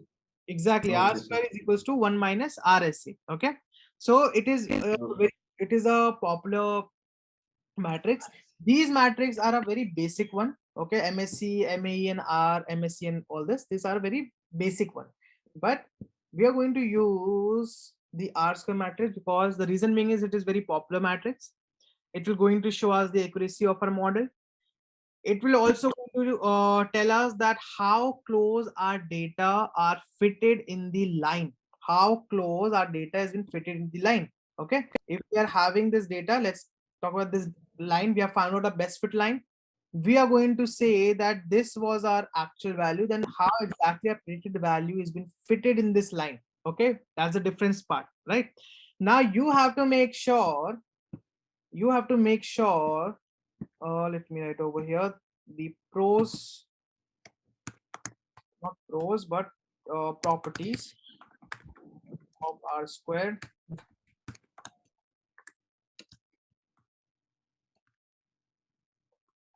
Properties of R square. The first is it is a very popular matrix. Very popular matrix. Second, used to determine the accuracy of the model. Third, it will going to show you, it will represent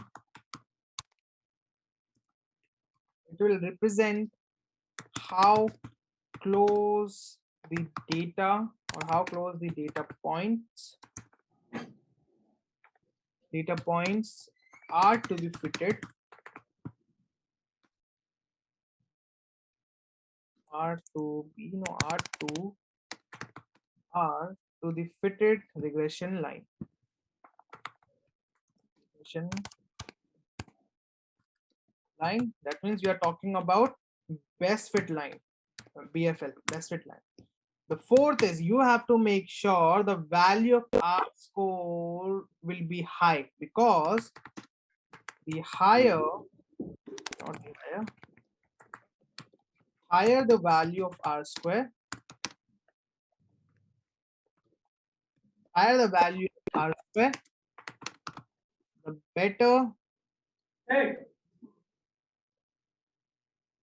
the better will be the performance of the model. Okay, so these are the properties of R square.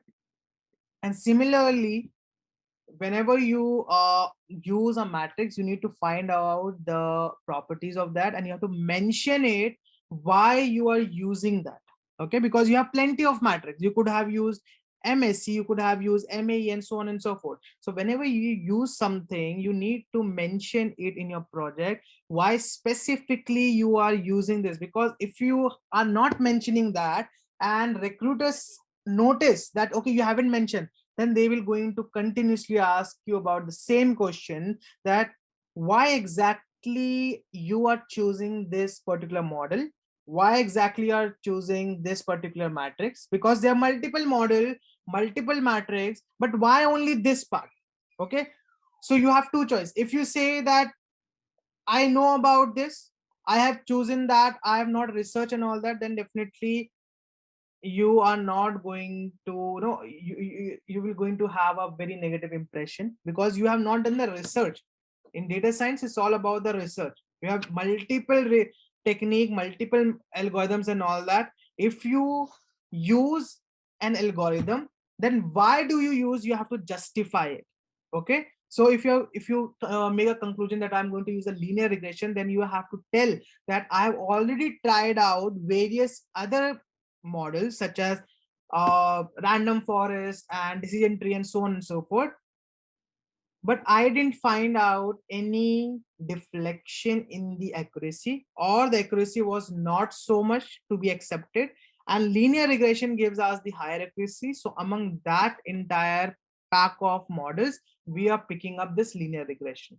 Okay, so you have to go like this. So whatsoever you write, you need to be specific about your choice, that I am using this R square because these are some reason. That's why I'm choosing R square over all the other matrix. Is this clear? Is this clear? Yes or no? Sir, excuse me, sir. Yeah. So these all we can mention in our resume also, along with project. Sorry, didn't get this. Sir, these all things we need to mention in our resume too. No, you don't have to mention this on your resume. In your resume, you just have to mention about the overline of your project. Okay, suppose you are doing a project in machine learning, such as car prediction. Then what model you have chosen, what technique you have chosen, is there any hyperparameter tuning has been done, and what is the accuracy. That's it. 4 bullet point you have to mention in your resume about your project. Is this clear? So do you have any resume, sir, like a perfect resume? There is no such thing as a perfect resume. You can search on internet for the templates. Yes, sir. I'm asking about templates. Okay, so you can go on to the template. We're going to talk about this when we're going to have our resume session. So we're going to talk deeply about this part. Okay. Okay. Perfect. Yeah, so yeah, we are done with this. Okay, so we are done with y equals to mx plus c as well. We are done about the accuracy, because we know we need to find out the accuracy. If our model happens to give us less accuracy, then we have to either go with different model, or we have to work out with data. We have to find out the outliers and so on and so forth, and then according to that we can get a new entire accuracy. Okay, this metric is very, very important, because it determines the accuracy, and accuracy is very important. So if you have read about the recent research, that one of research center in Delhi has been doing about the booster part, booster a dose. Okay, so they are being practicing about it whether to fight with Omicron, do we need to give a booster dose to all the citizen or not? Okay, so they are dealing with that, and they have decided a parameter that if the accuracy, if the accuracy comes out to be greater than 50%, if the accuracy comes out to be greater than 50%, then they will going to announce that all the citizen needs to take another dose that is known as a booster dose. Okay, so that booster dose is helpful to fight out with Omicron. If the accuracy comes out less than 50%, then they will simply going to deny that up, and they will going to work on the booster dose that they can easily fight out with Omicron. Okay, now if we see how over here the accuracy is 50%, accuracy is 50%. This is very, very low accuracy. Okay, that means you are 50% sure that it will going to work out or not. Are you getting this? Yes or no?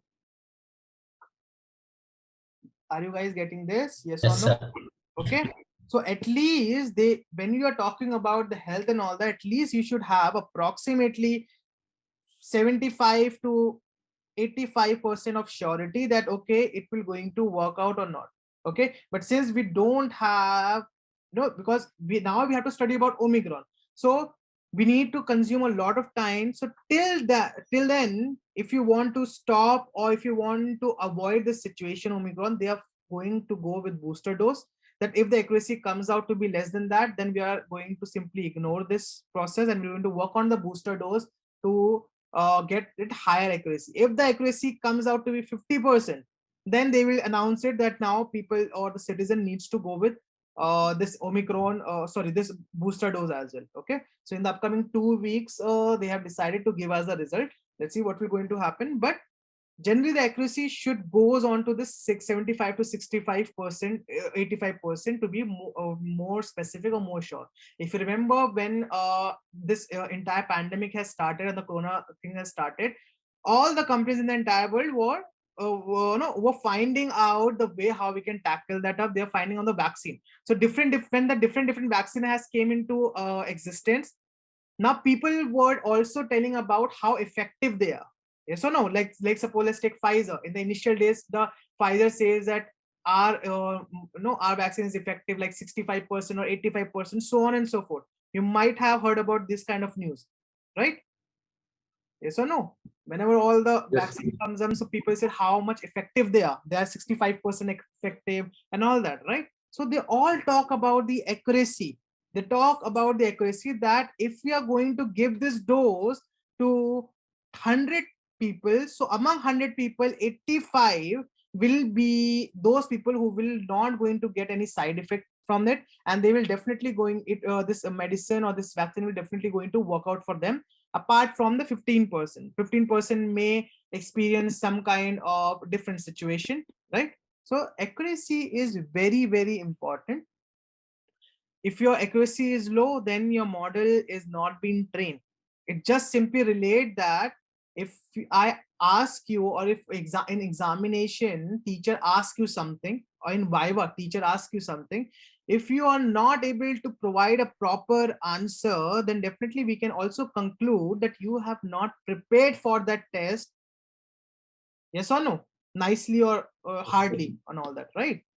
So this is the Yes, same. sir. This is the criteria you can call this as an accuracy. Accuracy is very important to determine how exactly and how accurate our model is. So you always have to make sure to try to increase the accuracy. Either you can use a higher or experienced model such as XGBoost. You can use that, or you can use hyperparameter tuning. At some extent, it will also going to help you out, and so on and so forth. So this is the entire scenario of linear regression and machine learning also.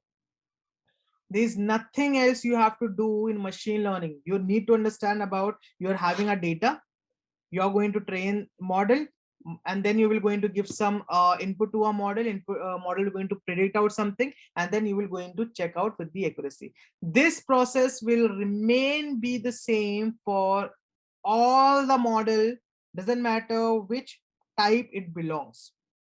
If it's classification type, same scenario, same structure will be there. If it's the unsupervised learning type, everything will remain be the same. Get a data set. We will talk about the split afterwards. You get a data set, train the data set, give the model, give the input to the model. Model will going to give you some prediction. Then you will going to check with some accuracy, and you have the accuracy in your hand. Is this clear? Is this clear? Okay. Is this clear? Yes or no? Yes, sir. Yes, sir. Okay, perfect. So this is good. So anything else that is left? Okay.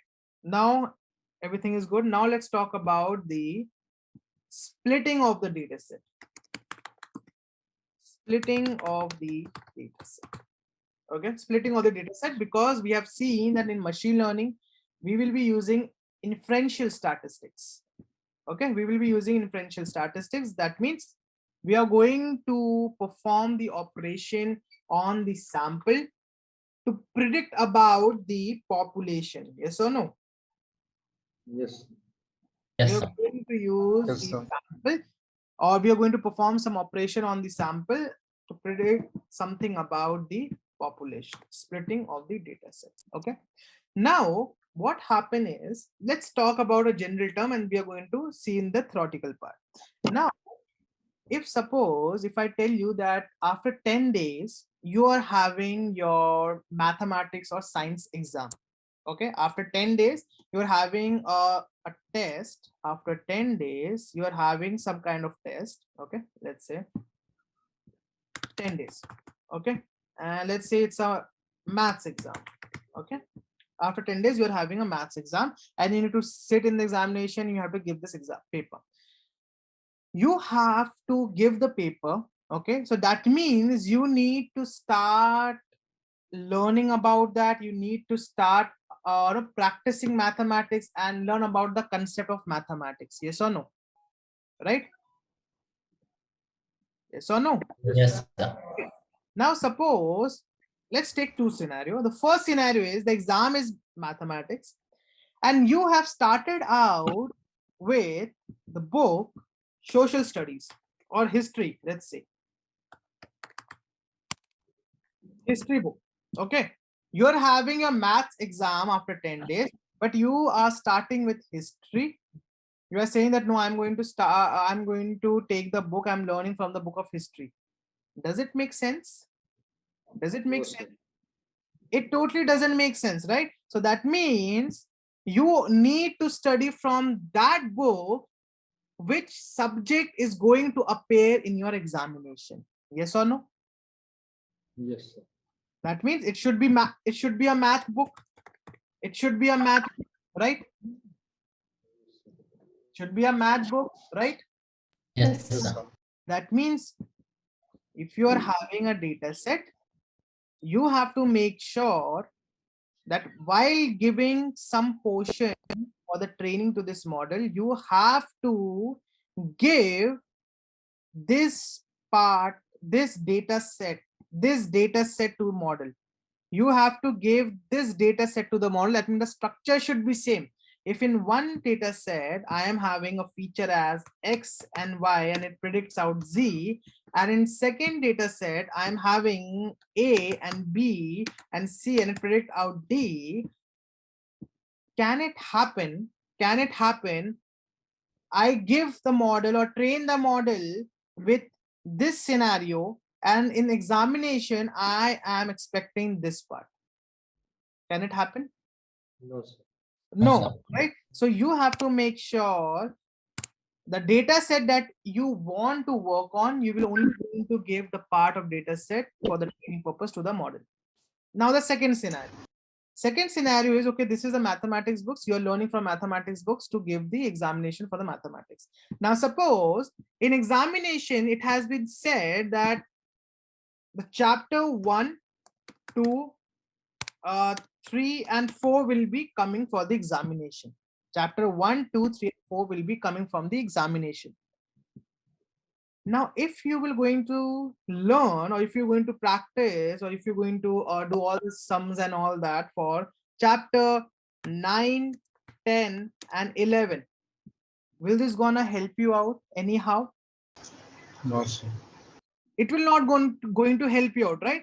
Because in examination, they will going to ask about chapter 1, 2, 3, and 4, and you are learning about chapter 9, 10, and 11. Though it is a mathematics book, it will never going to happen, not going to happen, but it doesn't make any sense that if you are going to be asked for the question from chapter 1, 2, 3, and 4, and you are learning about 9, 10, and 11, right?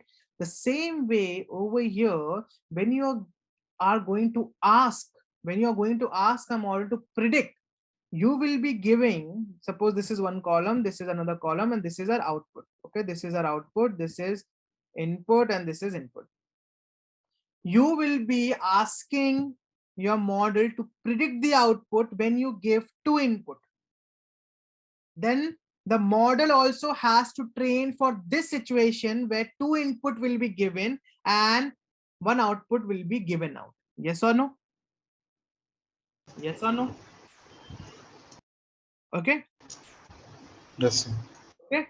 If the situation, if you are planning to get a situation that I am going to give 2 input and I expect an output, you have to train the model for that situation only. That if this 2 output will be given to you, and with respect to that, this input will be given to you, and this output will be the solution for that. Okay, so what we do, we always split that data set into half. Okay, and we generally split the data set in 80% by 20%. That means 80% given to training data set and 20% to the testing data set, because the amount of time that you consume for the training part will going to help you out to predict better. Yes or no? Right? If a student is learning or is preparing for an examination and is learning from multiple books and each day, every day and all that, so his preparation will be more solid as compared to a person who will be starting for the preparation a week before an exam. Yes or no? Right? Okay. So that's why we gave 80% to the training data set. So the more the data set, model will going to learn more. Okay, model will going to learn good. Model will going to get to experience different scenarios. Model will going to experience different scenarios, right? Suppose if I give model that, hey, 2 plus 2 tends to be 4. Okay, 2 plus 2 tends to be 4. 3 into 3 tends to be 9. Okay, this is a very short data set that I'm giving to the model. So now model is trained to tackle this kind of situation. Model is good, and model is ready to tackle this kind of situation. Okay, now if you give model a such case that you say 2 into 2, now model will going to figure out 2 into 2. If I'm going to use the situation, it will going to give us false. It will going to give us 4, but 4 was in the situation of 2 plus 2. So maybe model may going to give you different output because model is not trained for this situation. Okay, so if you give more specific data that, hey, 2 into 2 is 4, 2 plus 2 is also 4, 2 raised to power 2 is also 4. Now this is a very specific data. Yes or no? Over here, model is being trained with different conditions. That means more the number of data points or larger the data set, more will the model prediction value will going to have the higher amount of accuracy or strength, or more relevant will be the result that the model will going to give out. Is this clear? Is this clear? Okay. Yes, sir. Perfect. So this is everything about the linear regression. Let's talk about the library that we will going to be used. This is a library that we are going to use for the machine learning, scikit-learn.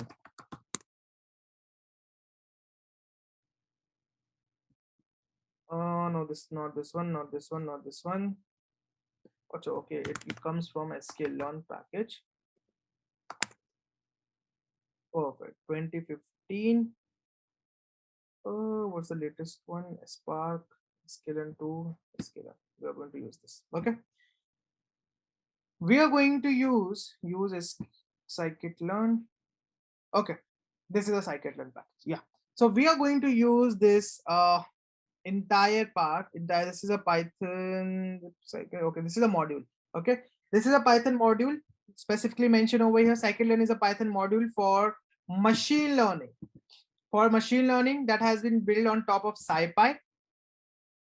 Okay. And this is a 3D clause BSD license and all that. Okay. This module is for dedicatedly for machine learning. So through the entire machine learning part, we're going to use scikit-learn only. Okay, to perform all the regression, to perform all the classification problem, clustering problem, and for the association, we're going to look forward to different modules. Okay, if you want to install, simple, copy it and paste it. And how you have to use the entire part, we're going to follow up in the documentation. Let me show you one thing. See, over here, classification models has been provided, regression model has been provided, clustering model has been provided. With the help of this, you can also do the data pre-processing, dimensionality reduction. This is very important topic, PCA, principal component analysis, and dimensionality reduction. And okay, over here, can you see the algorithms that has been covered in the classification part? Okay, let's go with regression. So these are all the algorithms that you can easily achieve with the help of this model. These are the linear regression model. These are the linear regression model. Okay. So over here, if you see lasso, over here ridge, okay, then Lars lasso, least angle regression. So these are some of the model, generalized linear regression and all that. Okay. So there are multiple form of regression that you can easily use it. And you can start using that. Bayesian regression, logistic regression falls under the different thing. So you can start out with different regression part, and then as you go on and on and on, you can create your own auto ML to detect which model will going to act better in terms of accuracy for a certain situation, for a certain problem statement. And according to that, you can use that. Okay. Model selection will also going to help you out. This is the best part, model selection, where among all this model selection will going to help you out that which model you should go with. Getting this? Okay. This will also going to help you out for the hyperparameter tuning. This will also going to help you out in choosing the value of certain parameters that falls under the hyperparameter tuning. So you can look on to this and you can read about this, learn about this, and so on and so forth. API is already been given, examples are there. If you want to learn, you can go ahead with this. Is this clear? Is this clear? Okay, come on, tell me yes or no. Okay, perfect. So let's see the practical implementation. We are going to look forward to the practical implementation, how we can easily use this linear regression. Okay, the first thing is to import the libraries.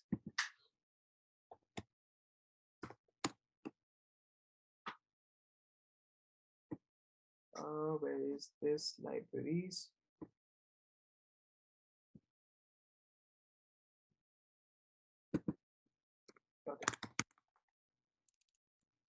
Importing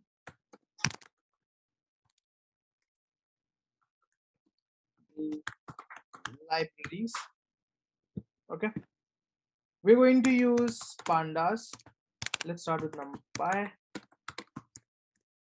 We're going to use pandas. We're going to use matplotlib dot pyplot. We are going to use Seaborn as SNS, and now we are going to use the scikit-learn. Okay, now we are going to use the scikit-learn or sklearn. From sklearn, we are going to use the linear regression model, so it come under the linear model. So linear model, import linear regression, not this, linear regression. Cool. Okay, from sklearn.this, let me import that as well. From sklearn.matrix, import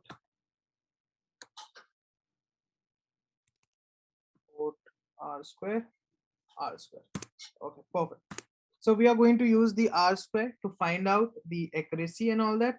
If you want to use any other matrix such as mean square error and all that, you can also do that. See, these are all the matrix over here. This is a mean absolute error, absolute percentage error, and so on and so forth. You have multiple. Okay, this is all about the mean part. Okay, so you have multiple option to go with. You can go with any accuracy, or if you want to go, you can go with all the accuracy. Just you have to define it in a for loop, and with the help of that you can go with that. Is this clear? Till here it's clear? Yes, sir. Okay, so let me start with this. Importing the libraries. Now data set.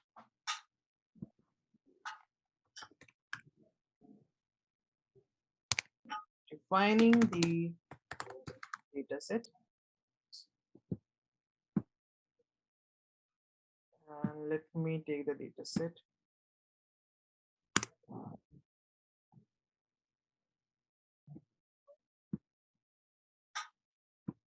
So let me give you the data set link as well.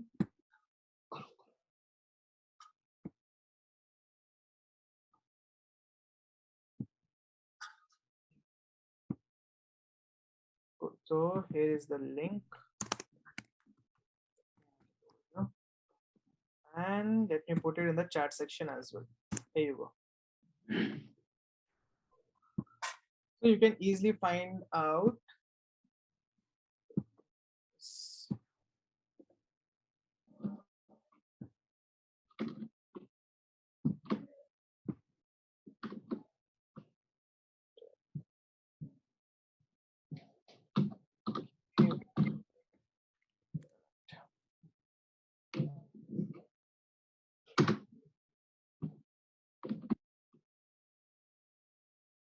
Okay, so my drive, shape AI, data sets, weight and height. Okay, so df is equals to pd dot read underscore csv, and let's run this. Okay, pd is not It is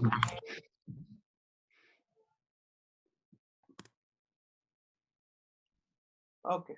So let's go with df dot. What this head function will going to do? Any idea? the return top 5 from the top, sir.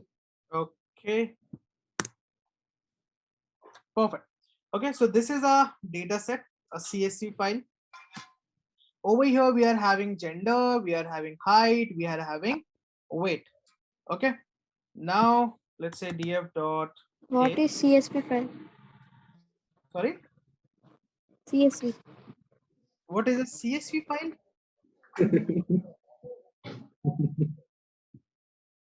You're asking what is a CSV file, right? It is a comma separated file. Okay, so it is a kind of extension such as Excel. You have Word that you, for the Word you use docs or doc for 2003 and all that. Okay, so we have already used CSV file a lot in the data analysis as well, right? So it is a comma separated file where the value has been stored that has been separated by a comma. Okay, is this clear? Perfect. So this is a tail. So over here we are having, can I say that I am having 9,999 data points? Is this statement correct? No, sir. So what is 10,000. what is the strength of data points over here? 10,000. 10,000, right? So I want to check the number of rows and number of columns. How can I do that? df dot shape. df dot shape. Okay. Okay. So we have 3 columns. We have 10,000 rows. Okay.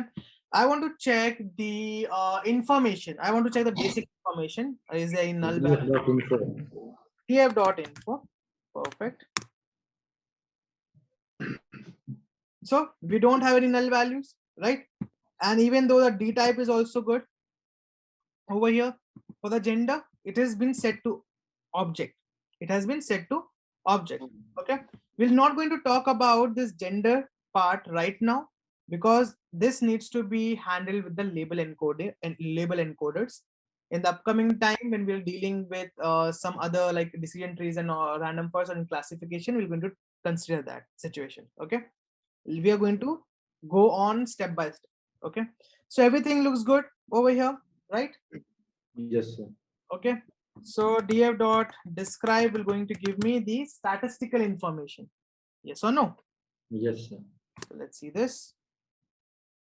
So this is going to give me the statistical information, and over here it is giving me for height and weight, not for the gender, because gender is an object. Okay, so in gender you cannot find out the standard deviation, mean, and all that. Now after coming from the statistic part, now we know what is count, which we are already been known. What is mean? Standard deviation. Now we know what is a standard deviation. Okay. Now we know what is 25% mean. What does this 50% mean? And what does this 70% mean? Okay.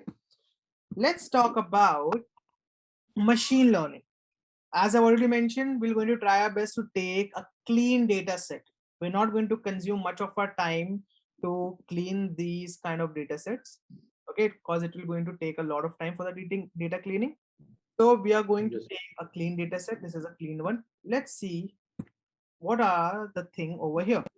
df dot columns will going to give me columns, and df dot head will going to give us the head. Okay. Over here, I don't want this gender currently. I don't want this gender right now. In the upcoming time, we're going to consider this gender while we were using some additional topics such as label encoding. We will be using some concept as stratified k-fold and all that we're going to talk about. I want to remove this gender column. How can I do that? So df dot drop now. df dot drop. Okay. Then Sir, gender. Gender like this. Yes. Anything else? Sir, in place is equal to 2. Axis, exactly. Axis 1 or 0? 1. So 1, sir. 1. Okay, let's check this. Perfect. This is what we are expecting. So let's make a formal change. Place is equal to 2. This is equal to 2. Perfect. Now df dot head. We are having height and we are having weight. Now the problem statement is that I am going to give you a height. I am going to give you a height. You need to predict out the weight. I am going to give you the height. You need to predict, the model needs to predict the weight. So with this statement, which among these two columns is a feature? Which among these two columns is a feature? Come on. Height. Okay, height. Okay. Both, sir. Both. Sir, height. They both are the random variables, but one is a target variable and another is or are the features. Yes or no? Okay. Yes, sir. Yes, sir. So which one of them is the feature? Sir, height, sir. Height, sir. The height is the feature. Height is the feature because I am giving height to predict the weight. So input will be height, output will be weight. So if height is a feature, then weight will be Sir, target variable, sir. target variable. Exactly. And which kind of relation, which kind of linear regression is it? Simple or multiple? Simple. Simple, because we are only having one single feature. If we will be having more than one feature, then we are going to consider this as a multiple linear regression. Okay, everything will remain be the same. You don't need to worry about that. Only the difference between simple and multiple is the strength of the columns or the features. Okay, over here we are having this height and we are having weight. I want to plot so that I can see the relationship. You have to see the relationship. Is there any relationship between height and weight and so on and so forth? So which plot or which graph will going to help me out a lot in finding this? Scatter plot. Scatter plot. Exactly. Scatter plot will going to help me out. So how should I plot this? PLT dot scatter. PLT dot scatter. Okay. PLT dot scatter. X dot height. Sorry. X dot height, comma. Okay. DF dot height. DF dot height. Height and Comma. DF dot weight. DF dot weight. Okay. Let's see this. PLT dot show. That is not be needed. So over here, let me add more details over here. PLT dot. So in X label, it will always be the independent feature or the feature. Okay, so it is height. And PLT dot Y label, it will always be the target variable. Weight. Okay, and PLT dot title will be height. This.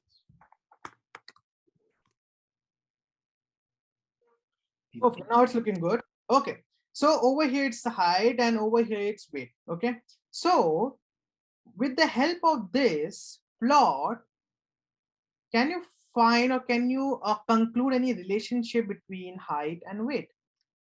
Sir, proportional to each other, sir. They are directly proportional to each other. We can easily see there's a linearity in between, that as the height increases, so does the weight. Yes or no? Yes, sir. Yes, sir. Perfect. I want to know the correlation coefficient. I want to know the correlation, the strength. I want to know the strength between their relationship.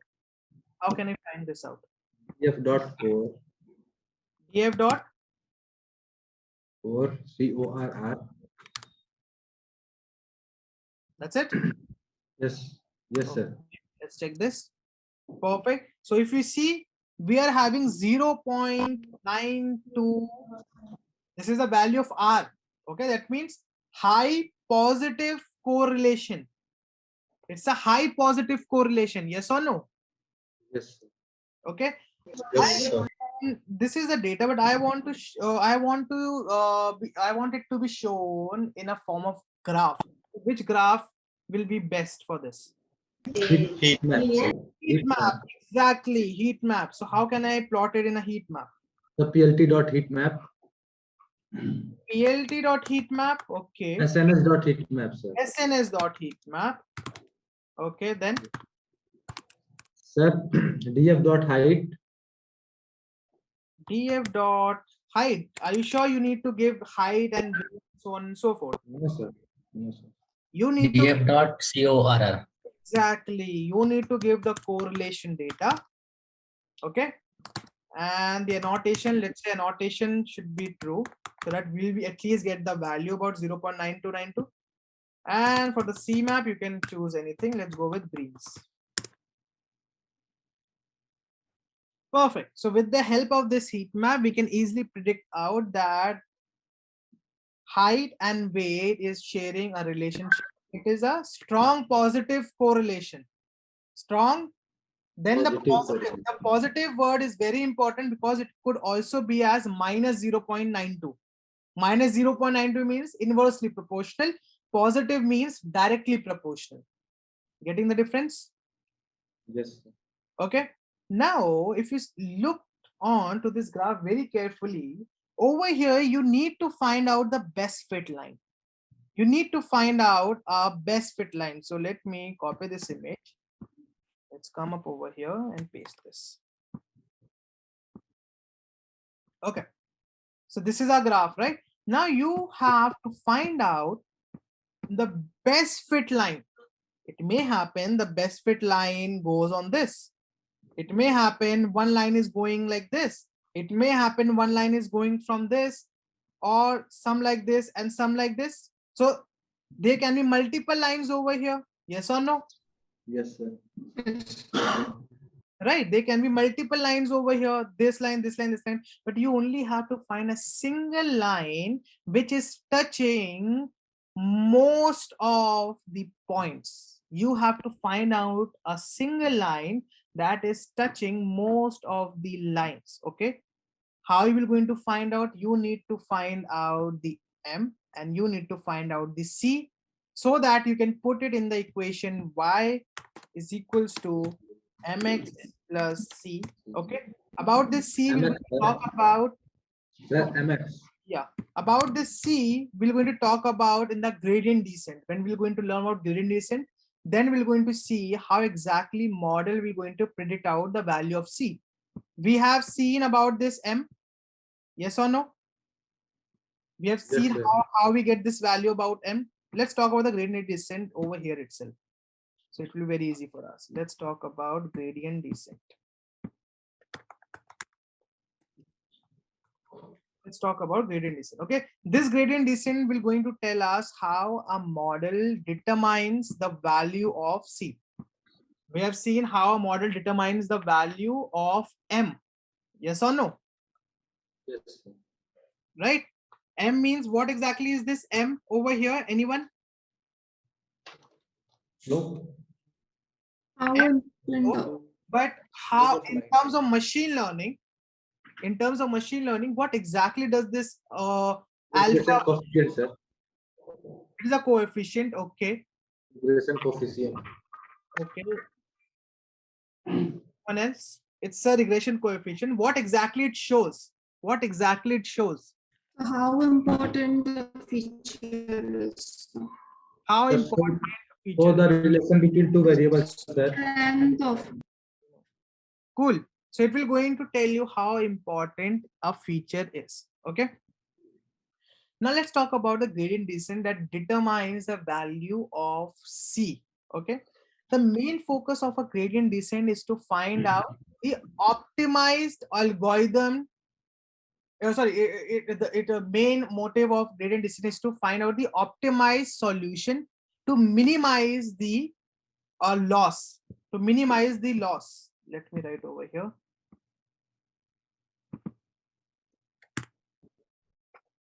You can call this as it is an optimization. Optimize algorithm to find out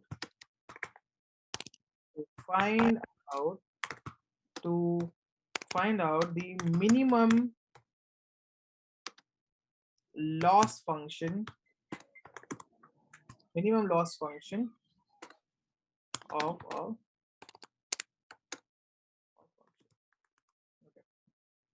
okay, the C that we were talking about over here, it is known as a loss function in machine learning. The C is known as a loss function that we are talking about in alpha naught. And this is what known as the alpha 1. Alpha 1 means the strength or the priority of how important this feature is. C means the loss. That what exactly is the loss that we are taking into account while the model predict out the value. Okay. So in order to understand about the gradient descents, let's look at this scenario. Let's suppose this is our chart. Okay, gradient descent always works out like this. Gradient descent is something like this. Okay, let's suppose with an example, let's say this is a road, and over here, this is a some kind of, you can say, a pothole. Okay, let's say, and you have fallen inside this pothole. Let's suppose this is you. Okay, now you need to come out of this pothole. Okay, then what you will going to do? Okay, over here, if suppose you are having a stair kind of structure, if you have a stairs kind of structure, what you can do? You can climb the stairs and you can easily get out of this hole. Yes or no? Yes, sir. Right? But since you don't have any such of the thing, how can you come out to this particular hole? Any idea?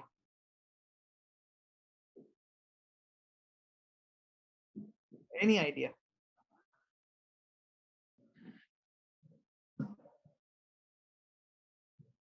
Any idea? No, sir. Anyone else? No, sir. So can you repeat once? No idea, sir. Okay. This is a pothole. Okay, you are here, and you need to come out to this pothole. What will be your approach to come out from this pothole? Or let's take another example with the same pothole. Let's remove this. This is a pothole, and instead of coming out, you need to go inside this pothole. You need to go inside this pothole. Let me make this like this. As this. Okay, you need to reach at the bottom. This is the bottom. Okay, you are standing over here. Okay, so when you try to reach at your destination or at the bottom, when you start, since this is an inclined plane, yes or no? Yes, sir. Right, so as soon as you will going to go down, you will going to cover larger distance in a smaller step, right? Right, so if this is your 1 feet, the another feet will be here, next another feet will be here, then another feet will be here. So if you see, as you are going down, the distance is getting lower. Yes or no? Yes or no? Yes, sir.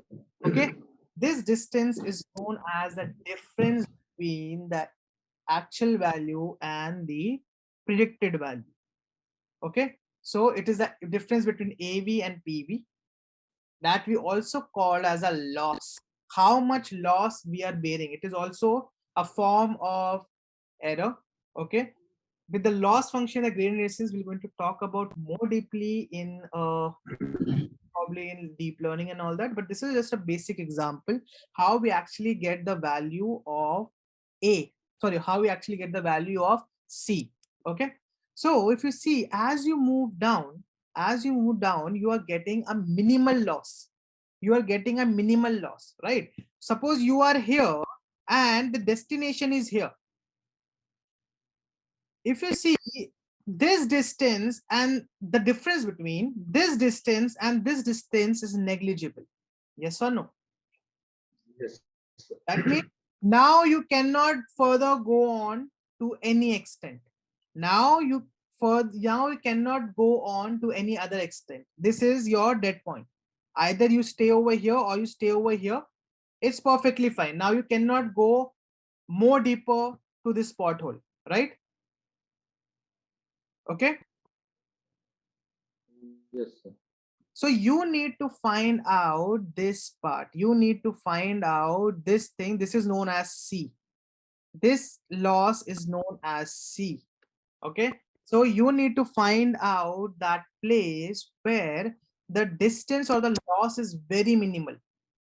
Okay, if suppose the predicted value is 56, you need to predict out the value based on the input.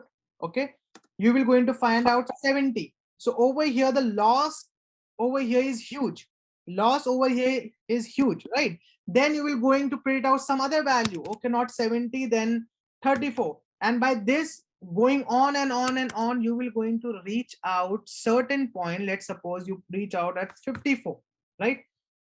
At what place you reach out at 54 is your C. Okay, let's see this in a form of this diagram. Your predicted value, your actual value is 54. Let's suppose your actual value is 54. It lies over here. This is 54.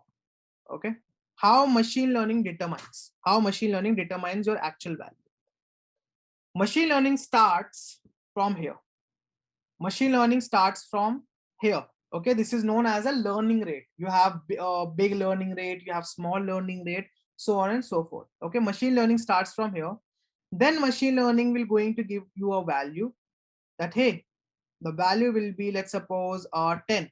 You say no, there's a huge loss, then it will going to jump, and if you see, as it is jumping, it is coming closer to the actual value. Yes or no? Yes, sir. As it is jumping, it is coming closer to the actual value, right? Now it is marking out the loss. It is figuring out what exactly is the loss if we are taking such point into account. So it will going to reach out at such position where having more loss or going more deeper is not making any effect in the loss. So in that case, machine will going to predict you the result, like let's suppose 52. This is the way how you find out the C. C is the function or is a loss function, okay, which determines the, or which helps you, or which helps the machine to find out the more accurate result or the value based on this scenario. Is this clear? Okay, Yes. it will going to stop, the value of C will going to stop at the extent where it will going to find out that going more deeper is not benefiting us. Going more deeper is not benefiting us, right? If you are getting some value, if you are here and the loss is 1%, and if you are coming over here, the loss shows 0.9%. So the difference is very negligible. So machine will going to decide the C value. Let's go with this, and that's how you will going to get a result. Is this clear? Is this clear? Okay. Yes, sir. Perfect. So let's go on and let's talk about the curve. Okay. So in order to get this best fit line, you need to find out the M and you need to find out the C. Okay. So generally you don't need to find out M and you don't need to find out the C. Already machine, this scikit-learn library, we're going to easily find that out. Okay. So let's see how we can actually perform the machine learning stuff over here. We are confident about the data. Let's move on. And now we have to create an object where you store the model. Okay. So let's say this is model is equal to what model we are going to use? We are going to use linear regression. So we are creating an object for the linear regression model. This is how we create an object. Yes or no? Yes, Okay. sir. So let's run this one. Perfect. Okay. Now you have to give the input and you will going to give the output. Okay. So, but make sure whenever you are going to give the input, the dimension should always be in a 2D form. Scikit-learn has been designed in such a way that all their function will going to take the input in a form of 2D. Okay. And the output in a form of 1D. They will going to take the input in a form of 2D and they will going to take output in a form of 1D. Okay, always remember this. So if you see over here, DM. Sorry. Sorry. Excuse me, sir. Yeah. What you said, sir, please repeat. All the function of scikit-learn will going to make sure that they will going to take the input. That means it will going to take X value as the 2-dimensional data and the Y value as the 1-dimensional data. Okay, what exactly does this mean? Let's see. If you see df.ending, it will going to show you 2. That means the dimension is 2, right? Yes. Okay, that means if you are having 2 feature, it will going to show you 2-dimensional, and so on and so forth. If you're having multiple feature, then you don't need to care about that. But whenever you are dealing with simple linear regression, where if you will going to divide this up, if you say df.height ending, then what do you think will going to be the output? 1 dimension or 2 dimension? 1 dimension. 1 dimension. 1 dimension. Perfect. 1 dimension. And let me paste it over here and let's go with weight. Weight is also 1 dimension. So for weight, we don't have to care about, because weight is the output. For weight, all the function accepts 1-dimensional data. So for weight, we don't have to care about this. Now, for this height, we need to care about. For this height, we need to care about. This is only the case in the simple linear regression. Okay, in the multiple linear regression, when you have multiple feature, so automatically the ending comes over here as 2. Okay, in simple linear regression, if we are taking 1 feature, it is showing us the number of dimension is 1, but the function takes 2-dimensional data. Function takes 2-dimensional data. That means you need to make or convert this 1-dimensional data into 2-dimensional data. Getting the point? Yes. Okay. And how, which function, by the help of which function you can do this? Any idea? Reshape. Reshape, exactly. We are going to use the reshape. So if we see the data about this df.height, this is how it will going to look like. And this is a single dimensional data. It is not a data frame, it's a series. We can easily see that this is a series. Yes or no? Yes. Right. So now you have to train the model. Okay. And then you have to predict the model. We are not going to cover about the training part. We will going to cover the training part in the project itself. Okay. It's just a simple demo or practical implementation to show you. Now you have to define the model name. That means in this model, which model we have saved? This is an instance of linear regression model. Yes or no? Yes, sir. Right. Over here, we have assigned this object linear regression. We're going to say model dot fit. Fit means to fit the model, or you can also say this is a training phase, or training phase, or training the data set. Training phase, or you can call this as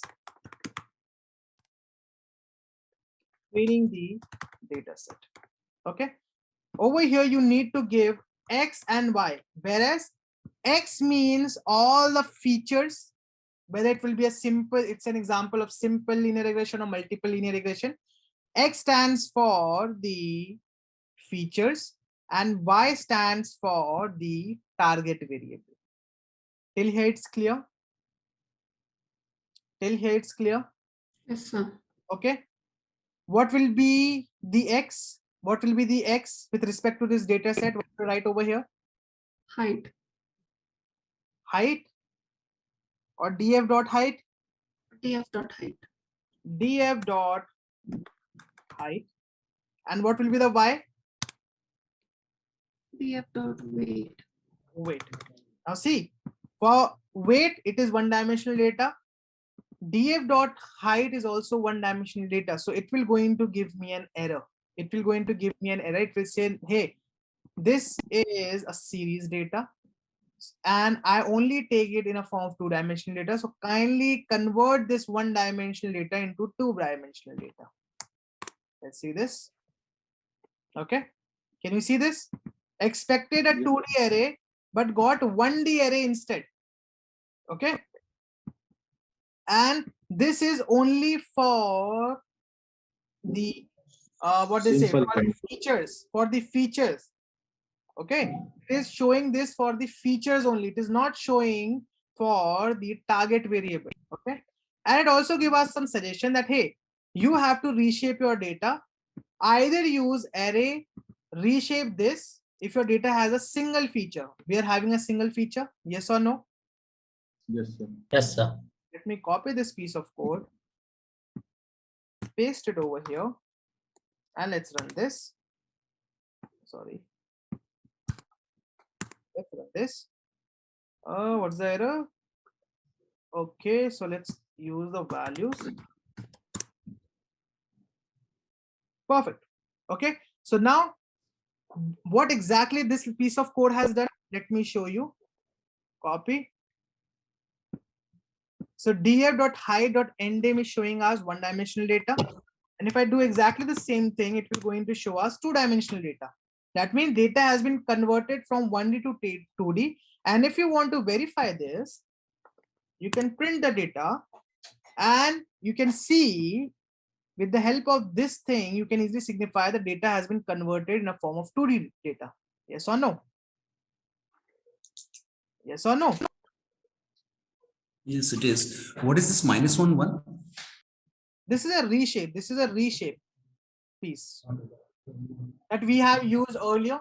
This is a suggested part that you can go -1, 1. Otherwise, if you want to give yours as well, you can give that as well. If you remember, when we are having this case,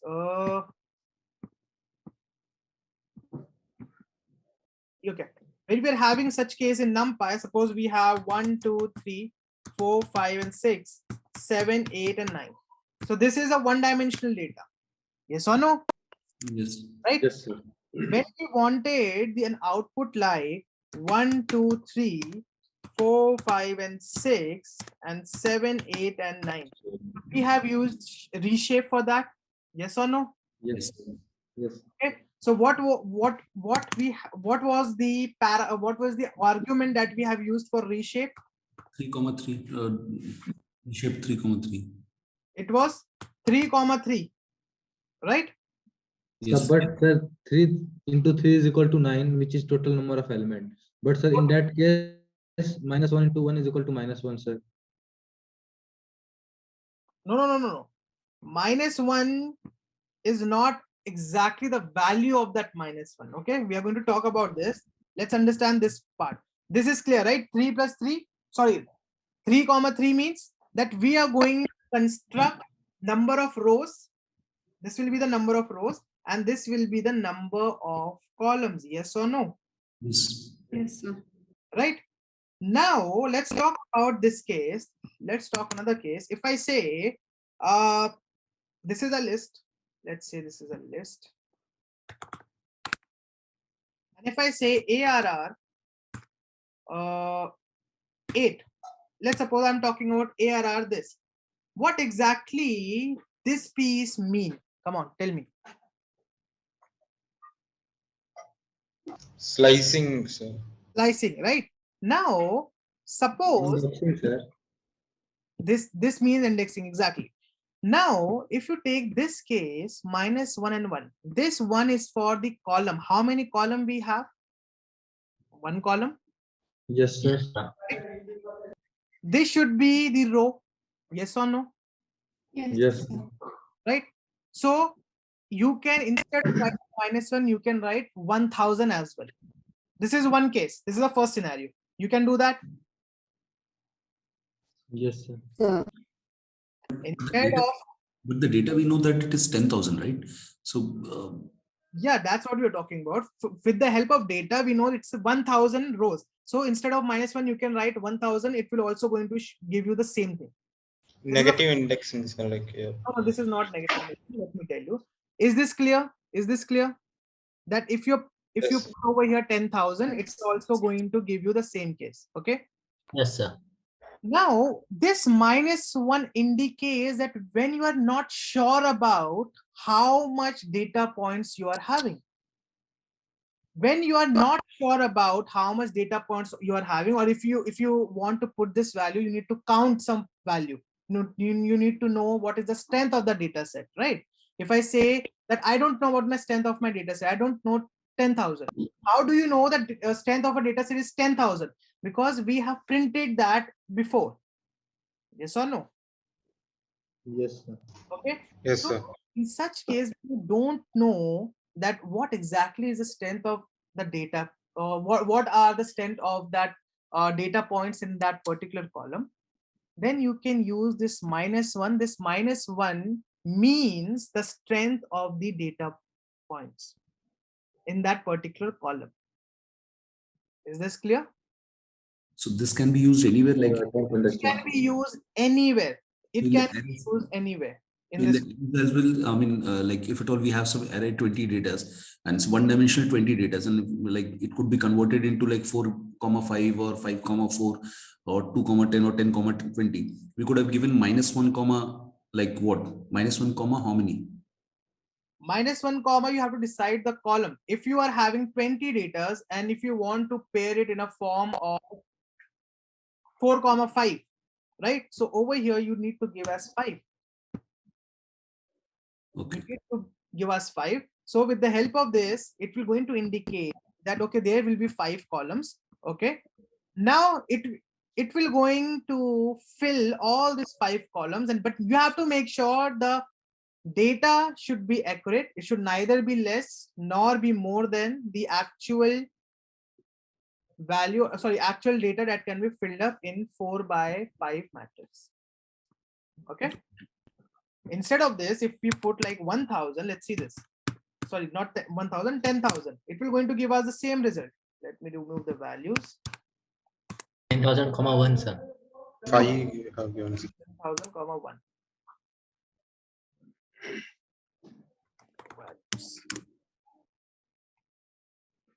Isn't it? Yes or no? Yes. Yes. So this is what we know. Why This are is we putting the values for reshaping? because I want to affect all the values. I want to affect all the values because we are dealing with the data set over here. We are dealing with the data set. That's why I'm using this value part. This is a data frame, right? This is not a series, this is a data frame. That's why we are doing this. Okay. So either you can go with this if you know about your data points. If you don't know about your data points, it may happen that let's suppose, where is my data? Where is my data? Okay, it may happen that these values suggesting as the label base. It may happen that some label might be missing. One scenario, one general case. Okay, you can also find it with the help of this. It may happen. So if you want to go on a risk-free state, you can say that okay, I don't know about the rows, I only want to know about the columns, and column should be 1. You need to reshape it, and this is your data as -1. That's it. Is this clear? Why do we use this -1? Okay. Yes, sir. Perfect. So let's go on. That's why we have used -1. Linear regression has been done. Okay, so it is fast. It is very fast. It is very quick since we have a very small data set as 10,000. Now prediction has been done. Now, Just sorry, yeah, please. Sorry to interrupt. Just one thing. You just mentioned that when you do not know the the length of the data, that time you use -1. But in this case, we had the idea like it is 10,000. So we are just using it for the sake of using, or that it is like what is the actual reason for -1 in this particular scenario when we knew this there is 10,000. Sir, I don't understand why we use -1, sir. Exactly. We already know that when we use the reshape, we have to provide the rows and we have to provide the column. We are already familiar with this concept, right? Yes, sir. Yes. This is another way how you can deal with that. This is a new thing. Okay. If you are not familiar with that, you can go with this part. Simple. But this is something that we have learned before. Now we are learning how to improvise or optimize certain things. Okay. In suppose you are having 1 lakh of data, then you have to go on and so on and so forth. So instead of doing that, you can just simply use -1. So automatically interpreter will going to define how many datas are there. Just like another way of writing it. That's it. Exactly. This is a more optimized way of writing that. Okay. If you have 1 million of data, then you have to specify that. You have to specify like this, right? So instead of doing that, you can go with -1. And sometimes it also happens that some may forget a few zeros and all that. It may go under affect the data. So you can go with this -1. This is just a convention. This is another way of doing this work. Like we have done in the list comprehension, adding numbers and all that. This is another way of doing that. Okay. Thanks. Is this clear? Anyone is having any problem regarding this -1? Okay. So training is done. Now when training is done, now we have to look for the testing part. Now we have to look on to the testing part. Okay. Let's say prediction. We are going to use the same data set for the prediction itself. Since we have not divided our data set in training and testing, we have given entire data set for the training part, and we are going to use the entire data set for the testing part. Okay. And this is not recommended, that you should never do this part. Okay. Model dot, there's a function known as predict. What are we going to predict, X or Y? Y. We are going to predict Y. We have to give the input as X. We have to give the input as X. So over here for this X, I'm going to take this part again. This is my X. Let me put it over here. And all the prediction will be saved in this predict. Okay, let's see this. Done. Okay, now let me create a new data frame for you to show you the relationship between the actual values and the predicted values. Okay, so pd dot data frame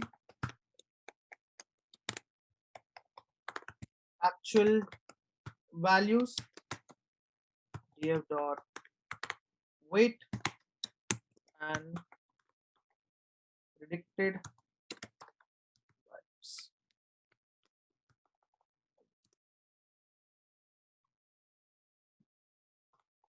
New df.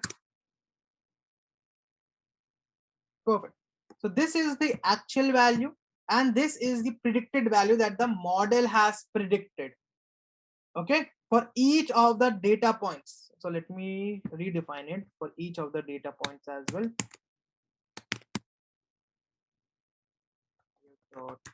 Height, and let's say value of X. Good.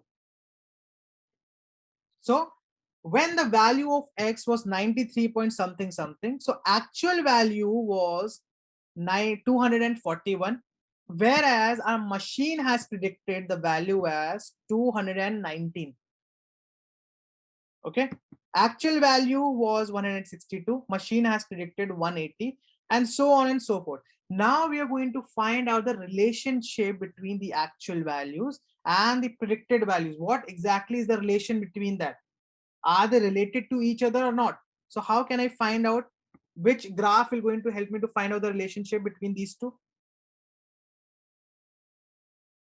Which graph is going to help me to find out the relationship between these two? Heat map. Heat map will be useful, yes, but first I want to find out the relationship. I don't want to find out the strength. Scatter plot, sir. Scatter plot, exactly. PLT dot scatter df dot actual values. So new df, sir. Df and new df dot equals. Okay, let's see this. Perfect. So there is a relationship between the actual value and predicted value. Yes or no? Yes, sir. Okay. So this gives us the direction. Yes, there is a relationship between these two. Okay. I want to find out the, by the way, what exactly is the state of covariance over here? Positive or negative? Positive, sir. Positive covariance. I positive. No, in covariance, I'm asking about covariance, not about the correlation. Yes, sir. Okay, I'm asking about the Yes, sir. covariance. Covariance only has two values, positive or negative. Okay. Negative. Now new df dot strength. Let's check the strength. Strength is 92%. Okay, strength is 92% with respect to the value of x, and strength is value of x and predicted value. Where is this? This is going up, showing us 1. Okay, let me paste it over here. Let me show the relationship between the actual values and the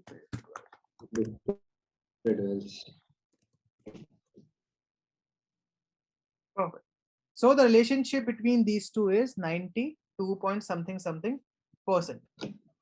So let's plot it on heat map,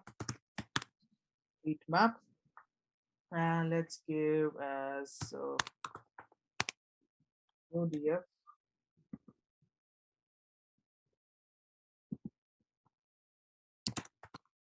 and not equals to true. You want to give the C map, you can give the C map as well over here. Perfect.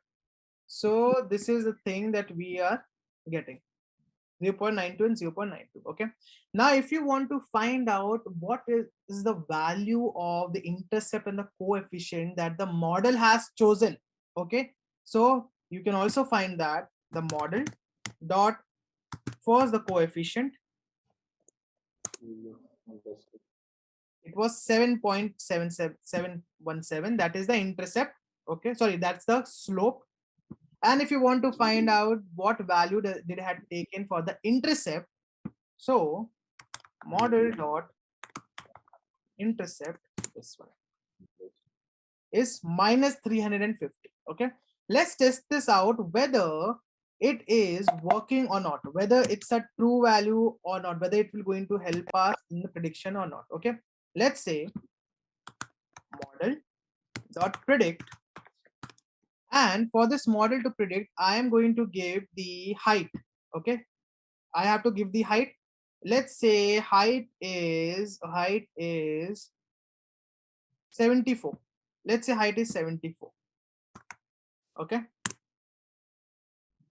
Oh, expected a 2. Okay. Expected a 2D array, got 1D array instead. Okay. Perfect. So height is 74 and 220 point something something is our weight. This weight is in form of pounds, and this height is being given as in inches. Let's find out whether we are getting this or not with the help of y is equals to mx plus c. Okay. Now, why is this value 220 something? We are going to predict, yes or no? Right? Yes, sir. X is 74. Over here, what's the value of m? M value is this into what is the value of x? 74 plus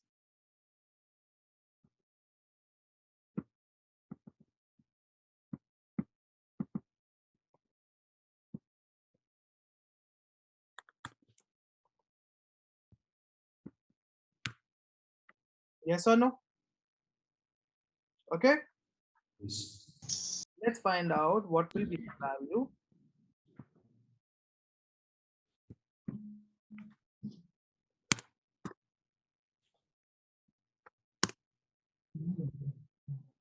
Is this the same?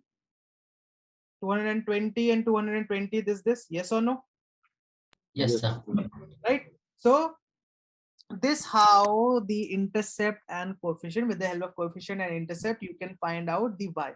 Okay, and this is the coefficient that the model has chosen, and this is the intercept that the model has chosen. With the help of this, you can easily find out the relationship. Okay. Just a Yeah. second. The values which are just inserted, those are the same values which we have just found out. So it will give this. It has given the exactly same result as 220 point something. But in the predicted values, if you have seen, there is a Yeah. difference, right? So will that prediction value change every time when we predict? That is what the same thing I was going to ask. No, prediction value will not going to change if you are not going to rerun or train your or retrain your model.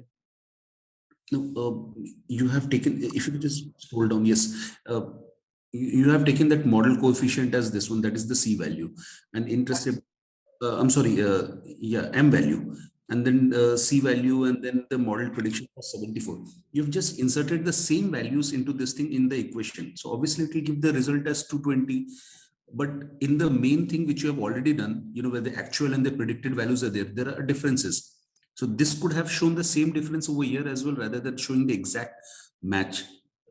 I couldn't understand that part. Why it is showing exact match over here, and then there was a discrepancy in the the actual and the predicted values. Correct me if I'm wrong. If I'm missing something, then there is a different part. You are asking that why this value is exactly the same for the actual value where the height has been given as 74. This one. Yes, right now it is showing the exactly 220 thing. But in the previous thing, if you scroll up, you have got a difference of values, right? Actually, in the predicted values, and where the correlation thing. I'm sorry. Who is this? Yeah, please go on. Yeah. Yeah, in this one, there is a difference of values, right? 241 and 219, 162, 180, like this. But when you have scrolled down, the value came exactly the same. I'm failing to understand that what is this? Why this has shown the exactly 220, and the previous, when you have put that thing in the model thing, it has given a slight error of error margin, like some margin of error kind of thing. Sure, let me explain you this. First of all, we have used the same data set for the training purpose and the testing purpose itself, right? Yes. Okay, so that means if 74 has some value, and in testing as well, if same question arises, so I know what will going to be the answer, yes or no? Yes. Right? So the answer or the predicted value will be more close to the actual value over here. Okay. Over here, I have created a data frame where I'm listing down, where is it? I'm listing down the actual value and predicted value, that when the value of X was this, actual value says that it should be 241, whereas predicted value says it should be this. Okay. Over here, all the values are in a form of float, even though over here, 74 point something something has been given. Okay. When 74 point something something has been given, predicted value says it is 221 point something, whereas actual value says 212. And instead of giving 74 point something something something, we have given it as 74. We have given as 74. So if you see, actual value for 74 point something something was this, sorry, predicted value was this, and predicted value for 74 is 220. It's giving us accurate value. Yes, accurate value in terms of the predicted value. Exactly. Okay. And over here, we have used the same data set for the training and testing purpose. We have not split, or we haven't given a new data set to the what they say, to the model for the prediction. Okay. So we cannot guarantee, we cannot say that this is a high accuracy model. Excuse me, sir. Yeah. Sir, is there any more topics to be covered today? The minute expired. No, it's all done. Okay. So it's over right now. Yeah, it's over right now. Now only the last part is for the accuracy, how we can check for the accuracy, and that's that. Okay. Perfect. So this will going to give you out the entire part and how you can find this out. The value will not going to change because you have already got the M part You have already got the C part, and these are the fixed value. And this will always be the fixed value whenever you are going to give an input. So doesn't matter how many times you will going to run this piece of code, it will always going to give you same thing. If you're going to retrain your model, then the value of M and C may change. Okay. And the last part is the R score, that is the accuracy. So I'm going to use R score. Over here, you have to give the Y true and Y predicted. So we have the actual value, that is the df dot weight. Let's go with this new df of actual value.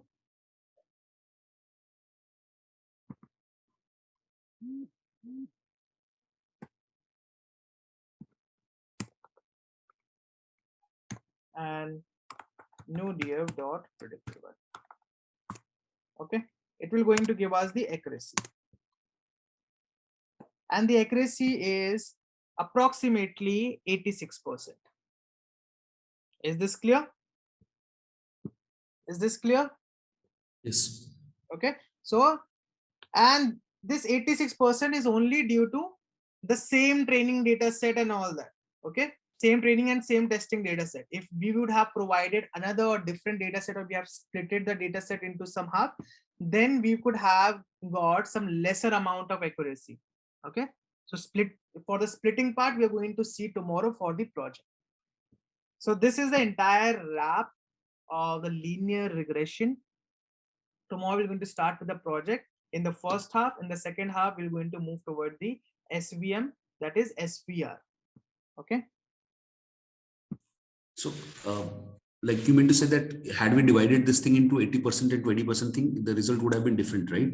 Exactly. Exactly. Why would it be different? Because when we divide 80% data and when we divide this into 20% data, that means 80% of the stuff model has already seen and 20% of the thing model has not seen yet. This is what it means. Yes or no? Yes, sir. Okay. Now in this scenario, we have shown 100% of stuff to the model. We have shown 100% stuff to the model, and we are asking the question from this 100% only. I have given you 10 question, and I'm telling you that this is a 10 question, kindly revise it up. And apart from this, I will be providing you 2 new question to check your accuracy. This is one scenario. This is known as the splitness. Second scenario, I am giving you 10 question, and I'm saying you that in examination, I will be asking the question, exact same question that I have given you in this 10 question. So that means your accuracy will be higher. Yes or no? Yes or no? Yeah, but isn't it the scenario that, you know, the more the data set, more accurate is the result? Like 80% data will give the accurate result and 100% will give margin of error. I mean, isn't it self-contradictory? 100, no, you are not getting this part.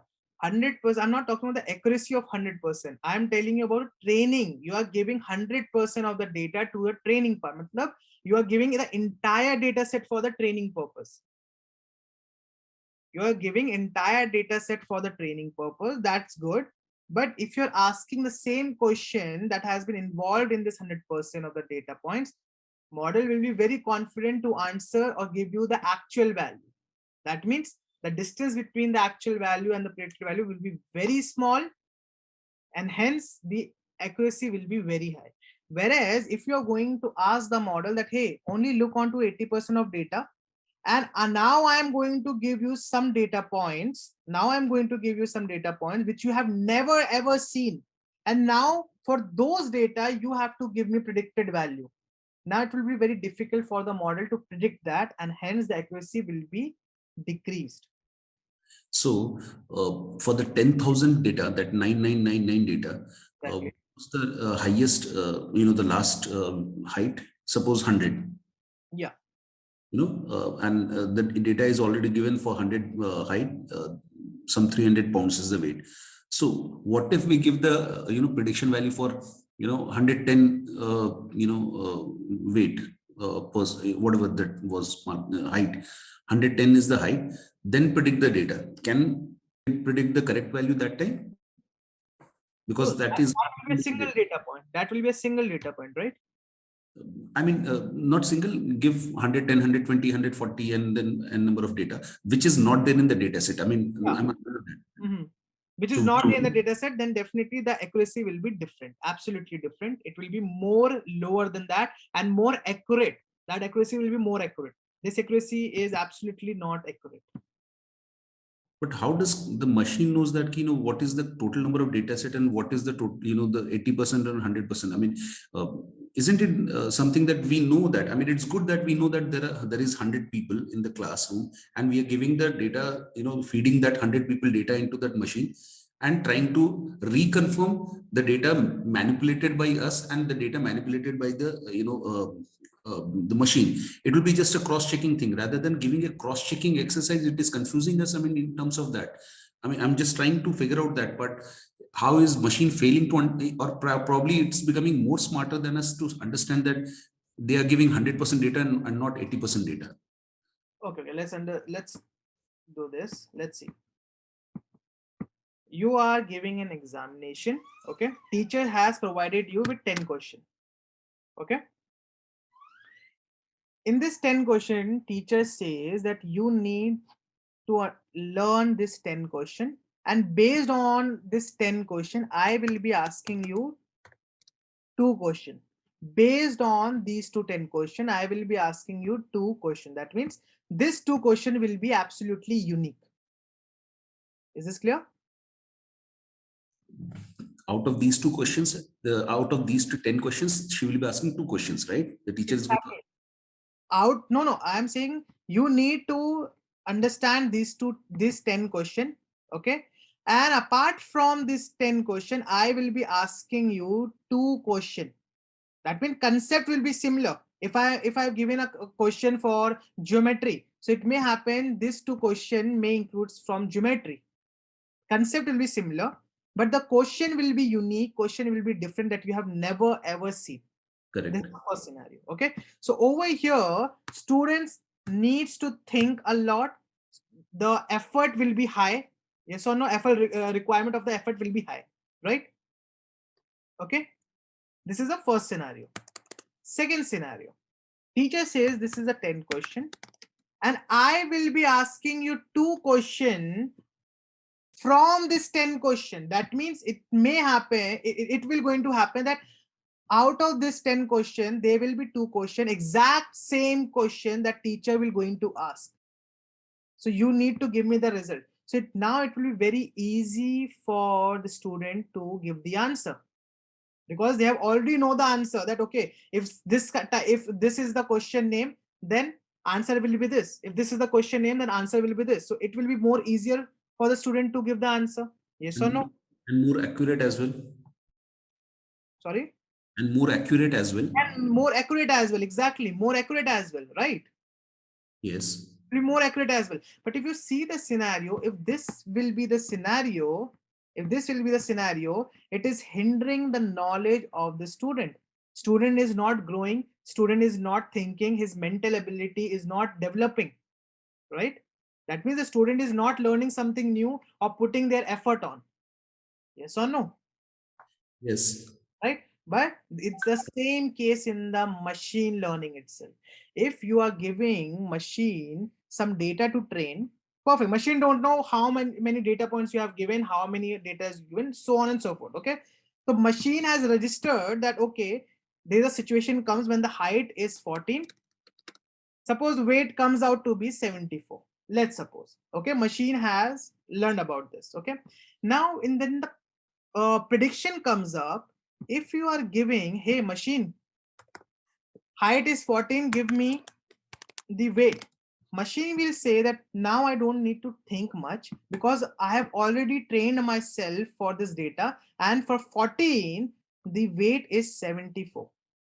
Weight is 74. So machine will going to give you more accurate result. It may be 77 or it may be 75 or so much. It will be more accurate. Yes or no? Exactly. It is following the second model, which like 10 questions out of 10 questions, Exactly. 2 questions answered. Exactly. But based on the same thing, we have done the, the calculation just now. it is giving a different result. I mean, machine knew the answer, but still it gave a wrong answer. I mean, that is what my point. Machine is giving us a different answer. Now see, machine is giving us a different answer, but the answer is more appropriate. Answer is more appropriate because it depends upon the M value and it depends upon the C value. If we take this, let's take the same example. Or is this 74 point something something? Okay, let's take this. Copy, paste it over here. This is the value, this is the actual value, this is a predicted value. Okay, so let me copy this and let machine predict this number. Okay, now this is the actual value and this is a predicted value. So if you see, these two values are close to each other. First scenario. Second, the value has been determined by the value of the C and the M. If this data is something different, if this data could have been different, the response or output will be somewhat different.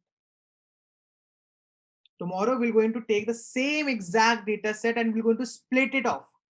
Then we're going to find out how exactly it will going to affect the accuracy. Is this clear? Okay. Okay.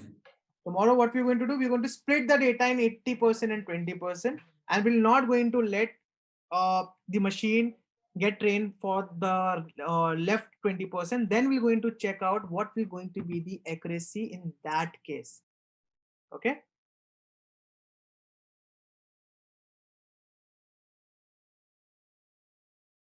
Hey guys, so welcome to the last stage of this entire video. We'll be working upon a hands-on project, that is our Boston dataset, that is real estate pricing prediction project itself. Now, many of you might be coming up from the boot camp that we have just conducted and want to submit the project for your certifications as well. So let me just guide you through the entire process. As you're able to see from right over here, this is the project submission form that has been listed down in the description of the video itself. Once you have created the entire project in Google Colab, you have to fill this form up and submit the project. Okay, this is, you have to use the same email ID as you have used in the attendance forms as well. So the Google Colab link, you have to put it up right over here. You can get your Google Colab link. So for example, this is the entire project that you have built. Okay, this is the entire project that you have built. Okay, using the entire video as a reference. Now, whatever you are not able to understand, just try to Google search for it. See, we want you guys to inculcate the habit of searching for things. You're not able to understand it, try to go through the documentation, try to watch some videos, try to understand it as much as possible. Okay, so right over here, once you have completed this entire project itself, I want you to click on this particular share button. Okay, just click on this particular share button. Right over there, you will be able to see that you are having anyone with the link. Okay, anyone with the link, viewer. This should be on right over here. And then you have to click on copy link. You have to click on copy link. And this link, you have to put it up right over here. Now, one more thing along with the project itself, when you will be doing the project, they have used a drive link for the project, loading up the project. You don't have to do that because the Boston dataset already comes preloaded with our data's pandas data frame itself. So what you have to do is, instead of using the drive link to load up the dataset, creating a data frame, you have to use these two lines of code. Boston is equals to load Boston, that will load up your entire dataset, and df is equals to pd.dataframe boston.data, so that will convert the data to a data frame, pandas data frame for you. So please use these two lines of code to load your entire project, and then you can go through the entire video. The rest of the video is the exact same. I hope that you guys will be able to complete the entire project and submit it. I'm just going through the entire project like right over here, just like scrolling it down, so that if there is any discrepancies between the video that you're seeing and the current one, you have to refer to this particular code submission itself. Your code that you'll be submitting should be exactly like this. So just go through this. Okay, I'm scrolling it line by line. You can pause it, watch it again. Okay, so don't worry about it. The rest of the video will be explaining everything line by line, but still, you are looking at it right over here. You can easily like pause it and code it right over here as well. Okay, so try to understand as much as possible. you're stuck somewhere, try to Google it. It is very easy, guys. Most of this is very easy. We try to make it as simple as possible so that you guys are able to understand as well as figure out some of the stuff on your own. It would be amazing to see that you guys are able to do that. Okay, just going through the entire thing right over here.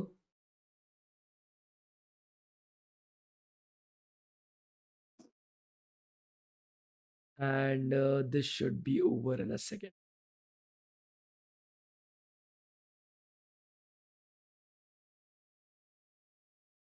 Okay, so this you don't have to do up till right over here. You have to make the entire project. The rest is a bit different, so you don't have to do that. Up till here, you have to make the project. I hope that you guys will be able to complete it properly and submit it on time. You have up till the end of 1st of July to submit the project. Up till the end of the 1st of July to submit the project. I hope that you guys will be able to do that. Thank you so much, and let's continue with the learning.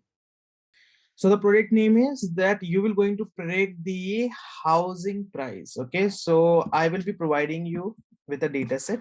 Okay, this data set will going to have multiple features. That means we're going to tackle multiple linear regression.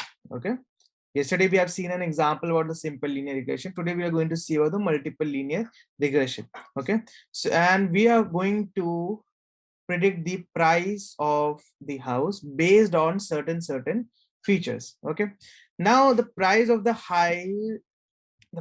price of the house is a continuous variable. That means we have to go with the regression model. Okay, and similarly we will be having various columns to which we are going to look how we can tackle that. Okay, so let's start with this.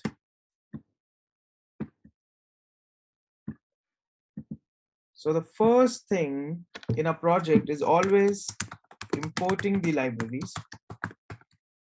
Okay. What libraries are we going to use? We are going to use the NumPy. Import NumPy. We are going to use pandas. We are going to use matplotlib. .pyplot. We are going to use Seaborn. We are going to use RE. Okay, so these are some libraries that we are going to use from different modules and different packages and libraries. Now we are going to import some different functions that we will going to use from sklearn. Okay, so from sklearn dot linear model, import linear regression.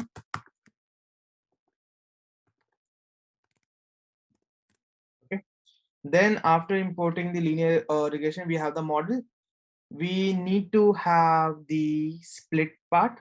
So today we are going to split the data. So we are going to take the train test split from model selection. This, yeah. Model selection, import train test split. Okay, for splitting the data set. Then we need a matrix to detect that what will going to be the accuracy of a model. Okay, from sklearn dot matrix, import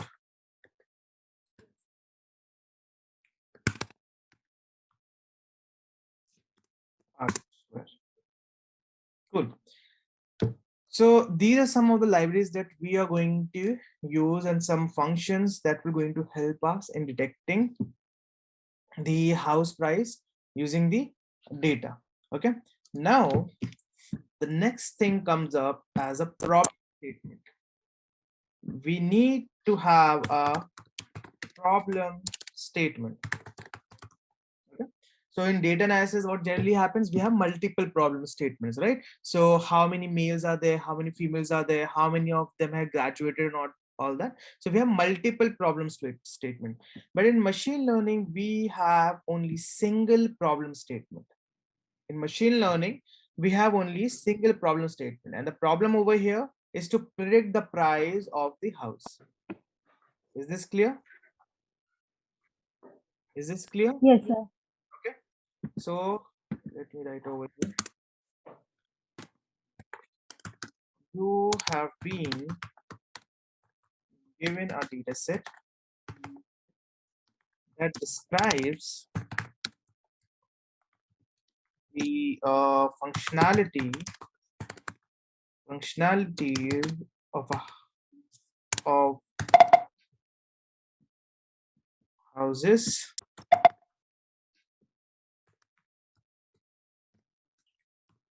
Now, based on the given features, you have to predict the house price. Okay, so you have been given a data set that we're going to describe the functionality of the houses, that what all features that house have, and based on those functionality and features, you need to predict the house price. Really, it's clear? Okay. Yes, sir. Now we are going to load the data set and we're going to create a data frame. So finding a data frame, okay. df is equals to pd dot read underscore csv, and let's take the data set. Let me give you the data set.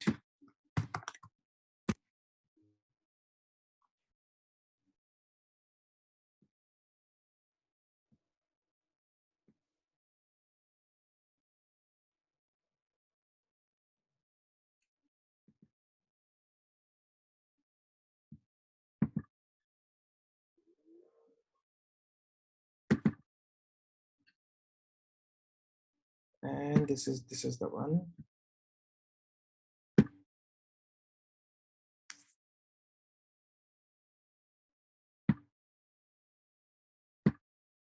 Perfect. So this is the data set.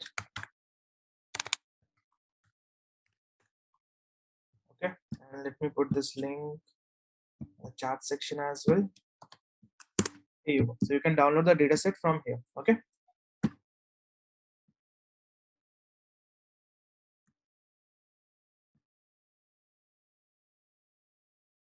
And we're going to go with housing.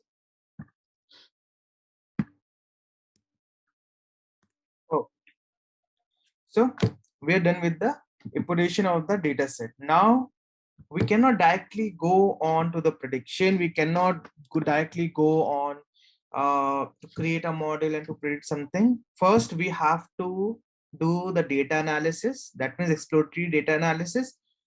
Then when we feel like that, okay, all the models, all the features are good, then we have to move towards the machine learning. Okay, so never ever try, if this is a machine learning problem, so never try to directly jump onto the machine learning part.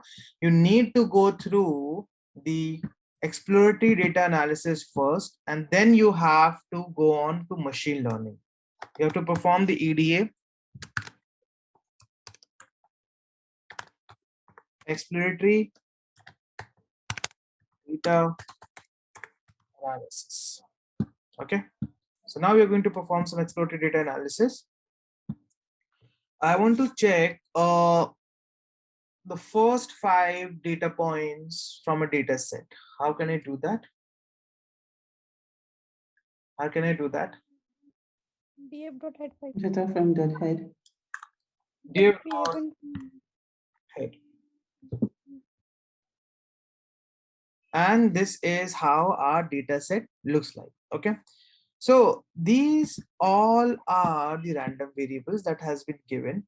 I want to know, among all this random variable, which random variable is a target value or target variable? Anyone? Price. Price, exactly. So this price column is our target value. Okay, because the question itself says that you need to predict the house price based on the given features.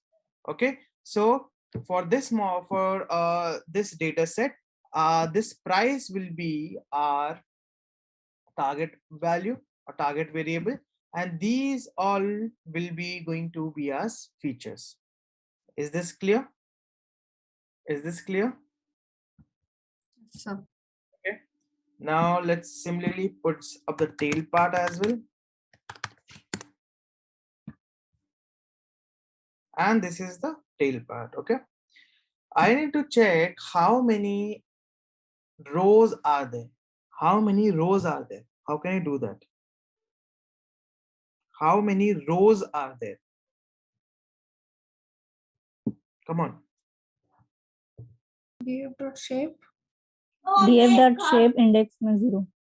Exactly. Perfect. So df.shape, and then in index I have to go with 0 because I'm not asking for the rows and column. I'm asking for only the rows, right? So it will going to give me 545 rows. And similarly, if I have to look for the columns, I can go with this, or I can go with len of df.columns, right? This is also going to give me this. Let's print all the columns names. So we're going to see these are the columns. We have the price. What are the features? We have the area.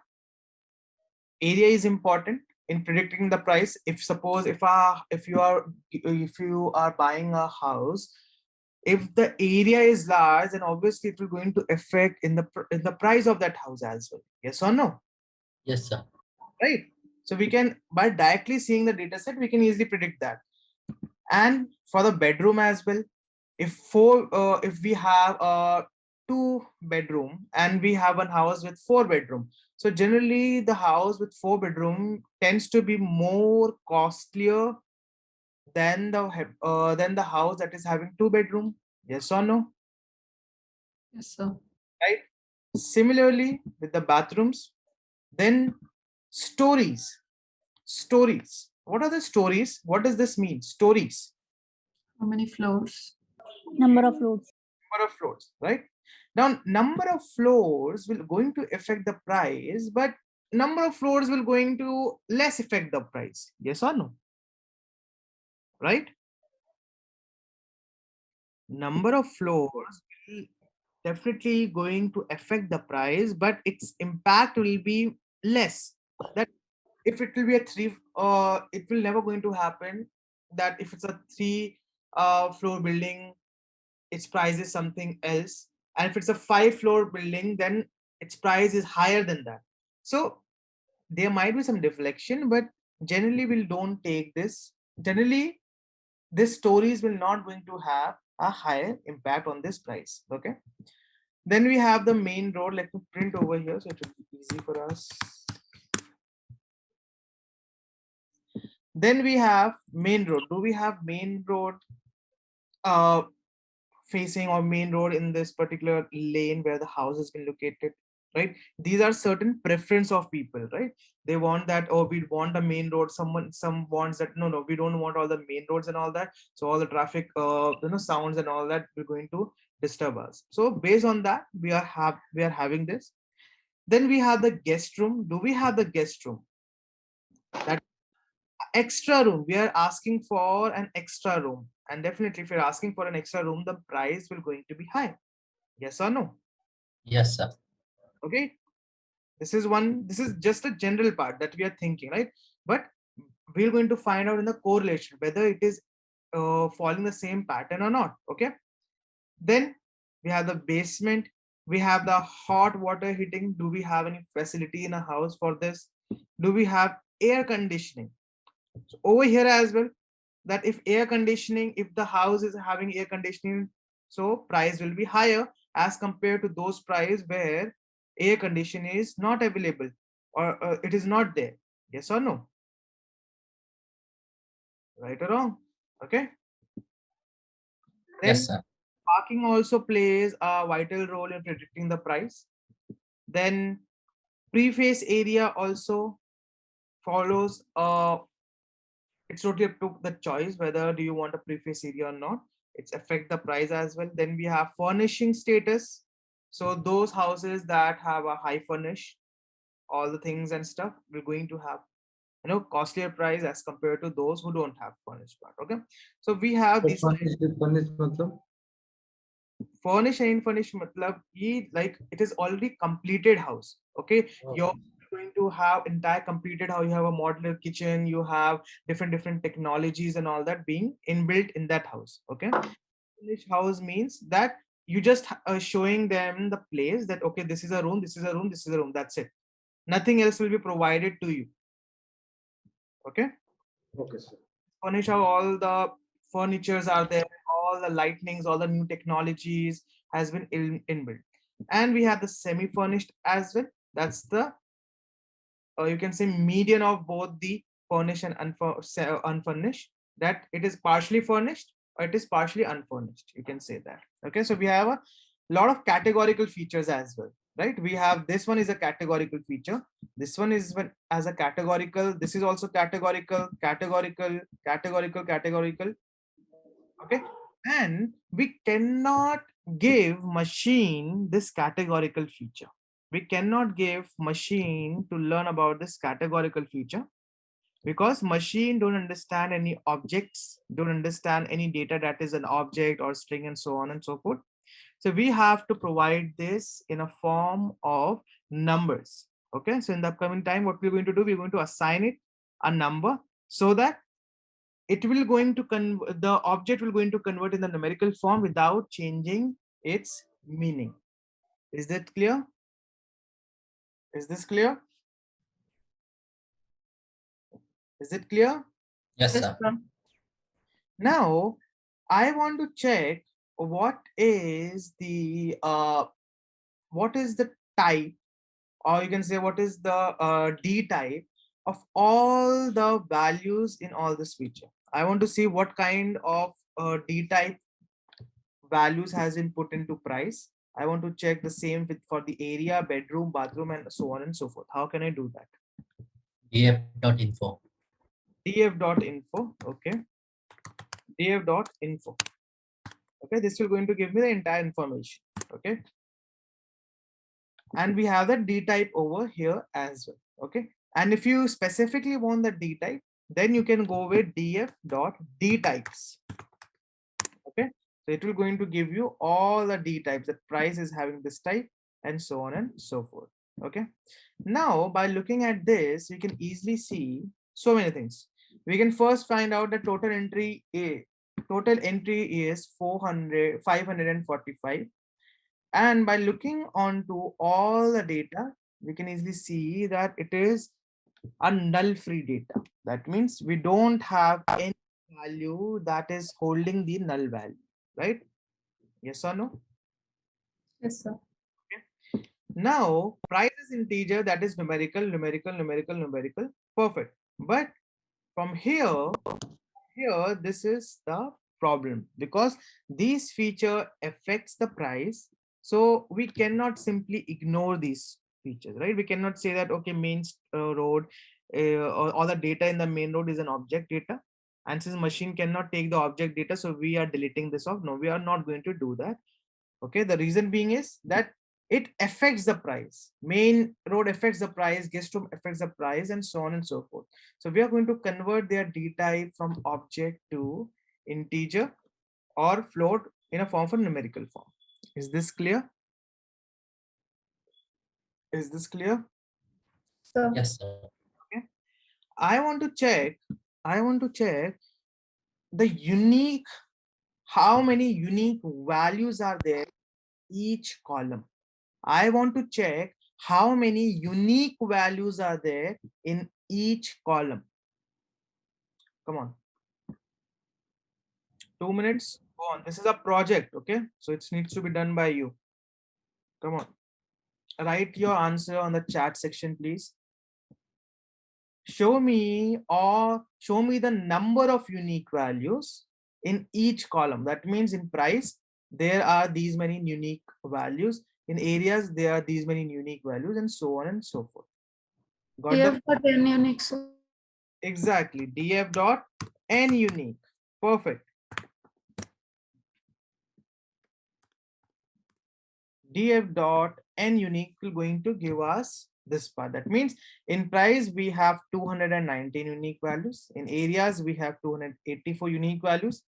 Bedrooms, we have this many unique values. And if you see over here, we have 2 unique values. That is yes or no. Guest room, yes or no. Basement, yes or no. Hot water heating, yes or no. And air conditioning, yes or no. Yes or no. We've already seen that, right? We have 2 Yes, unique values over here. In the parking, we have 4. In the furnishing status, we have 3. It was furnished, unfurnished, and semi-furnished, right? Yes, sir. I want to check the number of unique values, sorry, number of null values in each column. Number of null values in each column. df dot is null dot sum. df dot is null dot. Dot sum. Okay, let's see this. Perfect. So with the help of this, we can easily find out that we are having 0 null values in this price column and so on and so forth. I want to find out the total number of null values in the entire data set. Total number of null. Another dot sum. Another dot sum. Yes, sir. Like this. Yes, sir. Okay, let's see this. Perfect. That means we don't have any null values in our sum. Oh, sorry, in our data set. Okay. Let's start df dot head. Okay. So price is okay. Area is okay because they are already in a form of numerical. Okay. Over here, what is the figure of this price? Like, how do you pronounce like 13 lakhs, 13 crores and all that? How you pronounce this? Come on. Come on. What's the price? So 1 crore 1 crore 33 lakhs. 33 lakhs and so on and so forth. Okay. We have these many digits and all that. Okay. In this, I want you to find out, suppose this is 1 crore 33 something something something something. Okay. So how many place values are there? How many place values are there? This is for the 0. This is 10. This is 100. So we have 3 place value. 4, 5, 6, 7, 8. We have total 8 place value. Okay. We are not referring with the character. We are referring it with the place value. Okay. What is the, how many number of place value is there in this highlighted part? 8. 8. Okay. How about this one? 8. Okay. I want you to show me that what are the values? What are the, how many, you have to tell me the strength of the place values in each price. That means for this, it is 8. Then what will be the strength price for this? Strength price, place value, strength of the place value for this, strength of the place value for this, so on and so forth. So it will be like price, and then it will be strength. So if price is 10, strength will be 2. If price is 100, strength will be 3. If price is 1000, strength will be 4. Are you getting the point? Yes or no? Yes, sir. You need to find out this. You need to create one column. Okay. Column name will be strength. And you have to tell me that what will be the price of a house corresponding to its place value or the strength of the place value. Is this clear? Is this clear? Yes, sir. Okay. 2 minutes. Please put your code in the chat section, please. Start.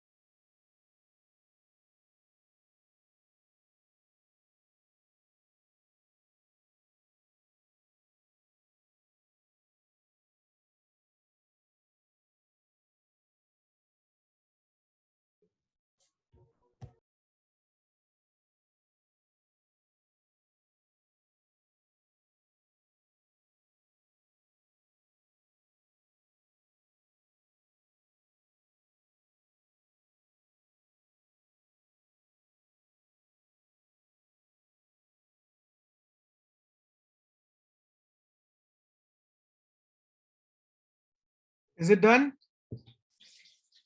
Time's up. Is it done? Yes or no?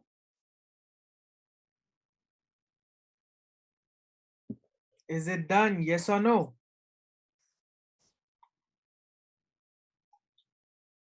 Okay. So let's move on to the next part. Now, this is our area. Okay. And this is a bedroom. Bedroom is good. Bathroom is good. Stories is good. Main road. Okay. Let's come on to the main road. I want to check what are the unique values. What are the unique values in this main road column? Unique values, not number of unique values, but unique values in this main road column. Come on.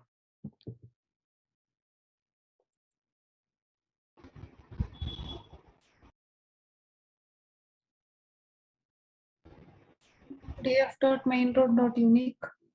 df dot main road dot unique. Okay. Let's see this. We have yes and no. Okay. I want to check how many yes are there and how many no's are there. Value counts. Value count. Then df dot main Main road road dot value counts. value underscore counts.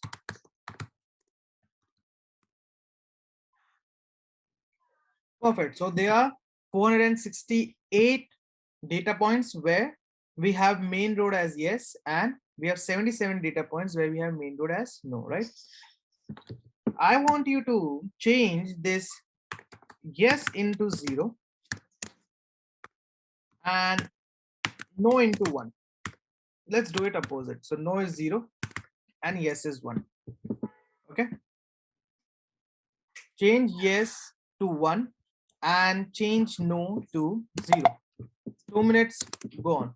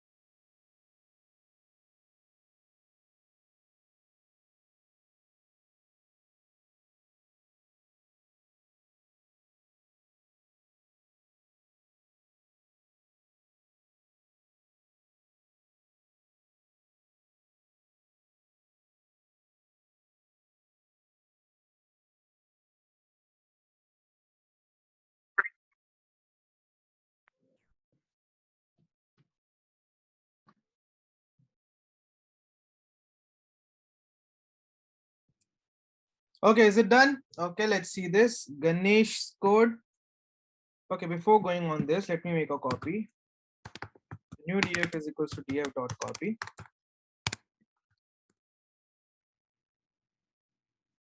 Okay. This is Ganesh's code.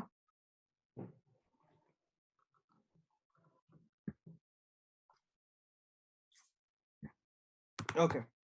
New df, main road. Then you are replacing, okay, yes to 1 and no to 0. Ronak also is doing good. He has used the get underscore dummy function, but it comes under the label encoding part. Okay, when we are going to study about one hot encoding and label encoding, then we're going to study about the get underscore dummies that is offered by pandas. Okay, let's see this whether it will going to do the job or not. Okay, is this a permanent change or a temporary one? Temporary, sir. Temporary one. Okay, so we have 111 100. Okay, let's see the value count for this.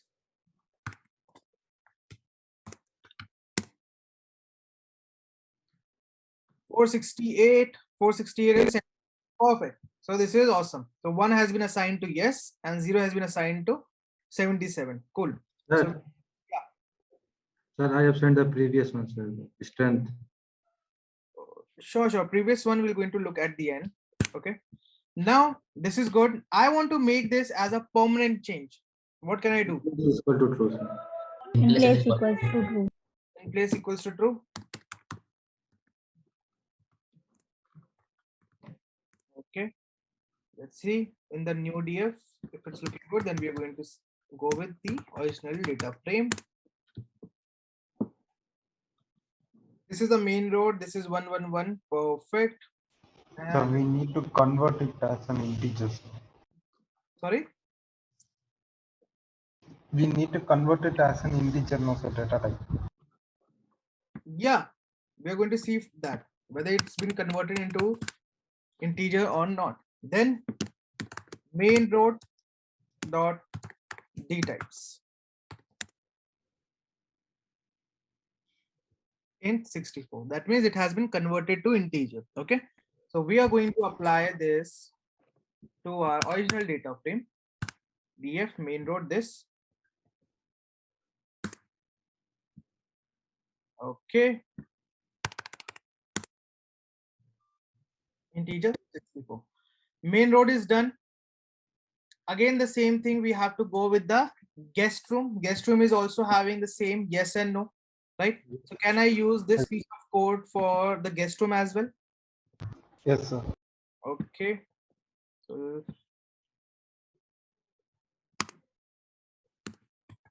main road. This is for the guest room.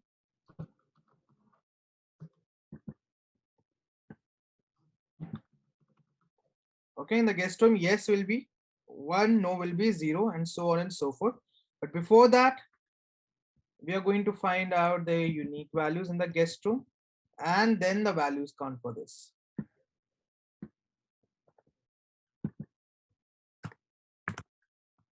Guest room.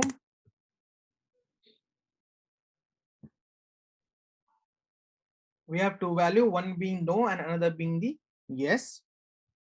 And then we are going to go with the value count.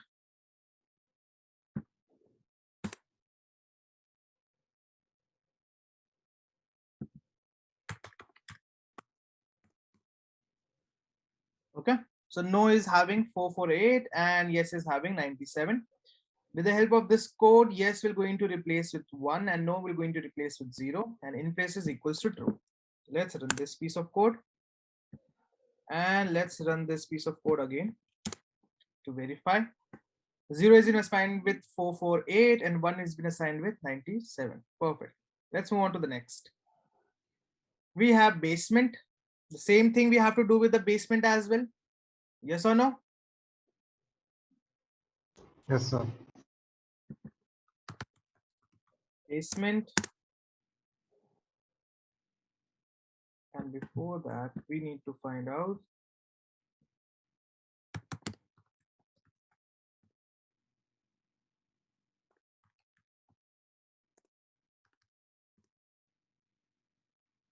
No, yes, and this is for the basement. Let's go with this.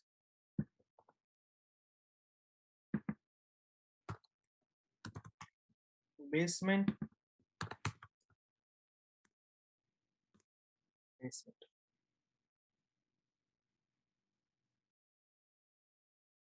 Okay, this is for the basement as well.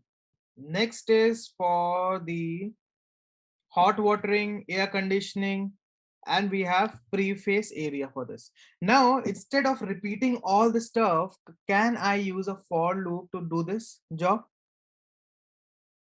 Can I do this? Yes, sir. Okay, let's go with this. Now, basement is done. We have to apply for hot water. We have to apply for air conditioning, and then we have to apply for pre-phase area. Okay, I need to use for loop. Okay, I need to use a for loop so that it will be for I in something something, and then this piece of code will be applied for all the 3 columns. 2 minutes, do this. Are you clear with the question? Are you guys clear with the question? Yes or no? Repeat again, please. Okay, so over here, if you see, we are done with the main road, guest room, and basement. Okay, so main road, guest room, and basement were having only 2 values, yes and no. Similarly, we have hot water heating, we have air conditioning, and then we have pre-phase area. Okay, now these 3 are also having yes, no, yes, no, yes, no. So one way is repeating the same code, but if we are repeating the same code, that means we are consuming a lot of time, we are consuming a lot of computation power, right?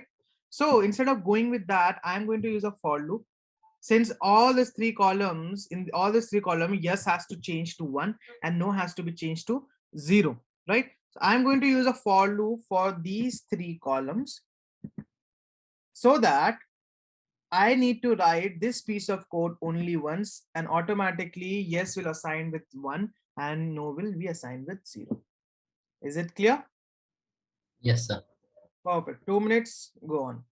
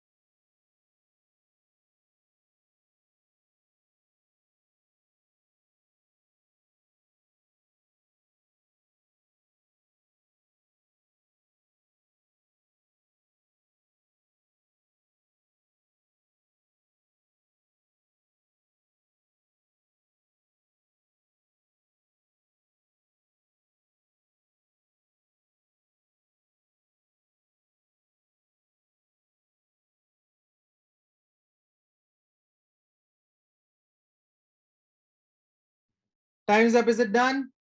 Let's see this. Nope, wrong code. This is absolutely wrong. Is it done? Is it done? Yes or no? Okay. Let's go with this approach only then. We have basement. So Yeah. the same code which is sent in the chat group, can we use the zip function?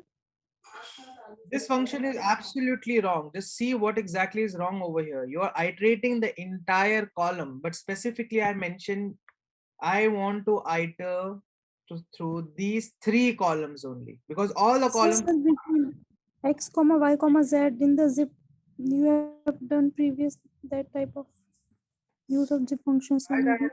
You need to try that. If it's working, then it's good. But the code that has been sent on the chat section is absolutely wrong, because you're iterating to all the columns, and all the columns are not having yes and no's, right? So that's why I've told you for the specific column. Okay.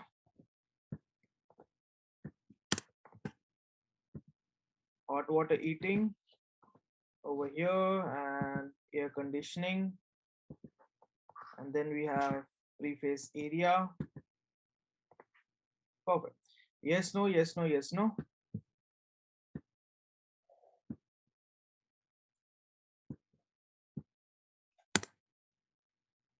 This is done. This is done. And this is done. Perfect. This is also wrong, Yash. You're iterating through the 3 columns, and then you are saying df.replace. But what exactly you want to do? You are doing df.replace. Let me show this piece of code. See, this is absolutely wrong, right? df.replace. I'm not doing this. I'm not doing this df.replace over here. I've only asked to provide this for this specific column, where you need to change this yes to 1 and no to 0, because in this 3 column I know they are yes and they are no, right? In different column there might be some different value. They might be yes, they might be no, they might be something else. Over there as well you are doing the same thing, right? And you are making this change. You are making this change in the entire data set. You are making this change in the entire data set, whereas the question was to make the change in these 3 respective columns. Yes or no? Okay, let me do this and let's see our data.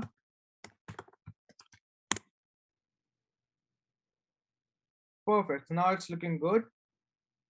This is good. This is good. So now we are having the last part. The last column is left. Now let's see what are the unique values and what are the number of unique values or strength of those unique values. Okay, so let's go with this. Df dot punishing status dot unique. Okay, so they are furnished, semi-furnished, and unfurnished. And again the same thing. Df dot this piece of code value underscore counts. So semi-furnished is having this many, unfurnished, and then we have furnished. Okay.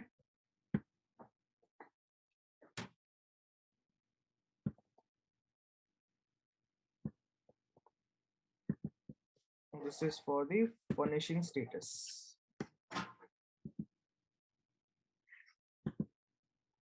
Furnishing status. So we are going to assign furnished as 0. Let's go with unfurnished as 0, furnished as 1, and semi-furnished as 2. So unfurnished, furnished,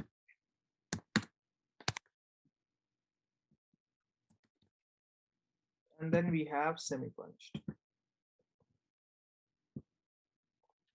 Is this good? Yes or no? Yes, sir. Okay, so let's run this. And now if we see our DF, perfect. So all the things are now in the numerical form. So let's write some of the observation that we have noticed when we were analyzing the data set, right? Sir, can you please scroll up a bit?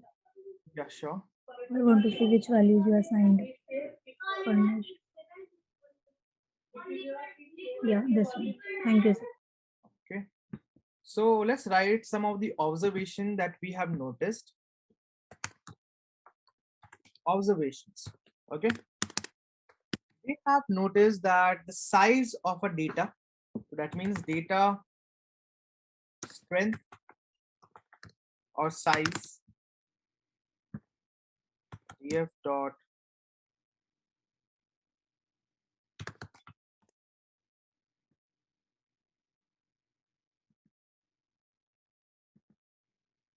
that means we have these many data points. Second, number of random variables. What are the number of random variables we have? Any idea? Any idea? Number of random variables? How many random? 12. How many random variables are there? How many random 12. variables are there? 12. 12. 11, sir. How 11. many random variables are there? Sir, independent variables. 11. You mean? Let me ask it again. How many random variables are there in a data set? Number of columns minus 1. Why 1? So because price is a target variable. It's a number of Random variables. I'm asking about random variables, not the features, not the target. Random variable. What is a random variable? A so variable? nothing. Nothing. A random variable is a variable that stores the data, right? And that data could be of any form. So how many random variables are there in this entire data set? How many random variables are there in this entire data set? 13, sir. 5 30. for 13, exactly. 13 random variables. Price is one random variable, area is one random variable, bedrooms is one random variable, and so on and so forth, because this stores the data. Okay. And further classify random variables have independent variables and the dependent variables. Right? I haven't asked for how many independent variables are there. If I would have asked, then what will be the answer? How many independent variables are there? 12. 12, right? And how many dependent variable we have? 1. One. That is price. Okay. And how many random variables are there? We have 13 random variables. This is a random variable. This is a random variable. Everything over here, all the columns over here is known as a random variable. And then random variable is been furthermore classified into independent variable and dependent variable. Independent variable means the features and dependent variable means the target value or target variable. Is this clear? Is this clear? Yes, sir. Okay. Any other observation that you have noticed so far? Any other observation can you make? Any other thing that you have noticed about the data set? Okay. One is that none of the columns contains Having the null value. null values. None of the columns contains null values, right? Another thing that we have seen, All of them are integers. oh, all of them were not integer. Columns, something, something, something has numerical values.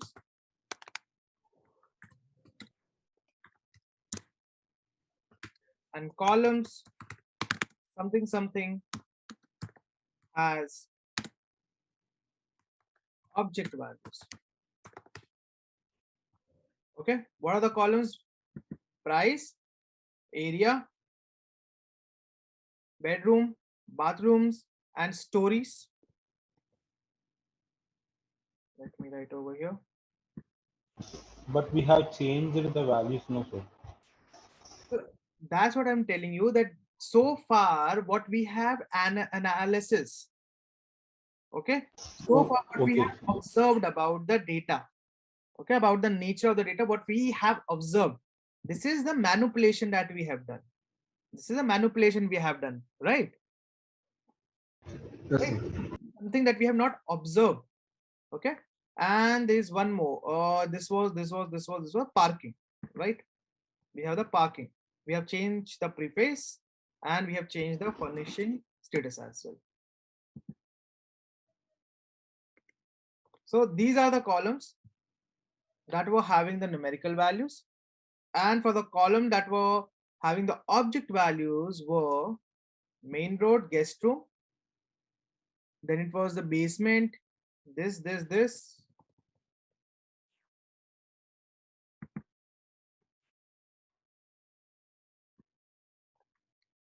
and we have preface and we have furnishing status.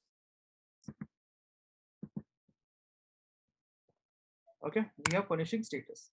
So these are something that we have noticed so far. Observation, right? Okay. Yes, sir. And now the manipulation that we have done so far. Manipulation that we have done so far. What we have done?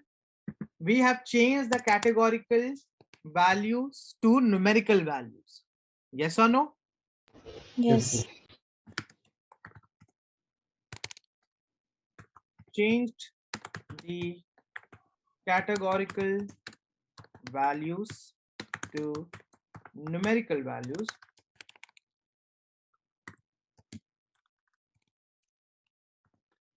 Numerical values for the columns,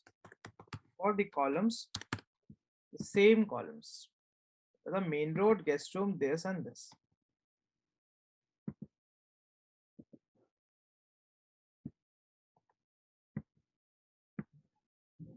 Is this clear? Is this clear? This Yes, is the sir. observation and this is the manipulation that we have done so far. Clear? Clear? Yes. Okay. Now I want to see, since all the we have changed all the categorical variable into the numerical variable. I want to see whether the data types has already been changed or not. How can we do that?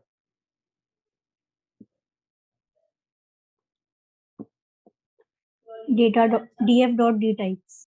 Perfect. df dot d types.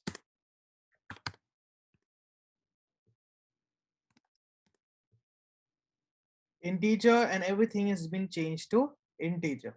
Okay. If they are in the numerical form, if any column would have having the float as a d type, but the values over here will be in a form of integer, then you need to convert that from float to integer. Always remember this thing. Okay, it should not like that. Okay, float is also numeric form, let's go with float. Okay, perfect, you can go with float, but you have to make sure that at least some of the value should be in the floating point. If the values are not in the floating point, but still a d type has been given to it as float, then you have to change it from float to integer. Is this clear to all of you? Yes, sir. Okay, perfect. So d type has been done. I want to check the what this is, statistical information. How can I do that? df.describe. Describe. df dot describe. Perfect. So we have the price, areas, and all these columns, and we have the describe, right? For some of the categorical variable, the describe will be almost approximately same. Okay, let's see about this one. We have done with the main road. Okay, in the main road, if you see, minimum is 0 and the maximum is 1. 25% is 1, 50% is 1, 75% is 1 over here. standard deviation is this, and mean is this, so on and so forth. So with this, you can easily find out all the statistical information if you want to go ahead with that. But now the main motive is to find out the house prediction. Okay. So we have to make sure that we're going to include the features. We have to study about the feature, that are these features are having any impact on the price or not. If they're having, we want to see the strength. Okay. If they're not having, we want to see their strength as well. So which concept will going to help us in understanding the relationship between the independent variable and dependent variable? Correlation. Correlation. Exactly. So I want to see the correlation of all this data set. How can I do that? df.core. df.core. df.core function. It will going to give me this part. But this is all the data part and all that. This is still no. It's looking embarrassing for those people who are not familiar with the code and all that. So it's better we can plot a graph in which we can easily put all the correlation and we can explain it. So which map or graph will be the best for this situation? Heat map, sir. Heat map. Exactly. Heat map. So let's say plt dot The SMS dot heat map. yeah, let me set the size. Fixed size equals to 10 cross 10. Okay. Yeah, now tell me. SNS dot heat map. SNS dot heat map, then df.core. df.core. That's it. Sir. Not exactly. If you're not giving the not, you will not going to get the value. And not equals to true. And if you want to set any color, you can set with CMap. I'm going to go with greens. Oh, what is this? Must pass 2D input, and this is okay. plt.figure, fig size is equal to 10 cross 10. So correlation should have bracket. Yes, sir. Brackets. Perfect. So this is looking good, right? It is looking good as compared to this data. Okay. So this is our price section. And over here, we are having all the areas, bedrooms, and all this part. So if we check for the area, and if we check for the price, we are getting 0.54. 0.54. That means a moderate positive correlation has been experienced over here, right? Yes. Getting this or not? This is a moderate, right? Yes, sir. Okay. Then if we go on for the bedrooms, over here, a low positive correlation can be observed. 0.37. It's a low positive. Is it a low positive or is it a high positive? Low positive. Low positive, right? Then we have bedrooms. This is also moderate. This is also moderate. What is this? Stories. It is also moderate. This is also approximately a low. Main road is low. This is low. Guest room. This is also low. What is this? Basement. This is extremely low. Yes or no? This feature, the correlation between this feature and this feature is extremely low. So if we see over here, hot water heating, that means customer who tends to buy the house doesn't give much importance to this feature.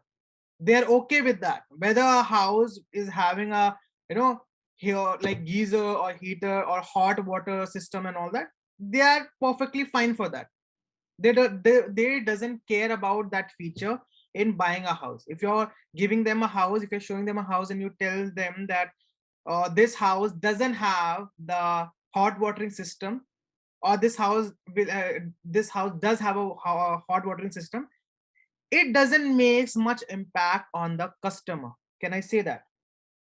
Yes, sir. Yes, sir. Okay. This is how you have to read about the relationship. So with the help of this, we can find out that if we include this feature or we don't include this feature, doesn't matter, because customer will definitely not going to buy this house on the basis of whether the house is having a hot water system or not. Okay, but if you see air conditioning, then its relationship is much more higher than the hot water system. That means if you are providing a good air conditioning instead of this hot water system, definitely it will going to impact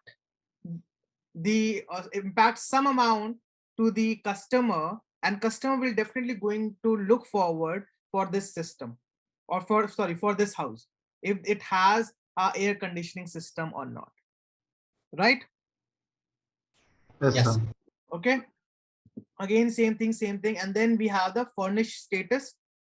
We have the furnishing status. This is also not extremely, but a low positive correlation.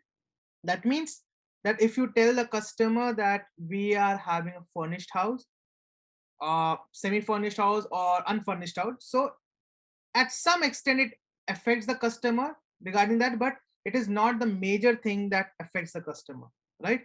So the top two feature that affects the price of the house is the area, and then it is the bathrooms or bedrooms, bathrooms.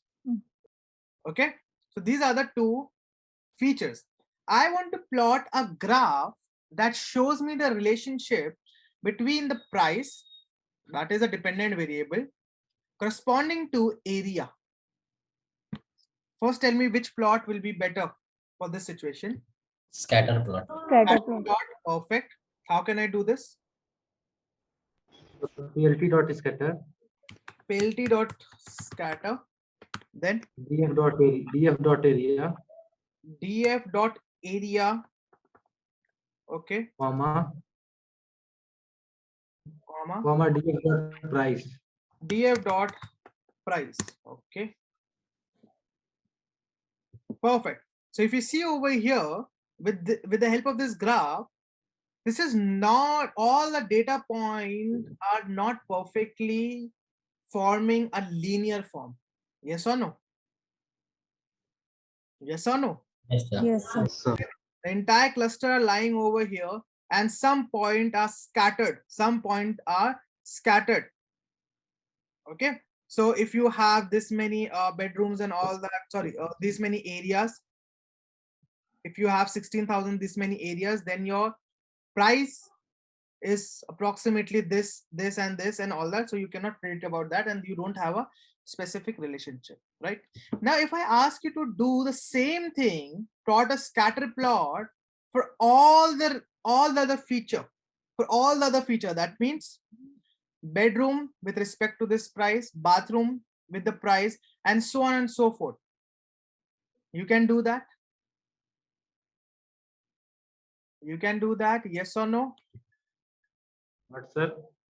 If I ask you, you need to plot the scatter plot for all the features with respect to the price. That means currently you have plotted area versus price. I want you to plot bedroom versus price, bathroom versus price, and all the other features with price. Can you do that? Yes, sir. So that will be a huge lot of time consuming, right? Suppose you have 20 feature, 30 features, so you have to do the same thing over and over again, right? So to tackle this situation, we have a pair plot. Pair plot, you just need to pass on the data frame, and this pair plot will going to give you the relation between, it will going to show you the exact same chart, but instead of this value, it will going to give you a graph. It will going to show you a graph. Let me show you this. You need to go sns.pairplot. Okay, and then you have to pass the data frame, and that's it. And let's see, you will be getting all the graphs in this pair plot. It will exactly be same as the correlation graph. but instead of the strength, it will be the graphs. Let's see this.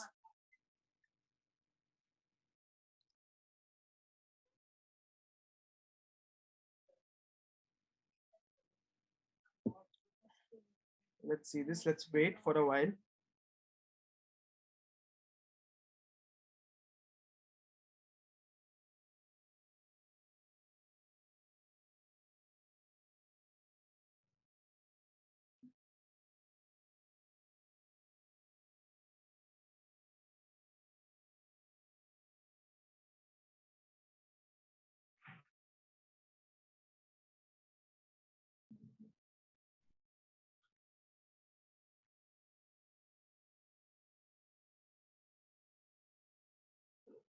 Why this take so much of time?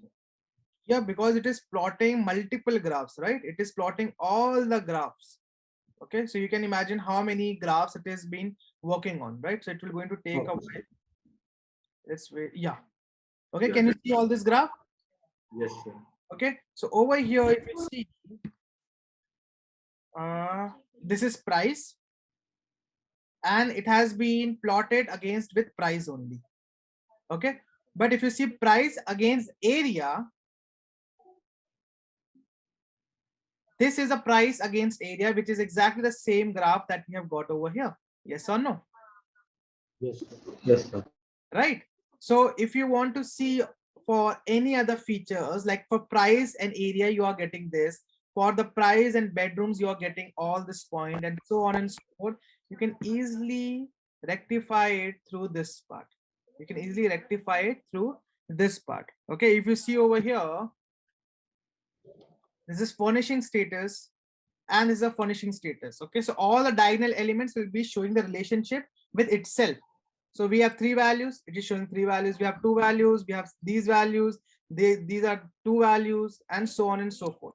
So these diagonals are representing this one part, all this one, because the relationship between the feature with respect to itself will always be one. Okay, so instead of plotting each graph or showing all the correlation one by one, you can use pair plot to show the relationship. Is it clear? Yes, sir. Okay. Yes, sir. Perfect. Now over here we can simply see that there are a lot of outliers as well. There are a lot of outliers as well. Yes or no? Yes, sir. Yes, sir. Okay, on the x-axis, is it the area or is it the price? Sir, area, sir. Area, and this is the price, right? So it is saying that when my area was 16,000 square feet or something, my price was approximately, it was lying over here. Okay, this is the first case. Second case, if my area is just slightly greater than that, then my price is showing like this. This is absolutely indifferent. This is absolutely indifferent, right? If a house is having an area, suppose as 16 feet, let's suppose this is a hypothetical case, 16 feet, and I'm saying the price is 100 rupees, let's say. Okay, now if I say if my area is 16.5 feet, the price is 10,000. So if you see, only the 0.5 feet is increased, but there's a huge difference in the price. Yes or no? Which doesn't make any sense. It totally doesn't make any sense. Yes or no? Yes, sir. Right? That's what we can easily see over here. This is an outlier. These are the outliers. Okay, so a lot of clusters are forming their base over here, and these are all the outliers that are indifferent. Okay, we're going to check whether we are right or wrong. So which plot is best to check for the outliers? Box plot. Box plot, exactly. So let's let me figure the size. Fixed size, it should be 50 cross 50. Okay, df dot box plot.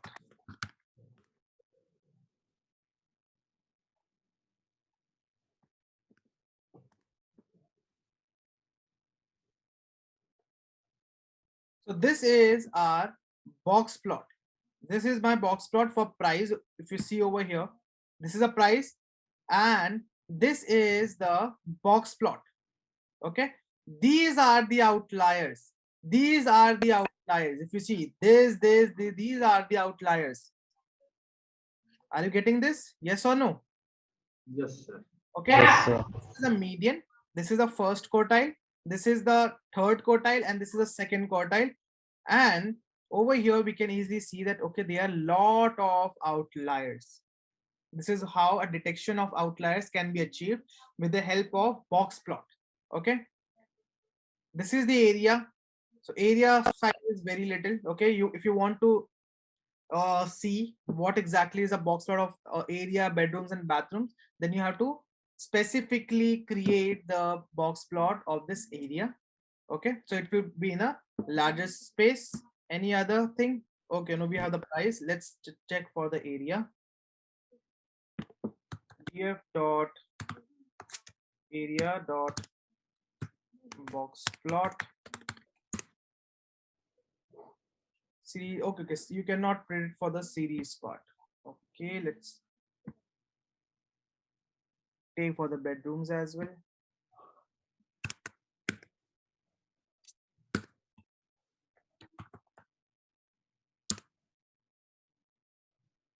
No, the areas of the object are in the columns. Let me check this areas and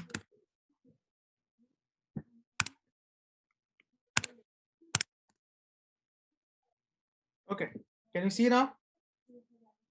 Can you see this? Yes or no? Yes, sir. Okay. Over here, the price. Over here, it is specifically denoting over the price because the value of price is huge. Value of price is huge as compared to all the values of areas, bedrooms, and all this, right? Because all the values are between 0, 1, and 2 only for most of them. Yes or no? Yes, sir. Right? And for the price, it is touching to the crores and all that. That's why if you're going to plot the box plot, you will be getting a great result for the price part. But for other columns, it will going to show you a negligible result because it is very difficult to plot to see the box plot of these values corresponding to this price value. But this is how you can check for the individual values. Over here as well, these are all the outliers. That means the area, the value of area, if you see this is 10,000, approximately 10,500 or something. After that, there are all the outliers. Getting this one? Yes, sir. Yes, sir. So in the upcoming time, we're going to check how we are going to remove the outliers using the z-square. Today we are going to consider this in the maybe in the decision tree or the random forest. Okay, we're going to remove all the outliers using the z-square. We have seen the formula of z-square. Yes or no? Yes or no? Yes, sir. What is the formula of z-square? Anyone? Come on, tell me. What's the formula of z-square? Sorry, was the formula of z-test? Yeah, z-square or g-score or z-test? Tell me. Formula of z-test or z-score for the outlier detection. Tell me. Come on, tell me. We have studied this.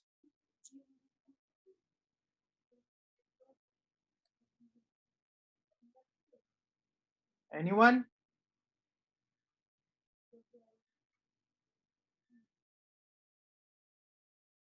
No one? Okay. So this is how observation minus the mean and then the standard deviation. Perfect. So it is the observation. Let me copy this and paste this over here. The observation, then the minus the mean, and then the standard deviation. This should be observation. Okay. That means data value, or you can say data value or something, right? If you use this formula, you can easily find out what are the outliers and what are not the outliers. Okay, so in this area there might be some values. Okay, you need to find out the mean of those values. You need to find the standard deviation of the entire values for this area, and then you have to iterate. So the value, this will be I, this will be the mean of entire column, that is the area, and this will be the standard deviation of the area. Yes or no? Yes or no? Can you repeat, sir, please? This will be I, that means all the values in this area, okay, in this area column that you are iterating, minus mean of area, okay, then you will do the division, the whole divided by this, the standard deviation of the area. Is this clear? This is what we have seen, right? So in the upcoming time, we're going to use z-square to detect what all values are the outliers, and then we are going to remove all the other values which are not a part of those group where majority of the data points occur. Okay, so over here this is an outlier. Similarly, in the bedrooms there is no outliers. In the bedrooms there is no outliers. In the bathroom, I think there are some outliers in the bedrooms as well. Let's check this.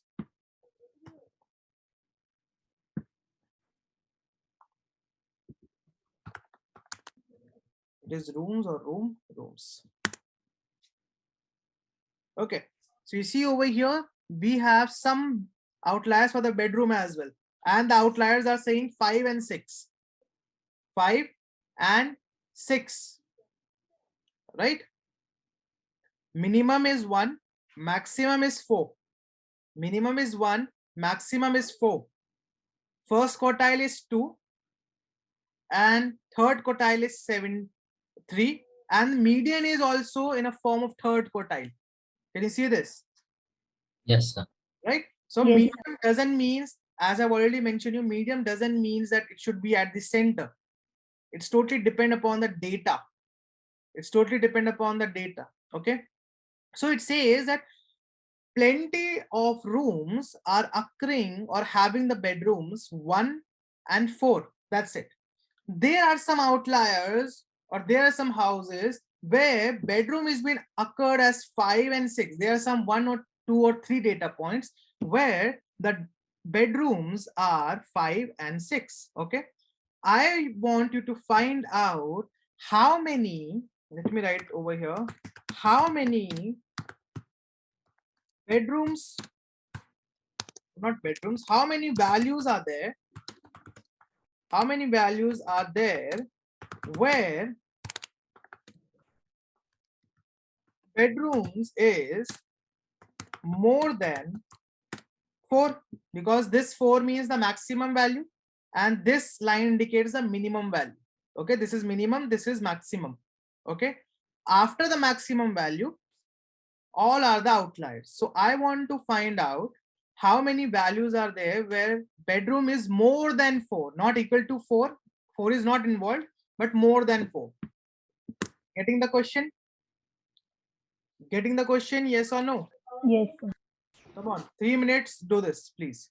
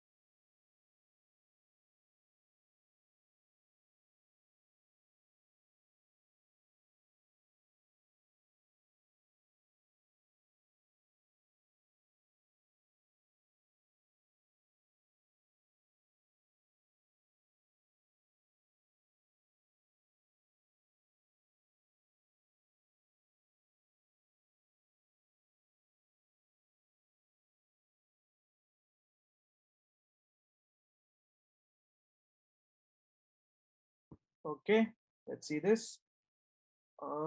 Ganesh. Okay, let's see Ganesh's code. df.bedrooms location where the df.bedrooms are greater than 4 and you are doing the sum. Let's check this. Okay, this is good. Okay, Ronak is using the for loop. Don't try to use for loop when you can do like this. Okay, so if you're using the for loop, you will be getting the answer, but you are consuming more space over here. Okay, perfect. So among 558 or something of data, there are 62 data points. There are 62 data points that are consuming this part. Okay, that are consuming this part. That means apart from this 500 data points, for all the 500 data points, the bedroom lies between 1 to 4. Yes or no? Yes or no? Yes, sir. Yes, Okay. sir. So it lies between 1 to 4. Yeah. I'm getting 12 as the answer. You are getting 12 as the answer. Let me try others code. Let's try Tarang's code. 62. Okay, it's 12. Let's try Ronak's code.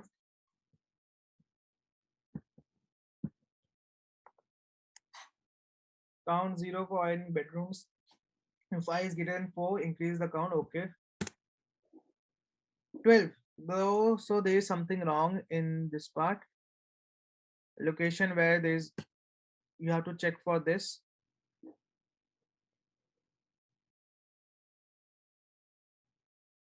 Okay. So Ganesh has done this thing, I think. Let me remove this sum.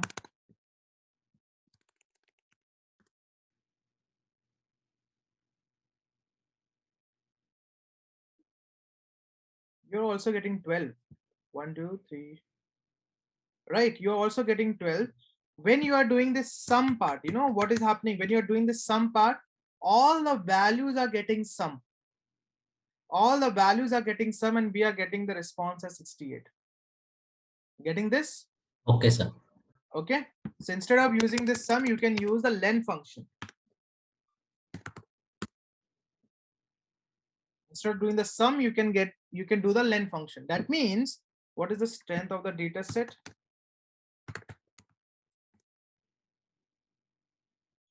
That means 545. Among 545, there are only 12 data points. That means this is not the frequent value. This is not the frequent value. Yes or no? Getting the value of bedroom as 5 and 6, it's not a frequent value. Getting the point? Yes, sir. Yes, sir. Unique value. It is a rare case where you will be getting the bedroom as 5 or 6. Other than that, you are getting all the cases between these 1 and 4. The range is 1 and 4. That means 6 and 5. This 6 and 5 are the outliers. This doesn't mean that you need to delete all the data where the outliers is 6 and 5. Does this mean like this? Yes or no? Does it mean that suppose if the outlier 5 and 6 are the outliers, so let's delete all the data points where bedrooms are 5 and 6?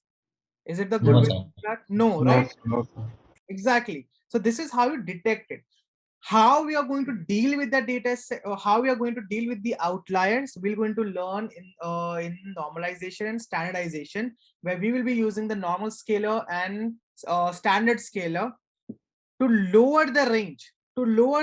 So this data set, so these outliers will going to come inside this range, and then we will not going to have any data points.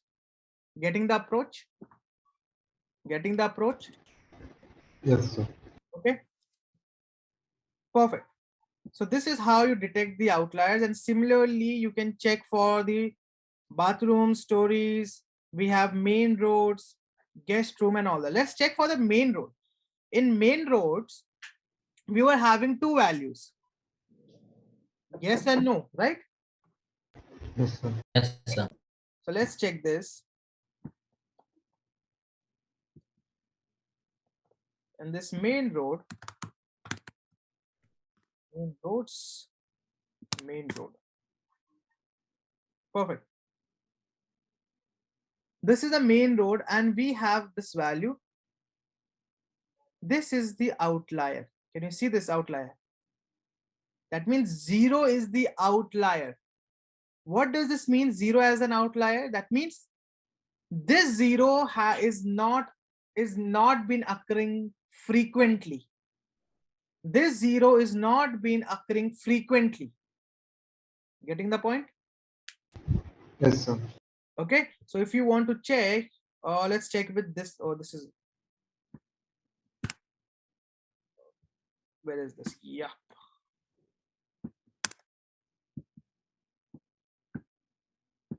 Okay, if you want to check, either you can go with this part or you can check the value count for the no part. Okay, let's go with this part. This is for the main road, so let's change this to main road. And what will be the condition? What will be the condition? Lesser N than not 1. equal 0. Either it could be equal to 0. This can be one condition. Yes or no? Yes, sir. Yes. What's the second condition? Greater than? Not equal to 1. Less than 1. Less than 1, not equal to 1. Yes or no? Yes, sir. Yes, sir. Let's see this. So we have 77 data points. That means among 545 data points, 77 are there where no is occurring, or that is 0 has been occurred, right? So this is not a frequent manner. Data are not occurring frequently. Getting this? Yes, sir. Data are not occurring frequently, right? So that's why it is treating 0 as an outlier. It is treating 0 as an outlier. Okay, and similarly, if you want, you can check for all the other part as well. Basement is good. Same goes with hot water heating. Then we have preface, and furnished status is not having, because all the values in this furnishing status were equalized. That means they are frequently occurred. Okay, now let me show you the histogram for the price section. SNS dot hist plot df dot price. Let's plot this. Okay, can you see this? Let me copy this image.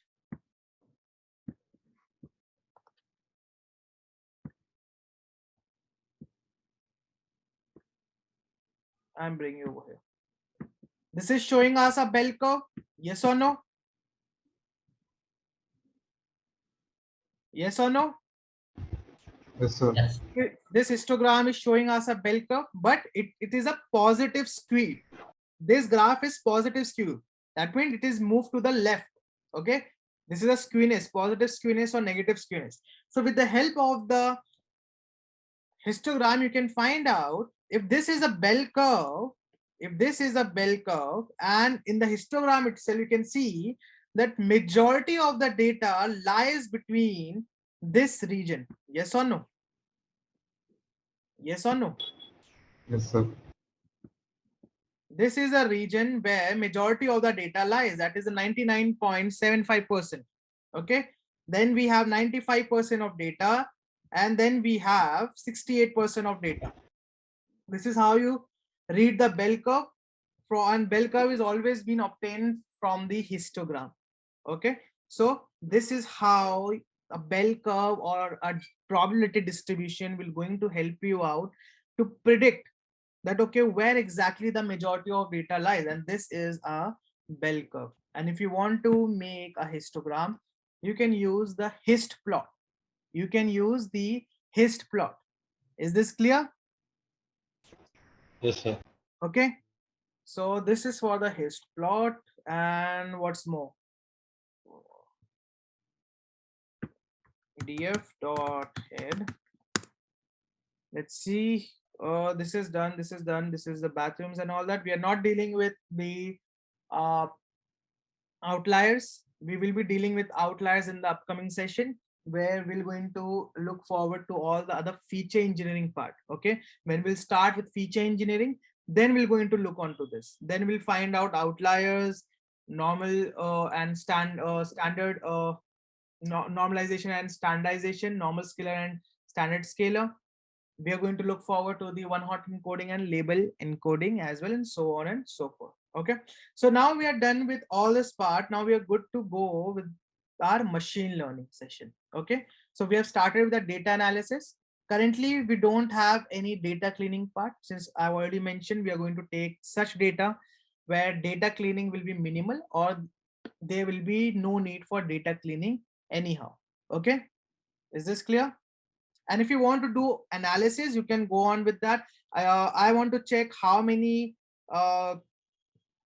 basement. In this basement we have two categories, yes or no? One is the yes and another is no, right? Yes or Yes, no? sir. I want to check in a form of graph, show me the strength of yes and show me the strength of no. That is, show me the strength of 1 and show me the strength of 0. Which graph will be better to express this kind of situation? Bar graph. Bar graph. Exactly. So tell me, what should I write?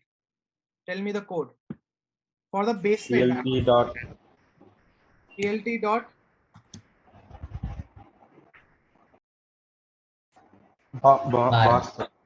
bar, then Uh,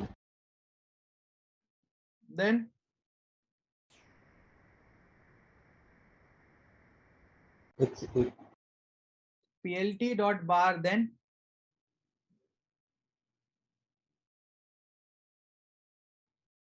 Sir, won't histogram work? sorry, Histogram? how histogram work? Uh, uh, with okay. What's the question? I didn't get that. Can we use histogram instead of bar graph? Like, No, you cannot use the histogram, because histogram is for the frequency part. Okay, okay. histogram is not for the showing the strength of that. There's a huge difference between histogram and bar graph, bar plot. Histogram is a form of bar plot, but it focuses on the frequency. If you see, we are getting each thing in a form of frequency, right? And the bar graph, if you see, bar graph will always going to have a space in between. It will never be a joint part. And over here, it is always joint, and it shows the frequency. Okay. Okay. Basement dot values and plot. Okay, let's go with this code.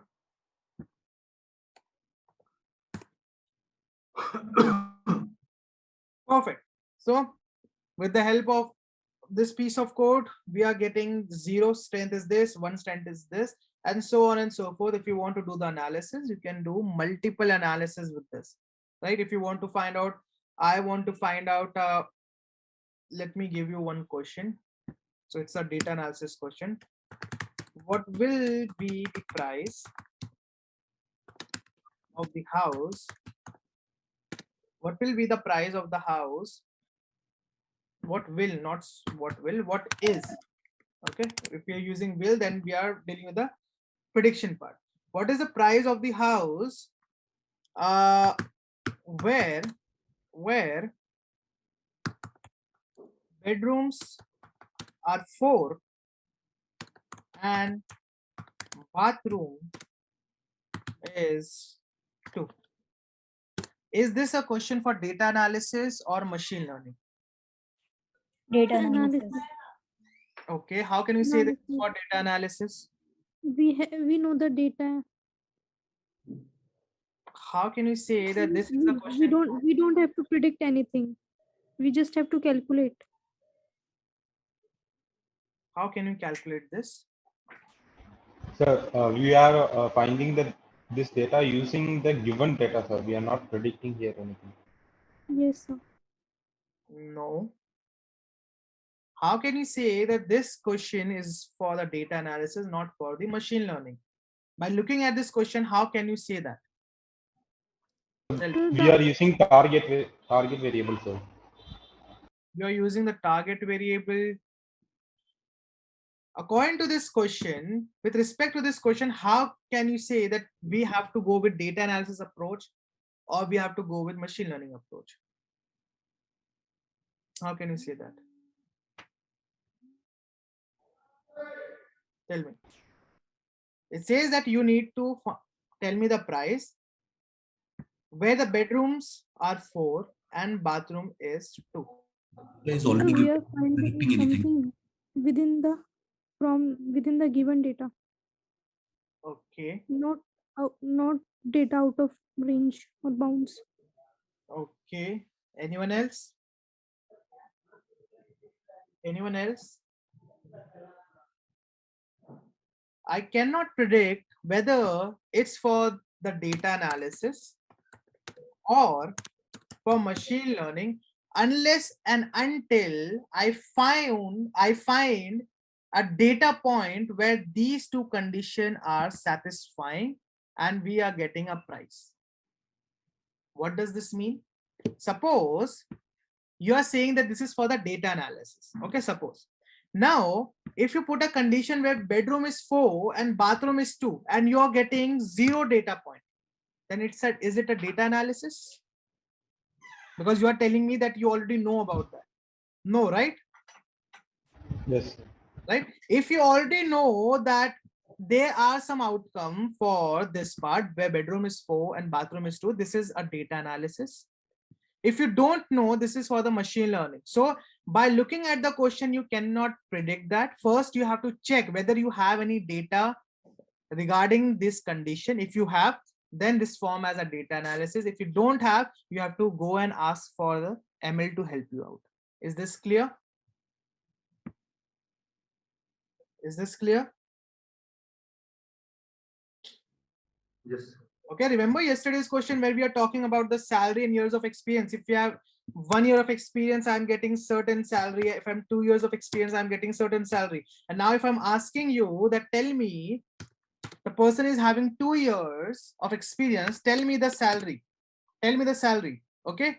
Now this was the part of data analysis because we already have such kind of data exist in our database or data set and all that, right? If I ask you 3, then you will say that no, this is the question of ML. How you are telling me that this is a question of ML or this is a question of data analysis? Because first you are checking in your data set whether any information exists corresponding to this situation or not. Then only you can tell me whether it's a data analysis or machine learning. Yes or no? Yes, sir. Right? So for this question, you have to first check whether you have any data. Do you have any data regarding this? If you have, then perfectly fine, then data analysis will going to help you out. If you don't have any data, then you have to go with machine learning. Getting the difference, getting the point, yes or no? Getting this? Yes, sir. Okay, so tell me the price, because it may happens we have multiple prices. Okay, we have multiple prices. So show me all the data points where the bedrooms are 4 and at the same time bathroom is 2. Got the question? Got the question? Yes or no? Yes, sir. Yes. Go on, 2 minutes. Show all the data points where bedrooms are 4 and bathroom is 2. Go.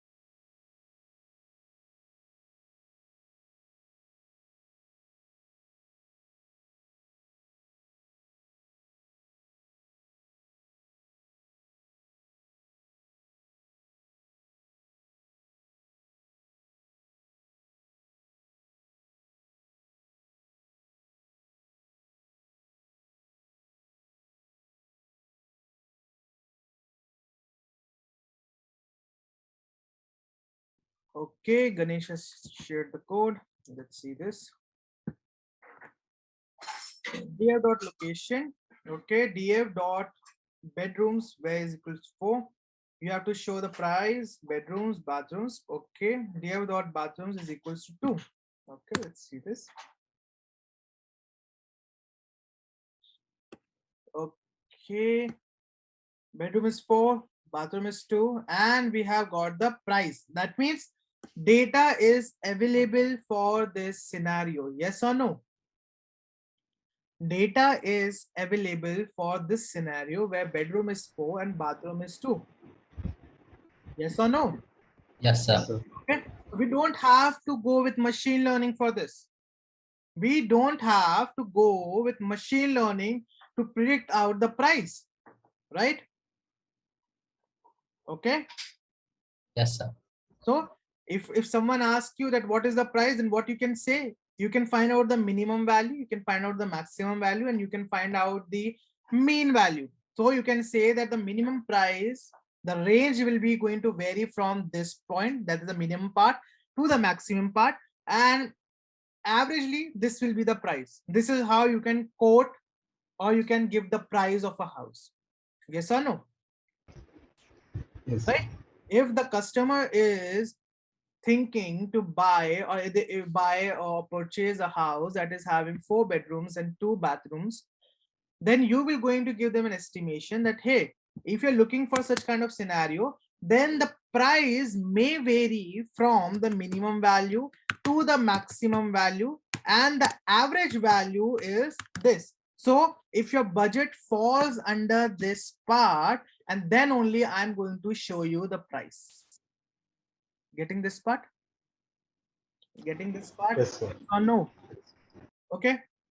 This is how you can do all the analysis. If you want, you can go anything to that as well. Suppose customer wants a 0. Oh, sorry, customer don't want any hot water heating and all that. Then you can predict out the price as well from the current data. Okay. So what you have to do, you can create multiple inputs. You know how to create user inputs, right? User will going to give you the value for the area they are looking for, bedrooms they are looking for, bathrooms they are looking for, and all that, and you will going to give them a price. Very simple. Very simple. Yes or no? Yes, sir. Okay. Yes, sir. What I want you to do for this project is that today we are going to create a model. Okay. In that model, currently, if you are giving some inappropriate data to if you're giving some inappropriate data to the data analysis, if the data is not available, then you will be getting zero data. That means no data will be shown up. But in the case of machine learning, it will be not happen that you will getting a 0 or you will getting a null data. You will always going to get an output. Yes or no? Yes, sir. Okay, you will always going to get an output. So what I want you to do, it will hardly cost you around 2 hours, 1 to 2 hours. That's it. Go on. Today we are going to create one model, house model, that will going to take a lot of inputs about the areas, about the bedrooms, bathrooms, and all that, and it will going to give us the price. Okay. What I want you to do is learn about Flask and create a simple web page. Create a simple web page and give the box. Suppose this is input 1, this is input 2, 3 and 4 and so forth, and this is a submit button. Let's suppose this is a submit button. Okay. So what will going to happen? User will come up. User will say, okay, this is for the area. I'm going to put some area. I'm going to put some bedrooms and all that. Okay, and all that. And as soon as the user will going to hit on this submit button, all the information from this part will going to transfer to this model. Model will going to give you some output, and you have to show this output over here.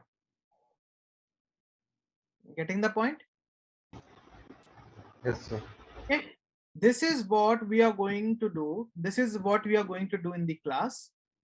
And this is what I want you to do for your project. This is entire the data science project. If you say you have done some data science project. This is how a data science project looks. This is how a machine learning project looks. This is a machine learning project, and this entirely is a data science project, because in this part you're using web servers, you're using either you're using front end or back end. For that you are using machine learning concept as well. So this is a data science project.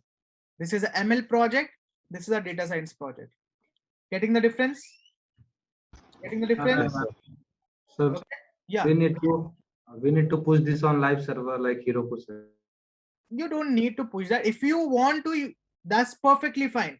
If you can do that, awesome. So if you will going to mention that on your resume, and the invigilator or the interviewer will going to hit on that link and they can see that, it will going to act as a positive impact. Always remember this. If you can do that, you should try to do that. If you're not able to, not an issue, but definitely you should try You can to do it. okay, try to do it. Everyone, can you do that? Of course. Okay. And for the hosting part and all that, it will going to cost you 0 rupees. Okay, Sir, don't on Heroku. on Heroku, Python anyway, GitHub pages, Netlify, it will going to cost you 0 rupees. Okay, so you can easily do GitHub that. page is static, sir. So, Sorry. so GitHub pages is static, sir.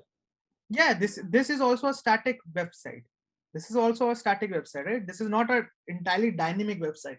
You're just taking the input and giving the output, a static one, not that much complicated. Okay, just do that, and it will definitely going to add some value. Let me show you one of my project. This is one of my project that I have hosted on Heroku. Can you see this? So this is a data analysis project. So the data set that I have used for this contains more than 2.9 lakhs of data points. Okay, more than 2.9 lakhs of data points. This project I have done last year during August, if I believe so. Okay, you can host it on Heroku, and you can give this link to your user. Sorry, you can mention it on your resume, or you can give it to your interviewer. They can simply come up over here and they can see, okay, this is your project. Instead of showing them the code, which is absolutely boring and nobody will going to look onto that code, show them this part. This will look and going to make a lot of sense. Okay, if you want to add a drop down, you can add a drop down as well. That suppose this is for the bedrooms. How many bedrooms? 1 or 2? You can select 2 bedrooms. Okay, so this is a real-time filtering that I have applied over here, and you can select for the years and all that. So it will going to give you all the information about the terrorism attacks that has happened in the entire world. And over here as well, there are a lot of outliers. Over here as well, there are a lot of outliers. Okay, if I show you some outliers, let me go with this. Let me see any outliers. Okay, it has not been shown right now, but there are some outliers over here, and you can see all this part. For this I have used Dash. Yeah. So for the coding part, we have to use a collab or some other. No, for the analysis, machine learning and all that, you have to use the collab. For the softwares, this is a software, right? This is a web application. You need to use ideally, or you can go with web, or you can go with editors. That is VS Code, PyCharm and all that. So Yeah. how to connect this front end and back end? If you're using Flask, you just have to create a front end first. Let's suppose this is a front end.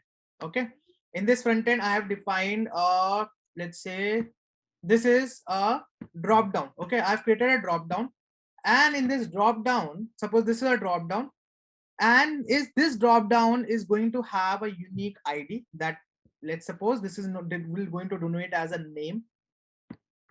Name is equals to something. This will always be unique. This will always be unique. Let's suppose the name is hello. Let's suppose. Okay, now I am having a file main.py. Okay, in this part I'm going to say you have to look to this front end. I have to give the name of that front end, the template, and you have to look for the variable name that is hello. Hello is unique. Hello is unique because all the name will always be unique. Okay, I'm going to say in this hello, give the data of bedrooms. That means if someone will going to hit on the drop down menu, they will going to see all the data of the bedrooms that are the unique data.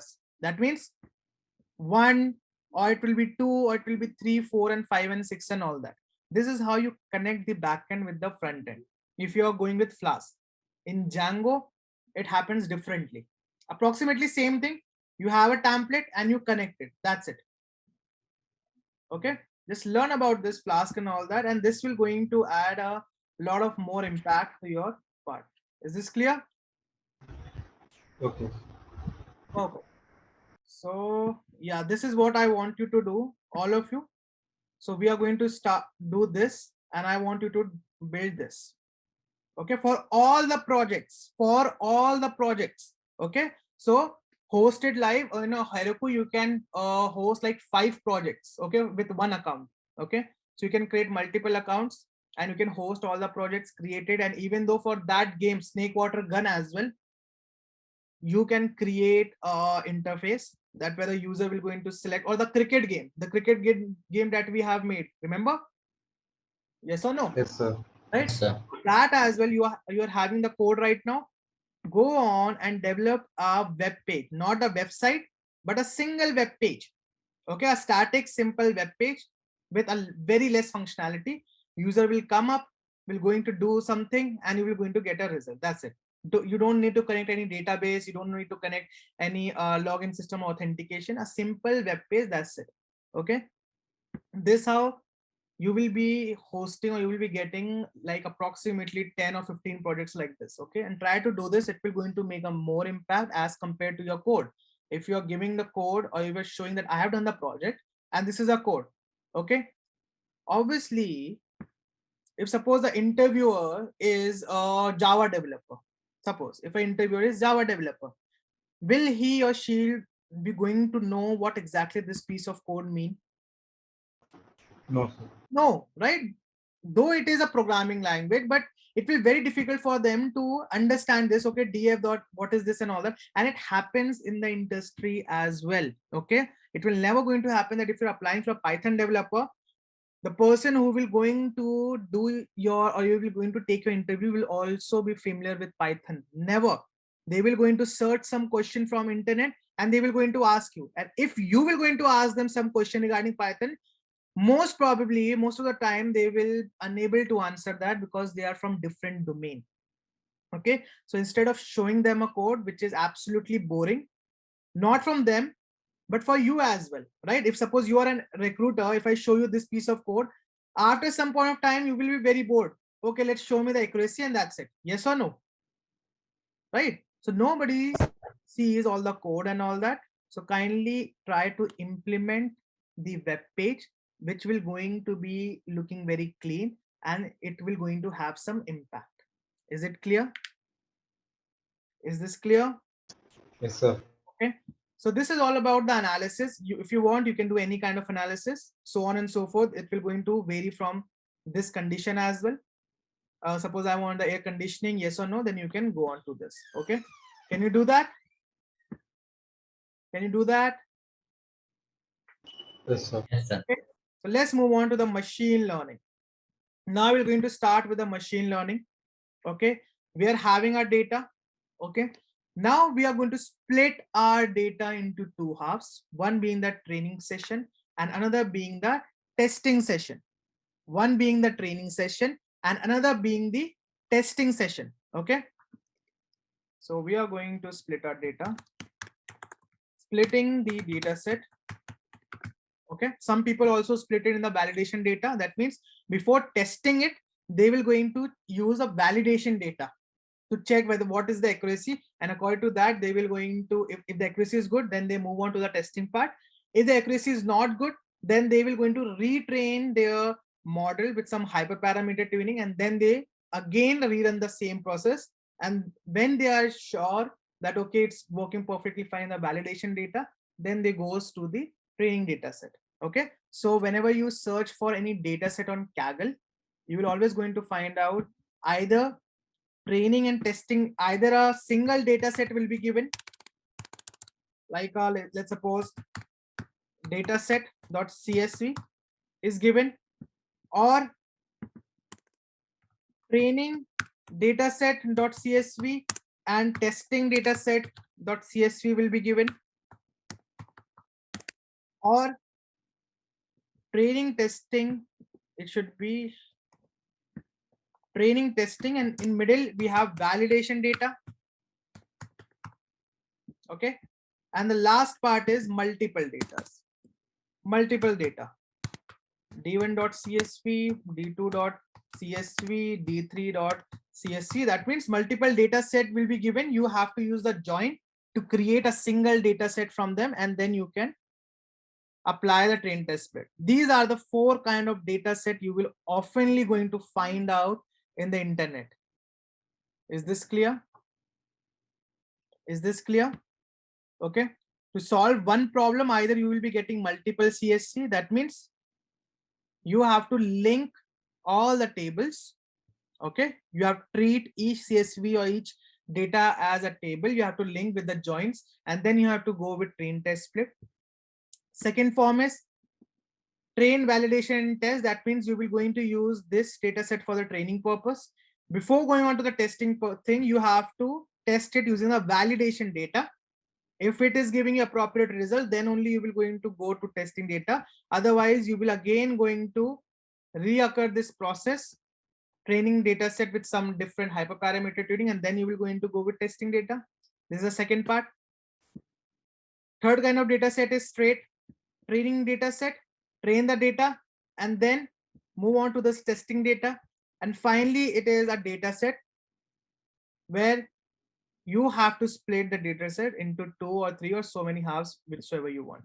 Is this clear? Yes or no? Yes, sir. Among all these 4, which one we are following up? Among this all 4, which one we are following up today? Second one. Tell me. Among all the first one, exactly. First one. Exactly. For the first one, we have only a single data set currently. We are not having any train data set or test data set. Neither we have a validation data set, nor we have multiple data set. We have a single data set. So now we have to convert this. Either we can convert this in this form, or we can convert this into this form, and so on and so forth. Okay. If you want to get a data set, if you want to practice, please go and make your account over here in the kaggle.com. Okay, you can either learn, all the courses are free. If you want to learn, go on to their courses session, and you have multiple courses. And Kaggle is from Google itself. Okay, so Google has acquired this company Kaggle. You have machine learning if you want to learn, pandas, data visualization, SQL, both the basic and the advanced SQL has been given. Anyone who wants to learn about time series data analysis, go with this course. Okay, so you can learn about and can predict the stock markets and all that. Data cleaning course is also been given, so please look on to this. Please look on to this. You have computer vision. If you want to make some deep learning projects, you can go with that. And you have multiple things. You have the reinforcement learning. If you're keen to learn about reinforcement learning, because this is some part we are not going to cover, if you're more keen to learn about this, please go on to this. And I also know that plenty of people have not seen that documentary which I have shared with you. Yes or no? So I have seen. You have seen that, right? Okay, that's nice. Awesome. How was it? Sir, I have seen that whole part, sir. It was learning from its mistakes. Exactly. It was learning from its mistake and how it has done that, right? So please give it a try. Kindly, please give it a shot, everyone. Go to this documentary and please read and please understand about that, what exactly it is going on. Okay, it is a very good documentary. So all the courses over here are free, of course, and you will also going to get a certificate from Kaggle, which you can show it on your LinkedIn. This is one point that I have to again mention. Whatsoever you do, kindly go on to LinkedIn. Doesn't matter it's a small thing or a huge thing, please post it on LinkedIn. By doing it, it oftenly occurs that all the recruiters will going to attract toward your post, that this person is a frequently poster. He is frequently adding something. Let's go on and visit their profile, and this how it will going to give a positive impact. Okay, go on to the course. Then for the data set, click on the data set, and from here you can get any sort of data set, you are looking for any kind of projects. Okay, so you have to search, either you can search for that. Suppose I want to search for Avengers data set. So these are some of the Avengers data set. Avengers face recognition. If you want to make this, you can go ahead with this data set. So over here, this folder contains 50 face images. These are the people. Okay, this is a CNN part. Okay, so you have to make a model. This is a deep learning model where you will going to show the image, and machine will going to tell you whether this image belongs to Captain America, Thor, Hulk, Iron Man, or Black Widow. Okay, so from here you can download it, or if you want, you can create your own notebook. So exactly the same interface will be present over here, like this Colab. Okay, you can, the benefit of Kaggle is that over here you will going to get the data set, and you can work on the notebook itself here. In the Colab, you need to bring your own data set. Either you store it on Drive, or you make it come from any website like GitHub or CSV file and all that, right? Over here, you get a handy file, and you can create a notebook and you can start it out, or you can download the data set. Even though if you want to check, even though you want to learn that how exactly this has to be done, plenty of people have posted their code over here. Just go on to that, and you will going to find all the notebooks, and you can study. See, okay, all the code has been given. So these are the code by people have written, what exactly they have written. They oftenly mention about the comments and all that. Is this clear? Yes or no? See, you are providing this image, and the machine is telling you what kind of image is it. Clear? Okay. Yes, sir. And even though you can take participation in this competitions. So Kaggle offers competition, and the prizes are very huge. Okay, if you are confident that, okay, now I know about machine learning, I know about linear part and all that, linear regression, I can go to this competition. This is an ongoing competition for house prices, advanced regression technique. Click on this, and you can, if you want to join, you can join the competition, and the prize is very high. Okay, like it is somewhat a lot of dollars and all that. So if you want to go, you can join the competition, you can evaluate, you can get the data, and you can start your practice as well. So you are also winning, and you are also learning. Okay, so see, you can see the prize amount. 2 months to go for this competition. The prize amount is $150. Okay, is it clear? Sorry, $150,000, not 1,100. Okay, so these are the prize amount. If you want to go, you can go ahead with all of this part, all of this competition. Kindly try to find out. Over here it's showing knowledge, and knowledge. So that means there is no cash amount, but you are getting knowledge as your price. But these are some of the competition, and over here it's written swag. Okay, so if you want some swags, kindly go on with this part, this competition. With the help of this, you can do everything. So please go and make your account on kaggle.com. It's free of cost, and it will definitely going to help you out a lot. Is this clear? Yes, sir. Okay, perfect. So let's start with the splitting of the data set. Now we have a data set. Yeah. Sir, when we are doing projects for our practice, then what will we use? Collab and other notebooks? You will be using Colab. You will be using Colab. Okay, For at the the project.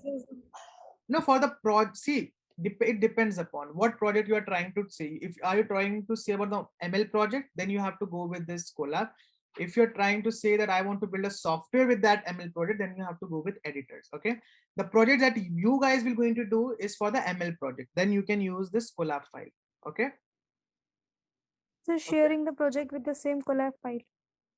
exactly. So at the end of the session, after 4 weeks, I will be giving you two projects. Okay, one for the machine learning, another for the deep learning. You guys will be given a week time. and you have to submit the entire project in the collab form. Okay, and those who will going to submit the file will going to receive the certifications and all those stuffs what the company, what the company has already told you about. So you will going to receive on that basis.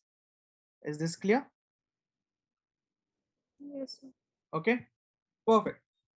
So this is our data set where we have features and where we have some target variables. Okay, let's say suppose this is a target variable on the right hand side.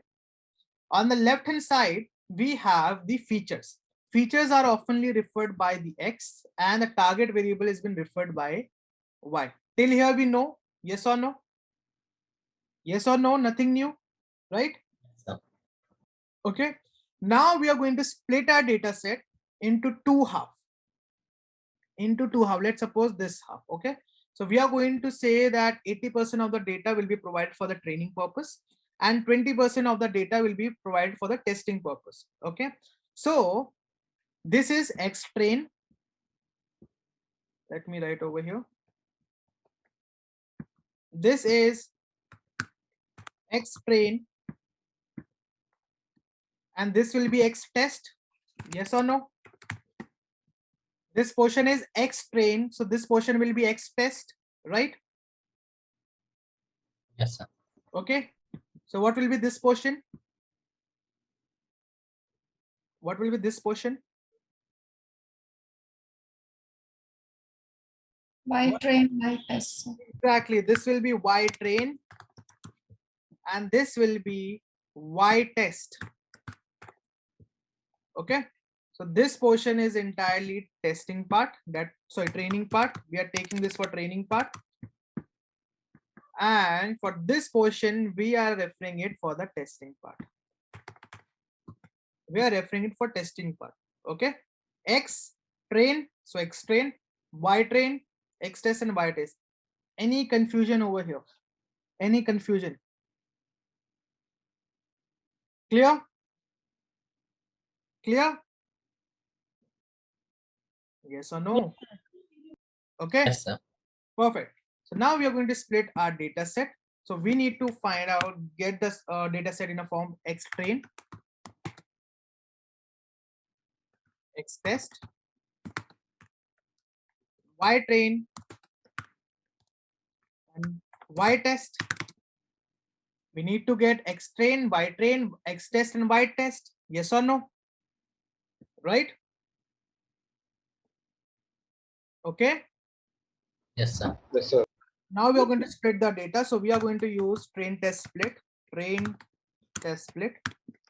We have to give the X and the Y, the value of X and the value of Y. Okay, over here the value of X will be there and value of Y will be there. Okay, so what will be the value of X over here? df dot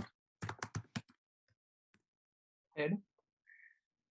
So let me, okay, yeah, first tell me what will be the value of Y. What will be the value of Y? Which variable should be the value of, which variable should be the Y? Tell me. Price. Price. Yep. Price. That means X equals to something and Y is equals to something. So Y will be df dot price. Yes or no? Yes or no? Yes, sir. Yes, sir. Okay. And everything apart from price will be the X, that is the features. Yes or no? Yes, sir. Okay, then what should I write over here? X. What should I write? What should I write over here?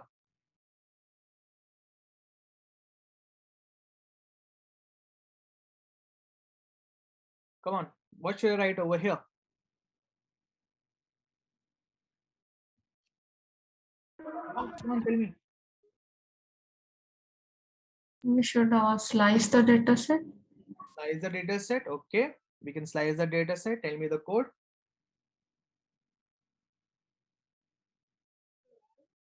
Tell me the code. So df dot columns. df dot columns. Okay. Um, Square bracket 1 colon square bracket 1 to 0, like to end colon. yes. That's all, sir. No need to put that. Okay, let's check this.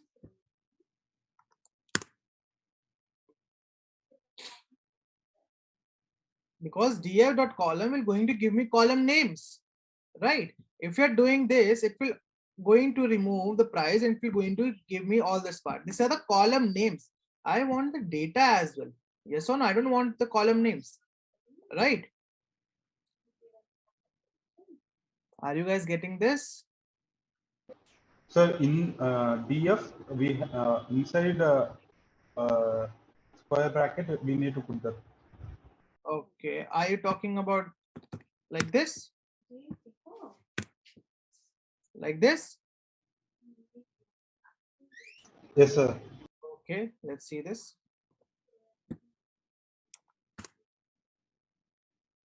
Okay, perfect. Okay, instead of going with this columns and all that, if you remember, I have also told you a very simple method to do this. You don't need to use columns and all this and that. Remember when we're talking about how you can access the columns, how you can access the rows in a data frame and all that? Yes, Ronak has given the answer. This is what we have experienced like this. Yes or no? Oh, what is this? Slice none access. This is no.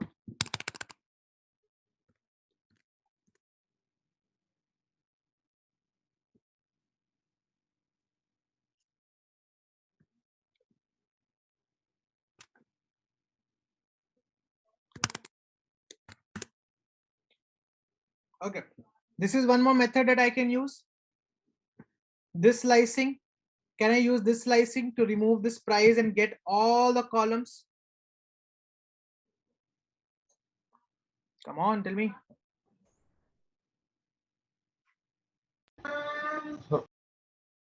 So can you repeat it again?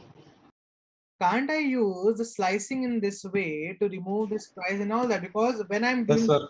showing me all the data. Yes or no? It is showing me all the data. Yes, sir. If I say, let me remove this. 1. Oh, this is a key error.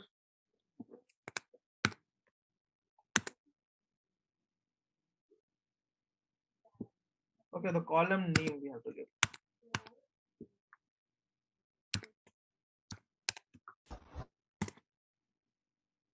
Okay, so over here, this is price, right? How about Yes, if I do that among all these columns, this is the one method, this is the one method. Second method, how about if I do that assign all the values to X, but remove price, drop price, will it going to give me the same result like this? Yes or no? Yes, sir. Yes. So if I do like this, df.drop and it will be price access equals to 1. Will this gonna give me the same result like this? Yes, sir. Okay, let's see this. Is it giving me the same result? Yes, sir. Okay, so these are the two methods by which you can use it. Okay, either you can go with this method or you can go with this method. You will not able to use this method when the target variable will be in between. Yes, sir. Right? If you see over here, the target variable is at the starting. So you are using the approach that we are going to use all the columns starting from the index 1 and so on and so forth. This thing also can be added if the price or if the target variable is at the bottom, right? But if this price is at between, is it over here? Then you cannot use a slicing. You can use a slicing as well, but it will make more complication, right? Yes, sir. Yes, sir. This drop will going to help you out always to do this. It doesn't matter wherever the position of price will be, this will always going to give you accurate result. Are you guys getting the point? Yes, sir. Okay, getting the point why I'm telling to use drop. Yes, sir. This is also a method. This is also a method, right? But over here, there's a certain limitation that if the price or if the target variable is at the starting or the ending, you can use this. But if the target variable is anywhere in between, it will going to cause you a lot of complication. So in that case, you can go with drop part. Clear? Clear? Yes, sir. Yes. So if I'm going to do this, now X will going to have all this data without the price, and Y going to have all the data of price column. This will be the, let me check. So P capital. Price. This is a series. This is a series. Yes, sir. Okay. And we have seen yesterday as well for the X, whenever we are either we are going to use a train test bit, or we are going to for the prediction and as well, or the fitting the model, we have to make sure the features are in a form of two-dimensional and the target is always in a form of single dimensional or one dimensional, right? Yes or no? Yes, Yes. sir. So this is the target. This is one dimensional. Yes, it is. And this will be the features, which is two-dimensional. Okay. Yes, sir. Over here, we don't need to use the re-indexing part. We don't need to use re-indexing part over here. So not re-indexing, reshaping. Okay, we don't need to use reshape over here because already the dimension has been set to 2 for features, and for the target is it's always 1. Is this clear? Any Yes, confusion? sir. Perfect. So let's run this. Perfect. There is one more parameter we have to give. We have to give test size. Test size means that how much percentage of data do you want to keep from testing purpose. Among the 100% of data, how much percentage of data do you want to keep for test data or testing purpose?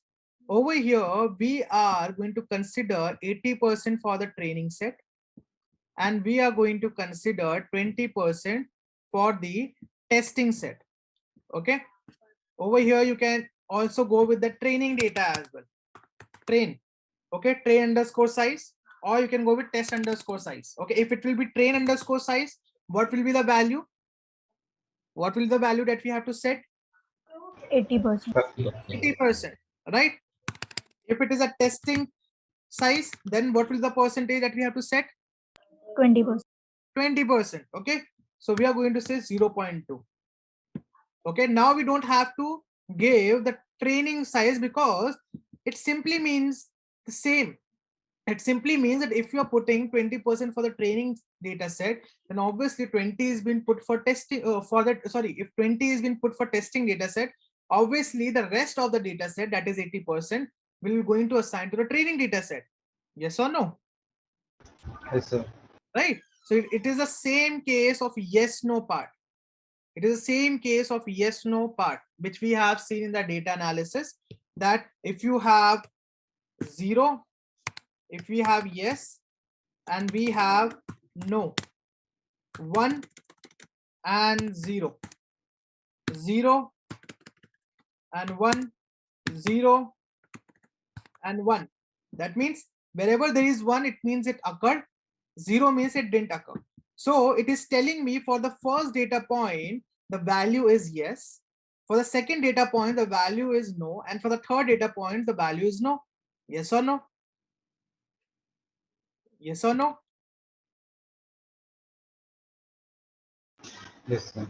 Okay. So even though if I remove this column, even though if I remove this column, it still means the same. It still means the same. It still means the same. If there is 1, that means it is yes. If it is not yes, then obviously it will be a no. Yes or no? Yes, sir. right? So over here, I have removed one column. So it means the same, that if testing data set is 20%, then obviously the rest part we're going to assign to training session. Okay, and vice versa. If you're putting over here training data set, so other half we're going to provide to testing data set. And always make sure that you're going to give more data points to the training part as compared to the testing part. Okay, more the data that you will going to consume for the training purpose, the better will be the result, because model will going to learn more about the data points. Model will going to learn about different scenarios. Okay, so always make sure by default it is been set to 0.25 for the testing part and 0.75 for the training part. According to that you can set it, but don't make it like 0.5 and 50% for the training and testing. You can go with that if your data set is huge. If you have 10 lakhs data point, if you have 15 lakhs data point or 1 crore data points, then you can go with like 50% in that case. But try your best to give maximum data to the training session as compared to the testing part. Is this clear? Is this clear? Is this clear? Yes or no? Yes, sir. Okay.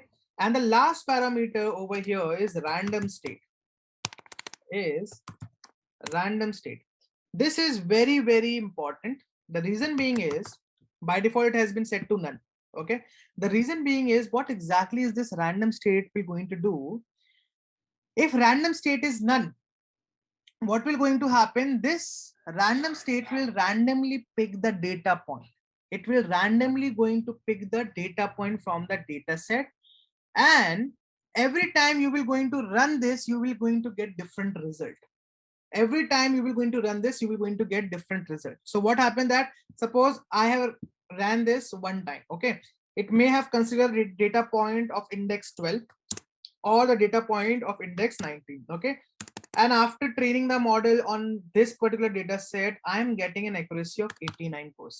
Let's suppose. Okay, I'm getting the accuracy of 89%. Now I want to show it to my client or to my boss. I have rerun in the entire part.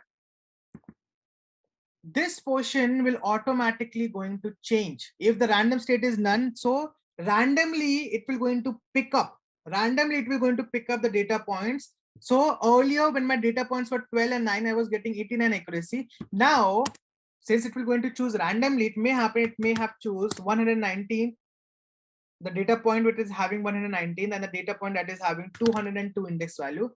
The accuracy may be at 67%. So see how accuracy has gone down, right? Now if you say to your client that when I have checked, it was like 89%, but now it is showing 67%.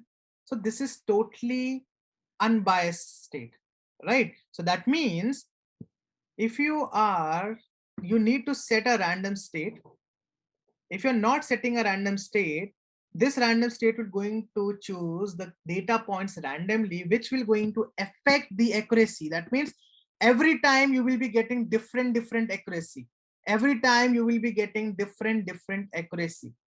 Okay, so we're going to provide an integer. So what happened? A state, it will going to choose a random state, and that random state will going to save to this point as 1. So whenever you are going to rerun this program, you will getting the same accuracy. You will be getting the same pattern of randomness. You will be getting the same pattern of randomness. Are you guys getting this? Yes, Are you sir. guys getting this? Yes or no? Yes, sir. Okay. How about others? Did you always get this? Yes, sir. Yes, sir. Okay. Anyone who didn't get this? Sir, can you repeat it again? No. Okay, now see, let's suppose we are having a data set. This is our data set. Okay. This will going to have some data points. Okay, these are some data points. Okay, let's suppose this is 0, this is 1, this is 2. These are the label based index 3, 4. Till here it's clear. All the data points we're going to have index, right? Yes, sir. Now if I say that I want to split the data set into two halves. Let's suppose for the training purpose, I'm saying 80% of the data you have to pick. And for the testing purpose, you have to pay the rest percentage. Okay. What will going to happen is, in the case of random state, the interpreter will going to pick the data point. It will going to pick exactly the 80% of the data point, but randomly. It will not going to say that I am going to take 80% of data from the starting point. From starting point till here, it is 80% of data, so I'm taking this up. No, it will not going to do that. It will randomly going to pick some data points, and it will make sure that the entire strength will be 80%. So it may happen, it will going to choose 0. Then it will going to go with 2. Then it will going to go with 3. It may happen because the state is random. State is random. We cannot predict about the randomness, that the next part will be this and this. Okay, this is what random state is going to do. Okay, so what will going to happen is this: suppose for the first part, we have rerun the train test split, and it has chosen this data 0, 2, and 3, and it has trained the model with this data, and you have given the testing data for prediction, and you are getting the training data. You are getting the accuracy where these three, or where these percentage of data are being used for the test training purpose. Let's suppose the accuracy is 90%. Let's suppose the accuracy is 90%. Till here, any doubt? No, sir. Till here, it's clear? Yes, sir. Okay. Now, if you're going to rerun it, if you're going to rerun the entire script at the place where we have defined a train test split, since the random state is there, what will going to happen? Random, what does random means? That it will going to choose data set or data point randomly. It will never going to happen that at earlier place it has chosen 0, 2, and 3. So there is no 100% chance that for the next time also it will also going to take or choose the data points 0, 2, and 3. Yes or no? Yes, sir. It's absolutely uncertain event. Okay, let's suppose for the second part, it has chosen 2, it has chosen 3, it has chosen 1, 2, and 3. Okay, and the model is being trained with this data set. So these many data set for the training purpose, and it gives you the accuracy of, let's suppose, 65%. Okay, the next time you will going to run again, the pattern will be different.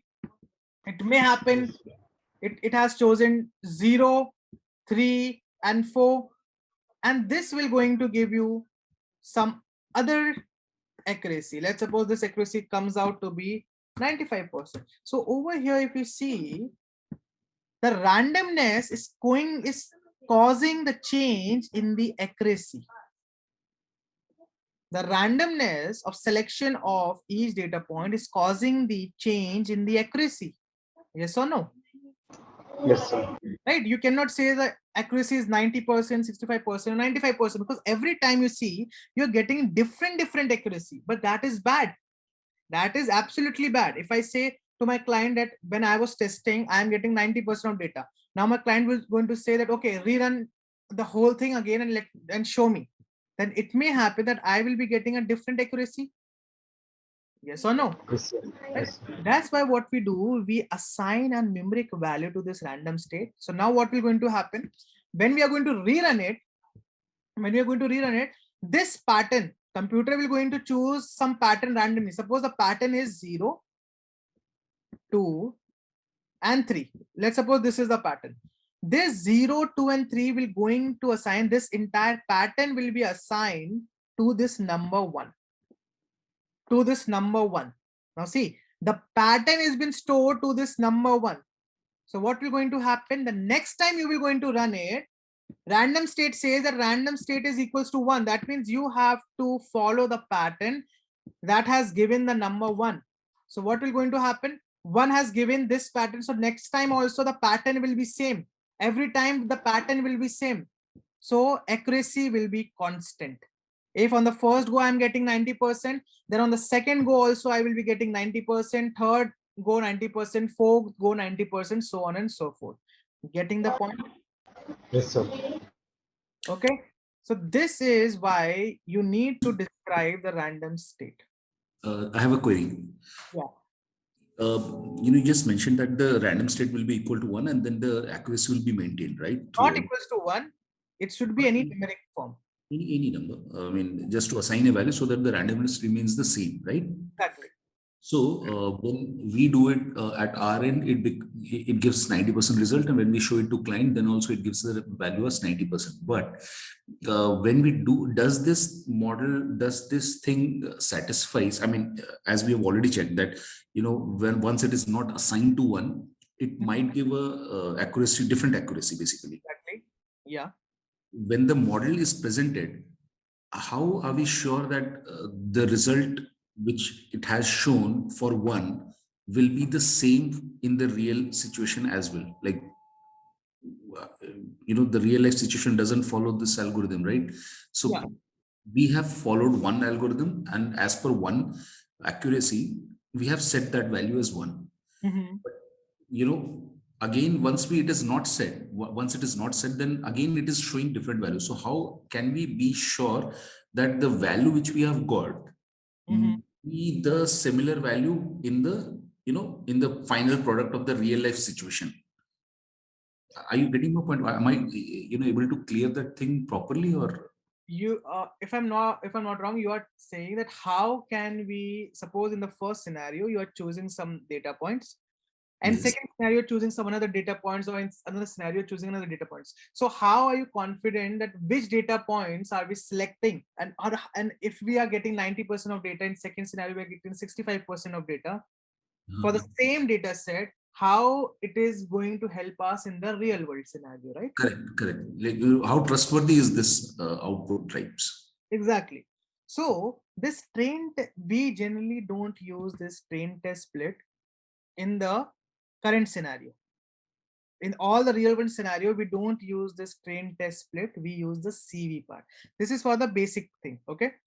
This random state is something you can say a fall of train test split. Okay. It That is fall of train test split.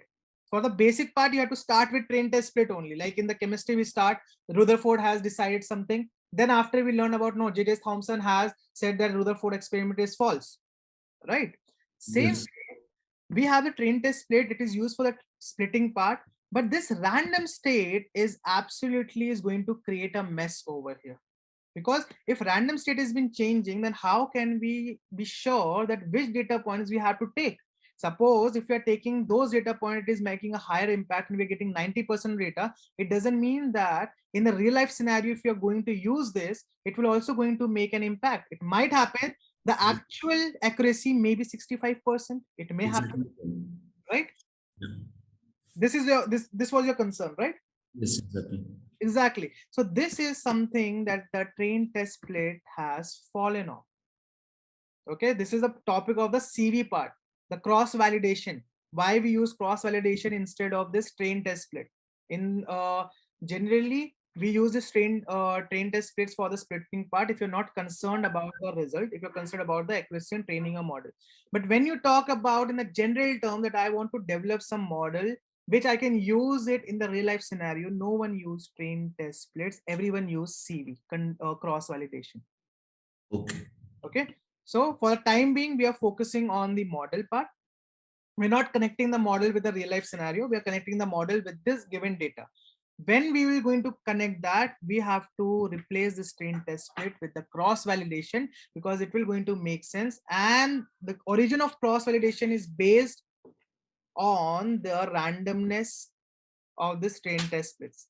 The reason why this randomness test splits has been included has caused the beginning of the cross validation. Okay. Perfect. So currently we are not relating the scenario with the entire world. We are only going to connect the scenario with the data set. Okay. Okay. Perfect. So this is something about the random state. And in the upcoming time, when we are going to start with the CV, we're going to learn that this is a huge con of train test split. This is a huge con of train test split where we are getting different accuracy, and how cross validation will going to help us to tackle this situation. Okay. Any question in this random state? Any confusion in this random state? So far, no. Okay. How about others? No, sir.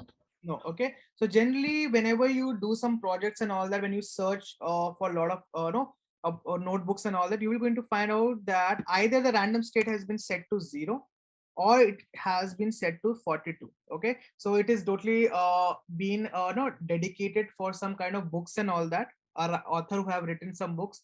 So they have specifically designed for 42, and one author has designed for 0. Both the same. Sorry. The seed 42 thing for the getting the similar number when you're using the random in NumPy also. Yes, 0 for numbers and all that is just going to store that pattern. It will going to tell you about the number of pattern. So generally people use over here for as 42. You can go with any numeric value, but this 42 is been used to in dedication for a writer or an author for a book. Yeah, I think there is a movie on this front as well. You know that it will give the similar results if we use 42 or something, seed 42 or something. Exactly. So we generally use 42. This is not a concise term that you have to use 42, but this is the story behind that. Why we oftenly see 42 or 0. Yeah. You can search it on internet as well. You will going to find a lot of articles on that. Till here it's clear. What is this piece of code mean? Any confusion? Any confusion? Okay, so let's run this piece of code. Perfect. So our model has been splitted. Xtrain, Xtest, Ytrain, and Ytest. Let's see the length of Xtrain. This is the length of Xtrain, and this is the length of Xtest. If you combine, or if you're going to add this up, you will be getting the entire strength of the data set. Is this clear? And again, we have the Ytrain. It will be 436, and the length of Ytest. So all the data set has been splitted. So we will be going to give, Xtrain and Ytrain for the training purpose. We're going to give Xtest for the testing purpose. This Xtest will be given to our model. This is our model who has been trained with this data set, Xtrain and Ytrain, and this model will going to give us predicted Xtest, predicted Xtest, sorry, predicted Ytest. Ytest. Now, with the help of the actual value that has been stored in this Ytest, this is the predicted Ytest. We are going to find out the relationship between these two, and then we are going to find out the accuracy. Is this clear? Why is Xtrain used, Ytrain used, Xtest and Ytest? What the role of all this 4 part? Yes or no? Yes, sir. Yes, sir. Okay. Now, when we have splitted the data, now we have to choose the model.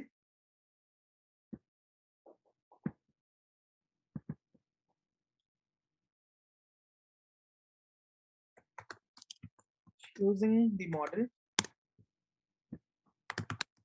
Which model are we going to use? Linear regression. Linear regression, exactly. So model is equals to linear regression. Let's create an object. Okay, model has been created. Now we have to define the training phase. Training the model, or you can call this as a training phase or fitting the model. Let me write over here. Either you can call this as fitting, or you can call this as a training the model. So model dot fit. Model will going to fit. That means we are going to train the model on the basis of Xtrain and Ytrain. Yes or no? Yes, sir. Sorry, it's not Ytrain, it's Ytest. Sorry, so it's train. Sorry, Xtrain and Ytrain, right? Yes, sir. So we are going to say X underscore train, comma Y underscore train. So our model will going to fit or get trained. So it's training. Okay. So training is done. Okay. Let's check the intercept value that it has chosen. Intercept value model dot intercept. So this is the intercept value that our model has chosen. And let's check for the coefficient. Model dot coefficient. So these are all the coefficient. These are all the coefficient for all the features. This is for the first feature, second feature, third feature, fourth feature, and sixth, all the feature. If you remember, for the value, for the equation of multiple linear regression, y is equals to c, that is a constant, plus mx. m1 x1, and it goes till m n times and x n times. Yes or no? Yes. Yes. Okay, so this m1 is the importance, that how important is this feature. This is the value, how many features we have. Based on that, we have this value. So for the first feature, that was the area, we're having this value, we have this value and this value. In the feature importance, when we are going to learn about the feature importance, that which feature we have to consider. Currently we are not neglecting any feature on the base of coefficient. Okay, oh, sorry, on the basis of correlation. In the upcoming time, as we are going to move toward the advanced concept, we are going to look forward at how we can plot each feature according to this value. You can do this even now itself, right? I want to plot the value of those features which are having the higher point, and you can see which feature is more important according to this part. Okay, so this is what coefficient mean. Is this clear? Is this Yes, clear? sir. Okay, you know about the intercept, you know about the coefficient. This intercept is also known as the cost function. Cost function, it comes from the gradient descent. Now the next part is the prediction. Let me move it up. Now we are going to predict. Prediction. Okay, let me put the y test. So these are the y test value. Okay, I'm going to say thread underscore y. Over here I'm going to store the predicted value. So model dot predict. What should I write over here? What kind of data should I put over here? X train is done, Y train is done. Y test. Okay, how about others? Test, X test and X test. Exactly. Exactly. You need to provide the X test. Based on that, it will going to give you predicted Y test, and then you will going to find out the actual value and then the predicted value. Yes or no? Right. So over here it will be X underscore test, and all the prediction will going to get saved over here in the Y prediction. Let's go ahead and let's print Y, print underscore Y. So these are all the predicted values. These are all the predicted values. So let's create a new data frame. New data frame will going to have pd dot df, sorry, pd dot data frame. We're going to say actual value. Which variable contains the actual value? Y test. Y test. Exactly, Y test. And then we have the predicted value. Which variable contains the predicted value? Red Y. Red Y. Predict Y. Red underscore Y. Okay, so let's run this. And we have new df.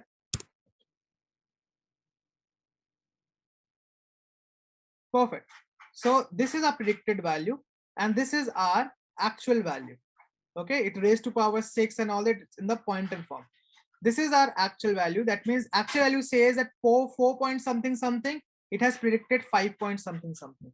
Actual value says 6.65 something, it has predicted approximately 7. That means if you make it approx, it will going to give you 7. So this is the predicted value, this is the actual value. Now I want to find out the relationship between the actual value and the predicted value, not the strength.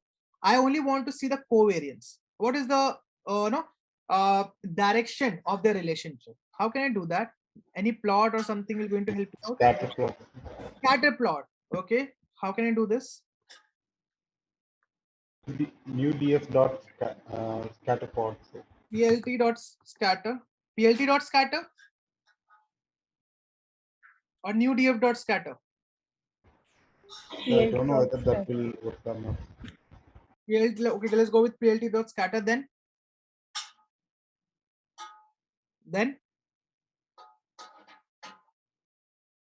New df dot actual value, comma new df dot predicted value. No df, and we have new df. We are going to put the predicted value, and over here we are going to predict the actual value.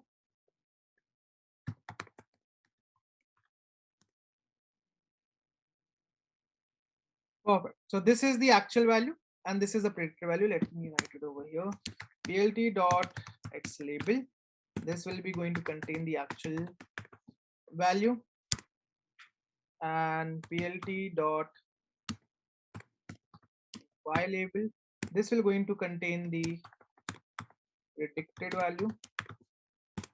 plt dot title will be actual versus predicted. This is actual versus predicted. If you remember, okay, over here we can see at some extent it is forming a linear relation. That means we can say that actual value, if actual value increases, then predicted price is also increasing. That means there is a positive relationship among them. Yes or no? Yes, sir. Yes. There is a positive relationship among them, actual value, predicted value. What will be the strength? We're going to see. But if you remember, while we were discussing about the scatter plot, we have also seen that how we can define the color, right? I want to make sure that actual value will be shown up. Okay, no, this is the actual value. Okay, not an issue. If we are going to include the third variable, then with respect to that, we can show that up. Not an issue. Cool. Now, this is the direction. I can easily say the direction is a positive direction. Is the direction a positive direction? Yes or no? Yes, sir. Okay, it's a positive direction. Over here we see 10 raised to power 7 and 10 raised to power 7. Okay, so when you have predicted this, you are getting this and all that, so on and so forth. I want to find out the relationship strength. We have seen the direction. Now I want to find the strength. How can I do that? I want to find out the strength. df.core Correlation. New df dot core, and the strength, it comes out to be 0.82. That means high positive correlation. This means that actual value and predicted value are more nearer. That if you have predicted that a house is for 1.2 crores, predicted value may have predicted that the house is for 1.11 crores or 1.3 crores, which is approximately nearer to this actual value. Yes or no? Yes, sir. Okay. And second of all, over here we have splitted the data. So model didn't know about this. Model don't know that predicted value should be this or predicted value should be this, because model has not been trained for this circumstances. Model has not been trained for these circumstances. Okay, so I want to plot it in a form of graph and all that. So which map or graph is going to help me out with this? Heat map. Map. Perfect.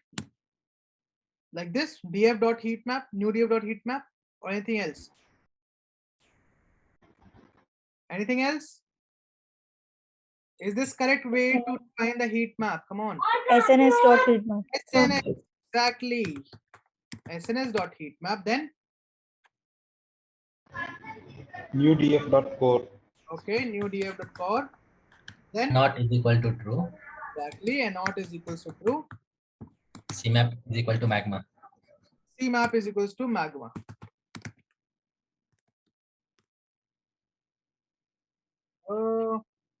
Small m. Okay, small m. Okay, so these are some of the values for the CMAP. Okay, these are some values for the CMAP, which I use is green. So you have a multiple variation over here. You can use that. Okay, magma. Perfect. So over here 0.82, that there's a relationship between the actual value and the predicted value. Okay, over here this is the actual value and this is the predicted value. If you want to see the best fit line, if you want to see what will be the best fit line for the actual value and the predicted value, what you can do is, first you have to plot a graph, sorry, for the scatter plot. You will going to plot a scatter plot for x underscore train and y underscore train, sorry, test and test. It will going to give us the scatter plot, right? Y must be of the same size. Okay, it is of the same. It must be of the same size. They're of the same size, right? So big X. Sorry. X test.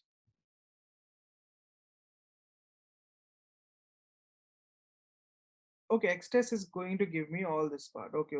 Let's go with X test dot area. Okay, let's plot with the respect to this area.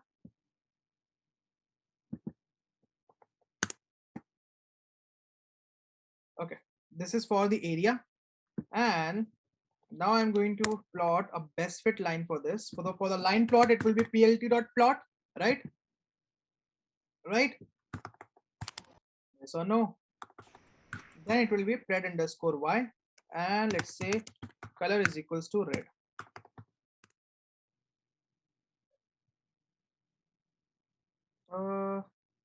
Why this is showing like this? Okay, we need to consider. Okay. So this can be done for this. We can only use this simple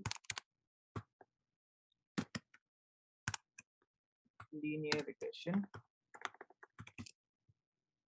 Okay, it cannot be done for the multiple linear regression because we have multiple features. These values are being based on for the multiple features, right? If we would have used a simple linear regression on which the particular value would have been on-site, then we'll be getting a single line or a best fit line. Then we can see a best fit line. Over here, the result, this result predict.y has been dependent upon many factors or many features, and area is one of them. That's why we are getting deflection, because not only the area but there are different features as well, right? Try this out, exact the same code for the simple linear regression, where for the yesterday's data set. Okay, for the yesterday data sets where the output is dependent upon only one single input. Okay, then you will going to easily find out the best fit line. Is this clear? Here features are more than one. No? Yeah, over here the features are more than one, so that's why it is not only dependent on area, it is dependent on many other factors. That's why we are not getting a single line. Try to do this with the simple linear regression, where you can where only one data is, when only one feature is dependent upon one value. Sorry, one target variable is dependent upon one feature. Is this clear? Is this clear? Yes, sir. Yes. Okay, let's check about, we are done with the prediction. Okay, now this is what I want to do. Let's go on to this model.predict. Now I can give any number, I can give any number of like areas and all that and so on. So this will going to give me the output. If you want to give your custom input, if you want to give the custom input, my model will going to give me the output. Yesterday we have seen that, remember? Yes or no?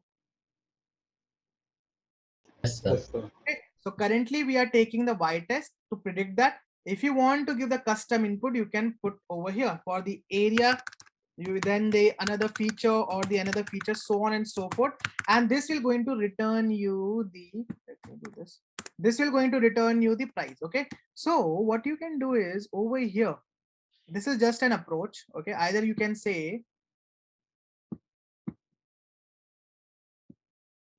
okay, you can say a is equals to input, and you can ask enter the area.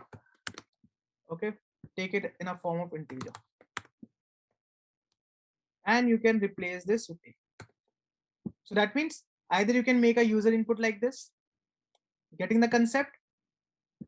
Yes, sir. Okay, so user will going to give the input and this model will going to present you the output.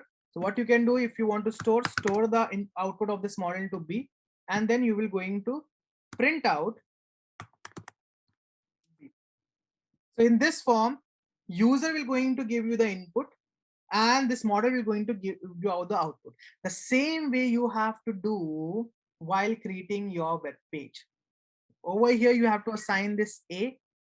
This A will going to connect with front end the same way that I've been telling you. Where is that name part? Yeah, if the name is there, if name is hello, so what you have to set? You have to set if the hello is there, it will going to assign to the area. So whatsoever value in this area will be entered, automatically it will be assigned to the area, and model will going to treat that value as area. Okay, so with the post request, you can easily do this. And this model will going to give out some results, store that result and show that result on the web page. Is this clear? It is very simple to do this. You are having this model. This is the three things that you have to do. Take the input from the front end with the post request, give the input to this model. Model will going to give you some output, store it and present it on the front end. That's it. And it will going to, and this is the web page, how it will going to work, or it will going to look like. Is it clear? So whether the input should be same as the features, sir? Like, can we give only one input? Like, if I need a price for like for just area, can it show the answer? If you want to do that, then you have to add one more value to your data point. You have to add one more value to your data point. That is none. You can assign any value for none. That means suppose guest room is 0, 1 and something. If you don't want a guest room, you can assign the value 2, 3 and so on and so forth. Okay, then you can use that, but it cannot happen that you are giving areas 4720 and you're not giving any all the point and you will be getting the price. For that you have to set that if you don't want to get bothered with the bedroom, assign the value 10. Let's suppose 10. Over here, assign the value as 10. 10 means none. Assume that 10 means none. So with that respect, for all the feature that you don't want to include, you will going to assign the value as 10. And for the other feature, you can assign the value. Is this clear? So the input feature should always be same as like the predicted.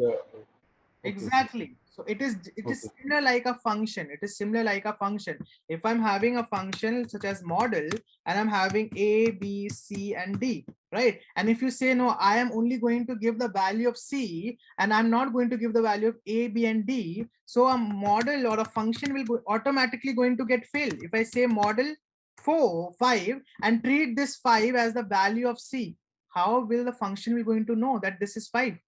Yes or no? Okay.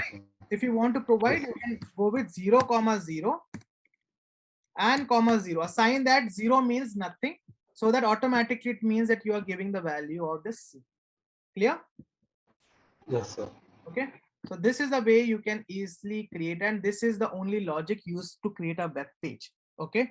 If you want to do this, because in all the scenario, everything will remain be the same. You will getting the model and you have to do this. So I request out to all of you to kindly consume at least 4 to 5 hours in learning this scenario. Once you know about how to create this web pages, next time when we are dealing with this new model, it will hardly going to take you around 10 minutes or 20 minutes to do that, because you are now confident enough to build this, and every time it will be a static web pages. It's totally depend upon you if you want to go with dynamic, but it will be a static web page and you have the same template and you can go ahead with that as well. And you don't even need to create the front end. Don't need to create the front end. Go with Bootstrap Studio or you can go and look on to some, predefined front end and kindly copy from there and paste it. Don't consume more time on front end. If you want to, you can do that if you're more interested in full stack, but you're more concerned with backend, just copy the front end and paste it. That's it. Is this clear? Yes, sir. Okay, so last part is testing the model performance. Testing the model performance. We have to test the model performance. Right now, if you see, the correlation happens to be 8 point something, 0.82%. So does that mean this 0.82% means 82% accuracy? Does this mean this? Yes, sir. Are you sure? Are you For sure? the testing values, No. I am talking about model. I'm talking about the model accuracy. Does this mean 0.82 means that 82% is the model accuracy? Does this mean that it is the accuracy of our model? Tell me. If the correlation between the actual value and predicted value is 0.82, does this mean that this 0.82 is the model accuracy? Tell me. Come on.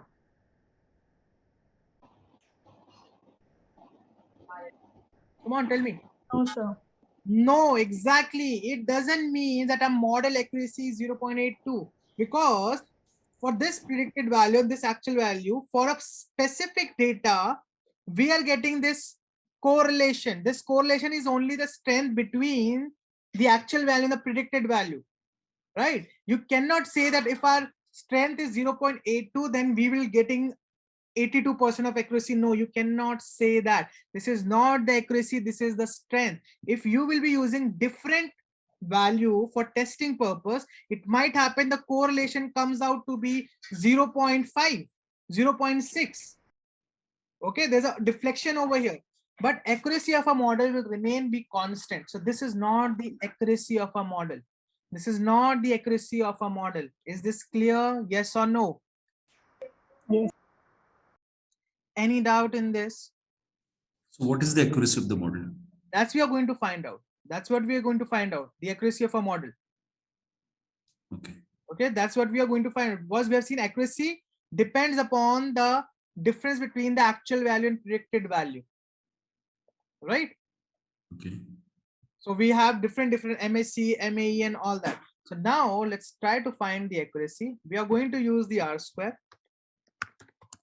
The one, I'm sorry, one thing, the one which you have said just 0.82. That's the correlation. Yeah, correlation value. Yeah. What value to be considered as the good value and what is the bad value? I mean, any benchmark like after 0.80 it is good or below 80 it's bad? How do No, you? it is not good or bad over here. Only thing is about that if it's a low positive correlation, it is bad. Or if it's a low negative correlation, it is bad. How low is low and how good is good? That's what I'm asking. Like 0.8, anything below 0.8. Get that, right? 1 means perfect. 0.99 to 0.79 is strong.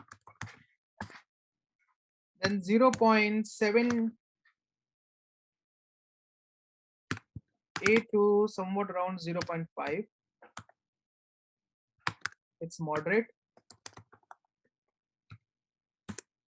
And less than 0.5, not less than 0.5 to, let's suppose 0.3, it is low.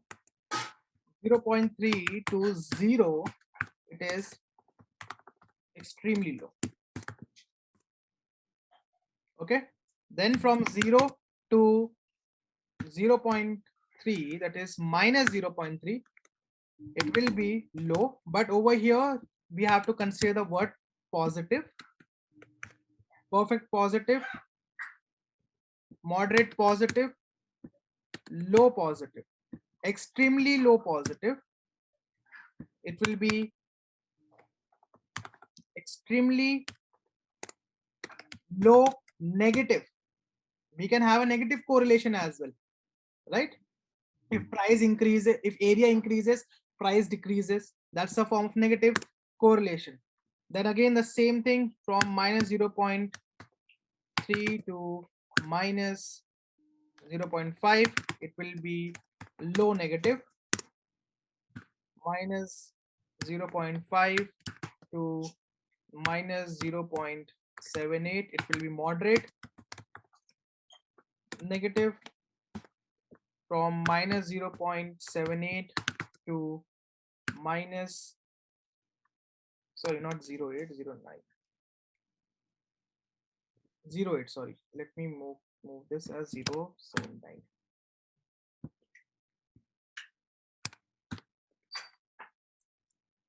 0.79 to minus 0.99. Wrong negative. And minus 1 will going to give us the perfect negative, because the correlation varies from 1 to minus 1, right? Yes. This is the point. Okay, so if all the features, if you want to take 5 features, so you have to go with that. Either it's a perfect positive correlation, which is very rare. If the 5 features are strong positive correlation, they are falling up, then you have to go with that. Or it's moderate, low, or extremely low, and this will going to give you how you have to select that. This is the benchmark. Thank you. Okay, perfect. So let's check about the performance. Y test and pred underscore y. Yes or no? Right? Yes. Let's see this. 65%. 65% is the accuracy of a model. 65% is the accuracy of a model, and correlation was 0.82, right? So the accuracy of a model is 65%.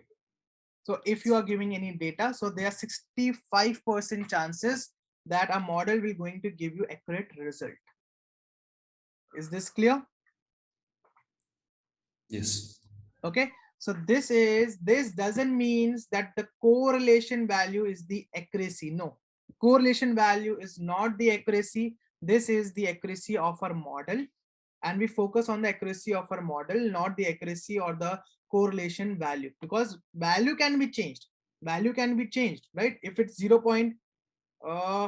For a precise number of data, for precise number of data, it is showing us 0.8 as predicted value. If I give it new data, then definitely our model prediction was, model predicted value will be different. And if you see the correlation value will also be different. Yes or no? Yes. So that's why this thing can change, because this is depending upon the predicted and actual value. But model accuracy will remain be the same unless and until you do some hyperparameter tuning to change it. Okay, because it has already been calculated during the time of training purpose. Okay, now if you're checking that what exactly is the accuracy with respect to this data, we are getting a model accuracy 0.65%. We can directly find out this R square score rather than doing all those exercises before. First we should check this accuracy. If it is giving us a good result, then we should go ahead with all those heat map and all those things rather than doing that and then. How can you find out the predicted Y? If you will not going to make the prediction, if you're not getting the predicted Y, how can you check that score?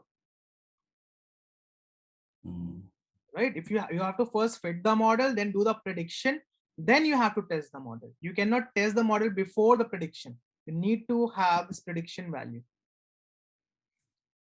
Okay, that's why we have the formula like AV minus PV, that where AV is the actual value, the predicted value in the MSE raised to power 2 square and all that. Okay. Okay, is this clear, everyone? Yes, sir. Okay, so this is how the entire project will going to look like, and this is the structure that you have to follow for all the project. And for all the ML project, you will oftenly going to find out this structure only: importation of the library, then a problem statement, You will going to create a data frame, EDA. EDA can be anything, okay? Any number of things that you want to do. Over here, you have to focus on all the, whatsoever you do, you have to print it out. You have to present in a form of data as well. Then what are the observation at each step or after 5 or 6 steps? What are the manipulation you have done? You can use the comment, you can go with sections as well. Then when you come on to the machine learning part, it will always be the same. Splitting of the data set, choosing a model, fitting the model, prediction of the model, and testing the model. That's it. 2 or 3 process can be added over here. One being the hyperparameter tuning that we will going to look while dealing with random forest. Another thing is feature engineering that we are going to study in the upcoming time. Other than that, for all the machine learning algorithms, either it will be a classification model or clustering model, all the section will remain be the same. Not for the basic one as well, for the advanced one as well. You're always going to split it, going to choose a model, hyperparameter tuning, feature engineering, all that stuff, fit the model, predict the model, test the model, and this is a recursive process. You're going to test the model, you're getting a low test result or low accuracy.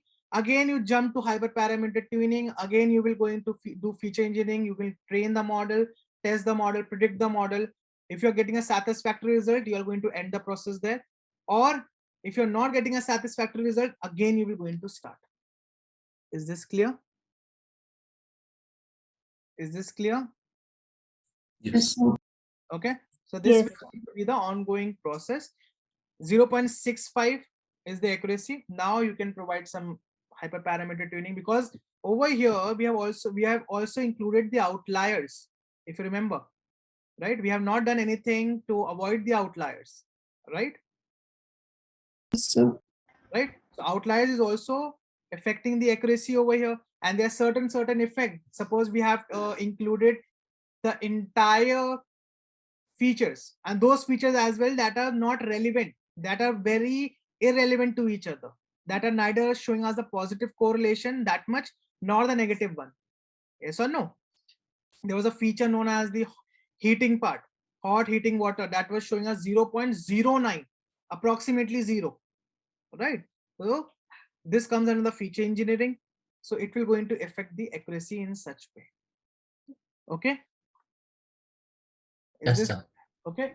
So this how you have to deal with the machine learning project, and this is for the project 1, house price prediction with the help of linear regression. Tomorrow we're going to start with the SVM, support vector machine, and we're going to see the support vector regressor, and then the practical implementation, and most probably we are going to do the project tomorrow itself for the SVR. Okay, then we're going to move towards the decision tree and then random forest. Regression will be done, and then we're going towards the classification. Is this clear? Yes, sir. Yes, sir. It has already been added. You can check the data set from here. Perfect. So that's all from my end, and that's all for today.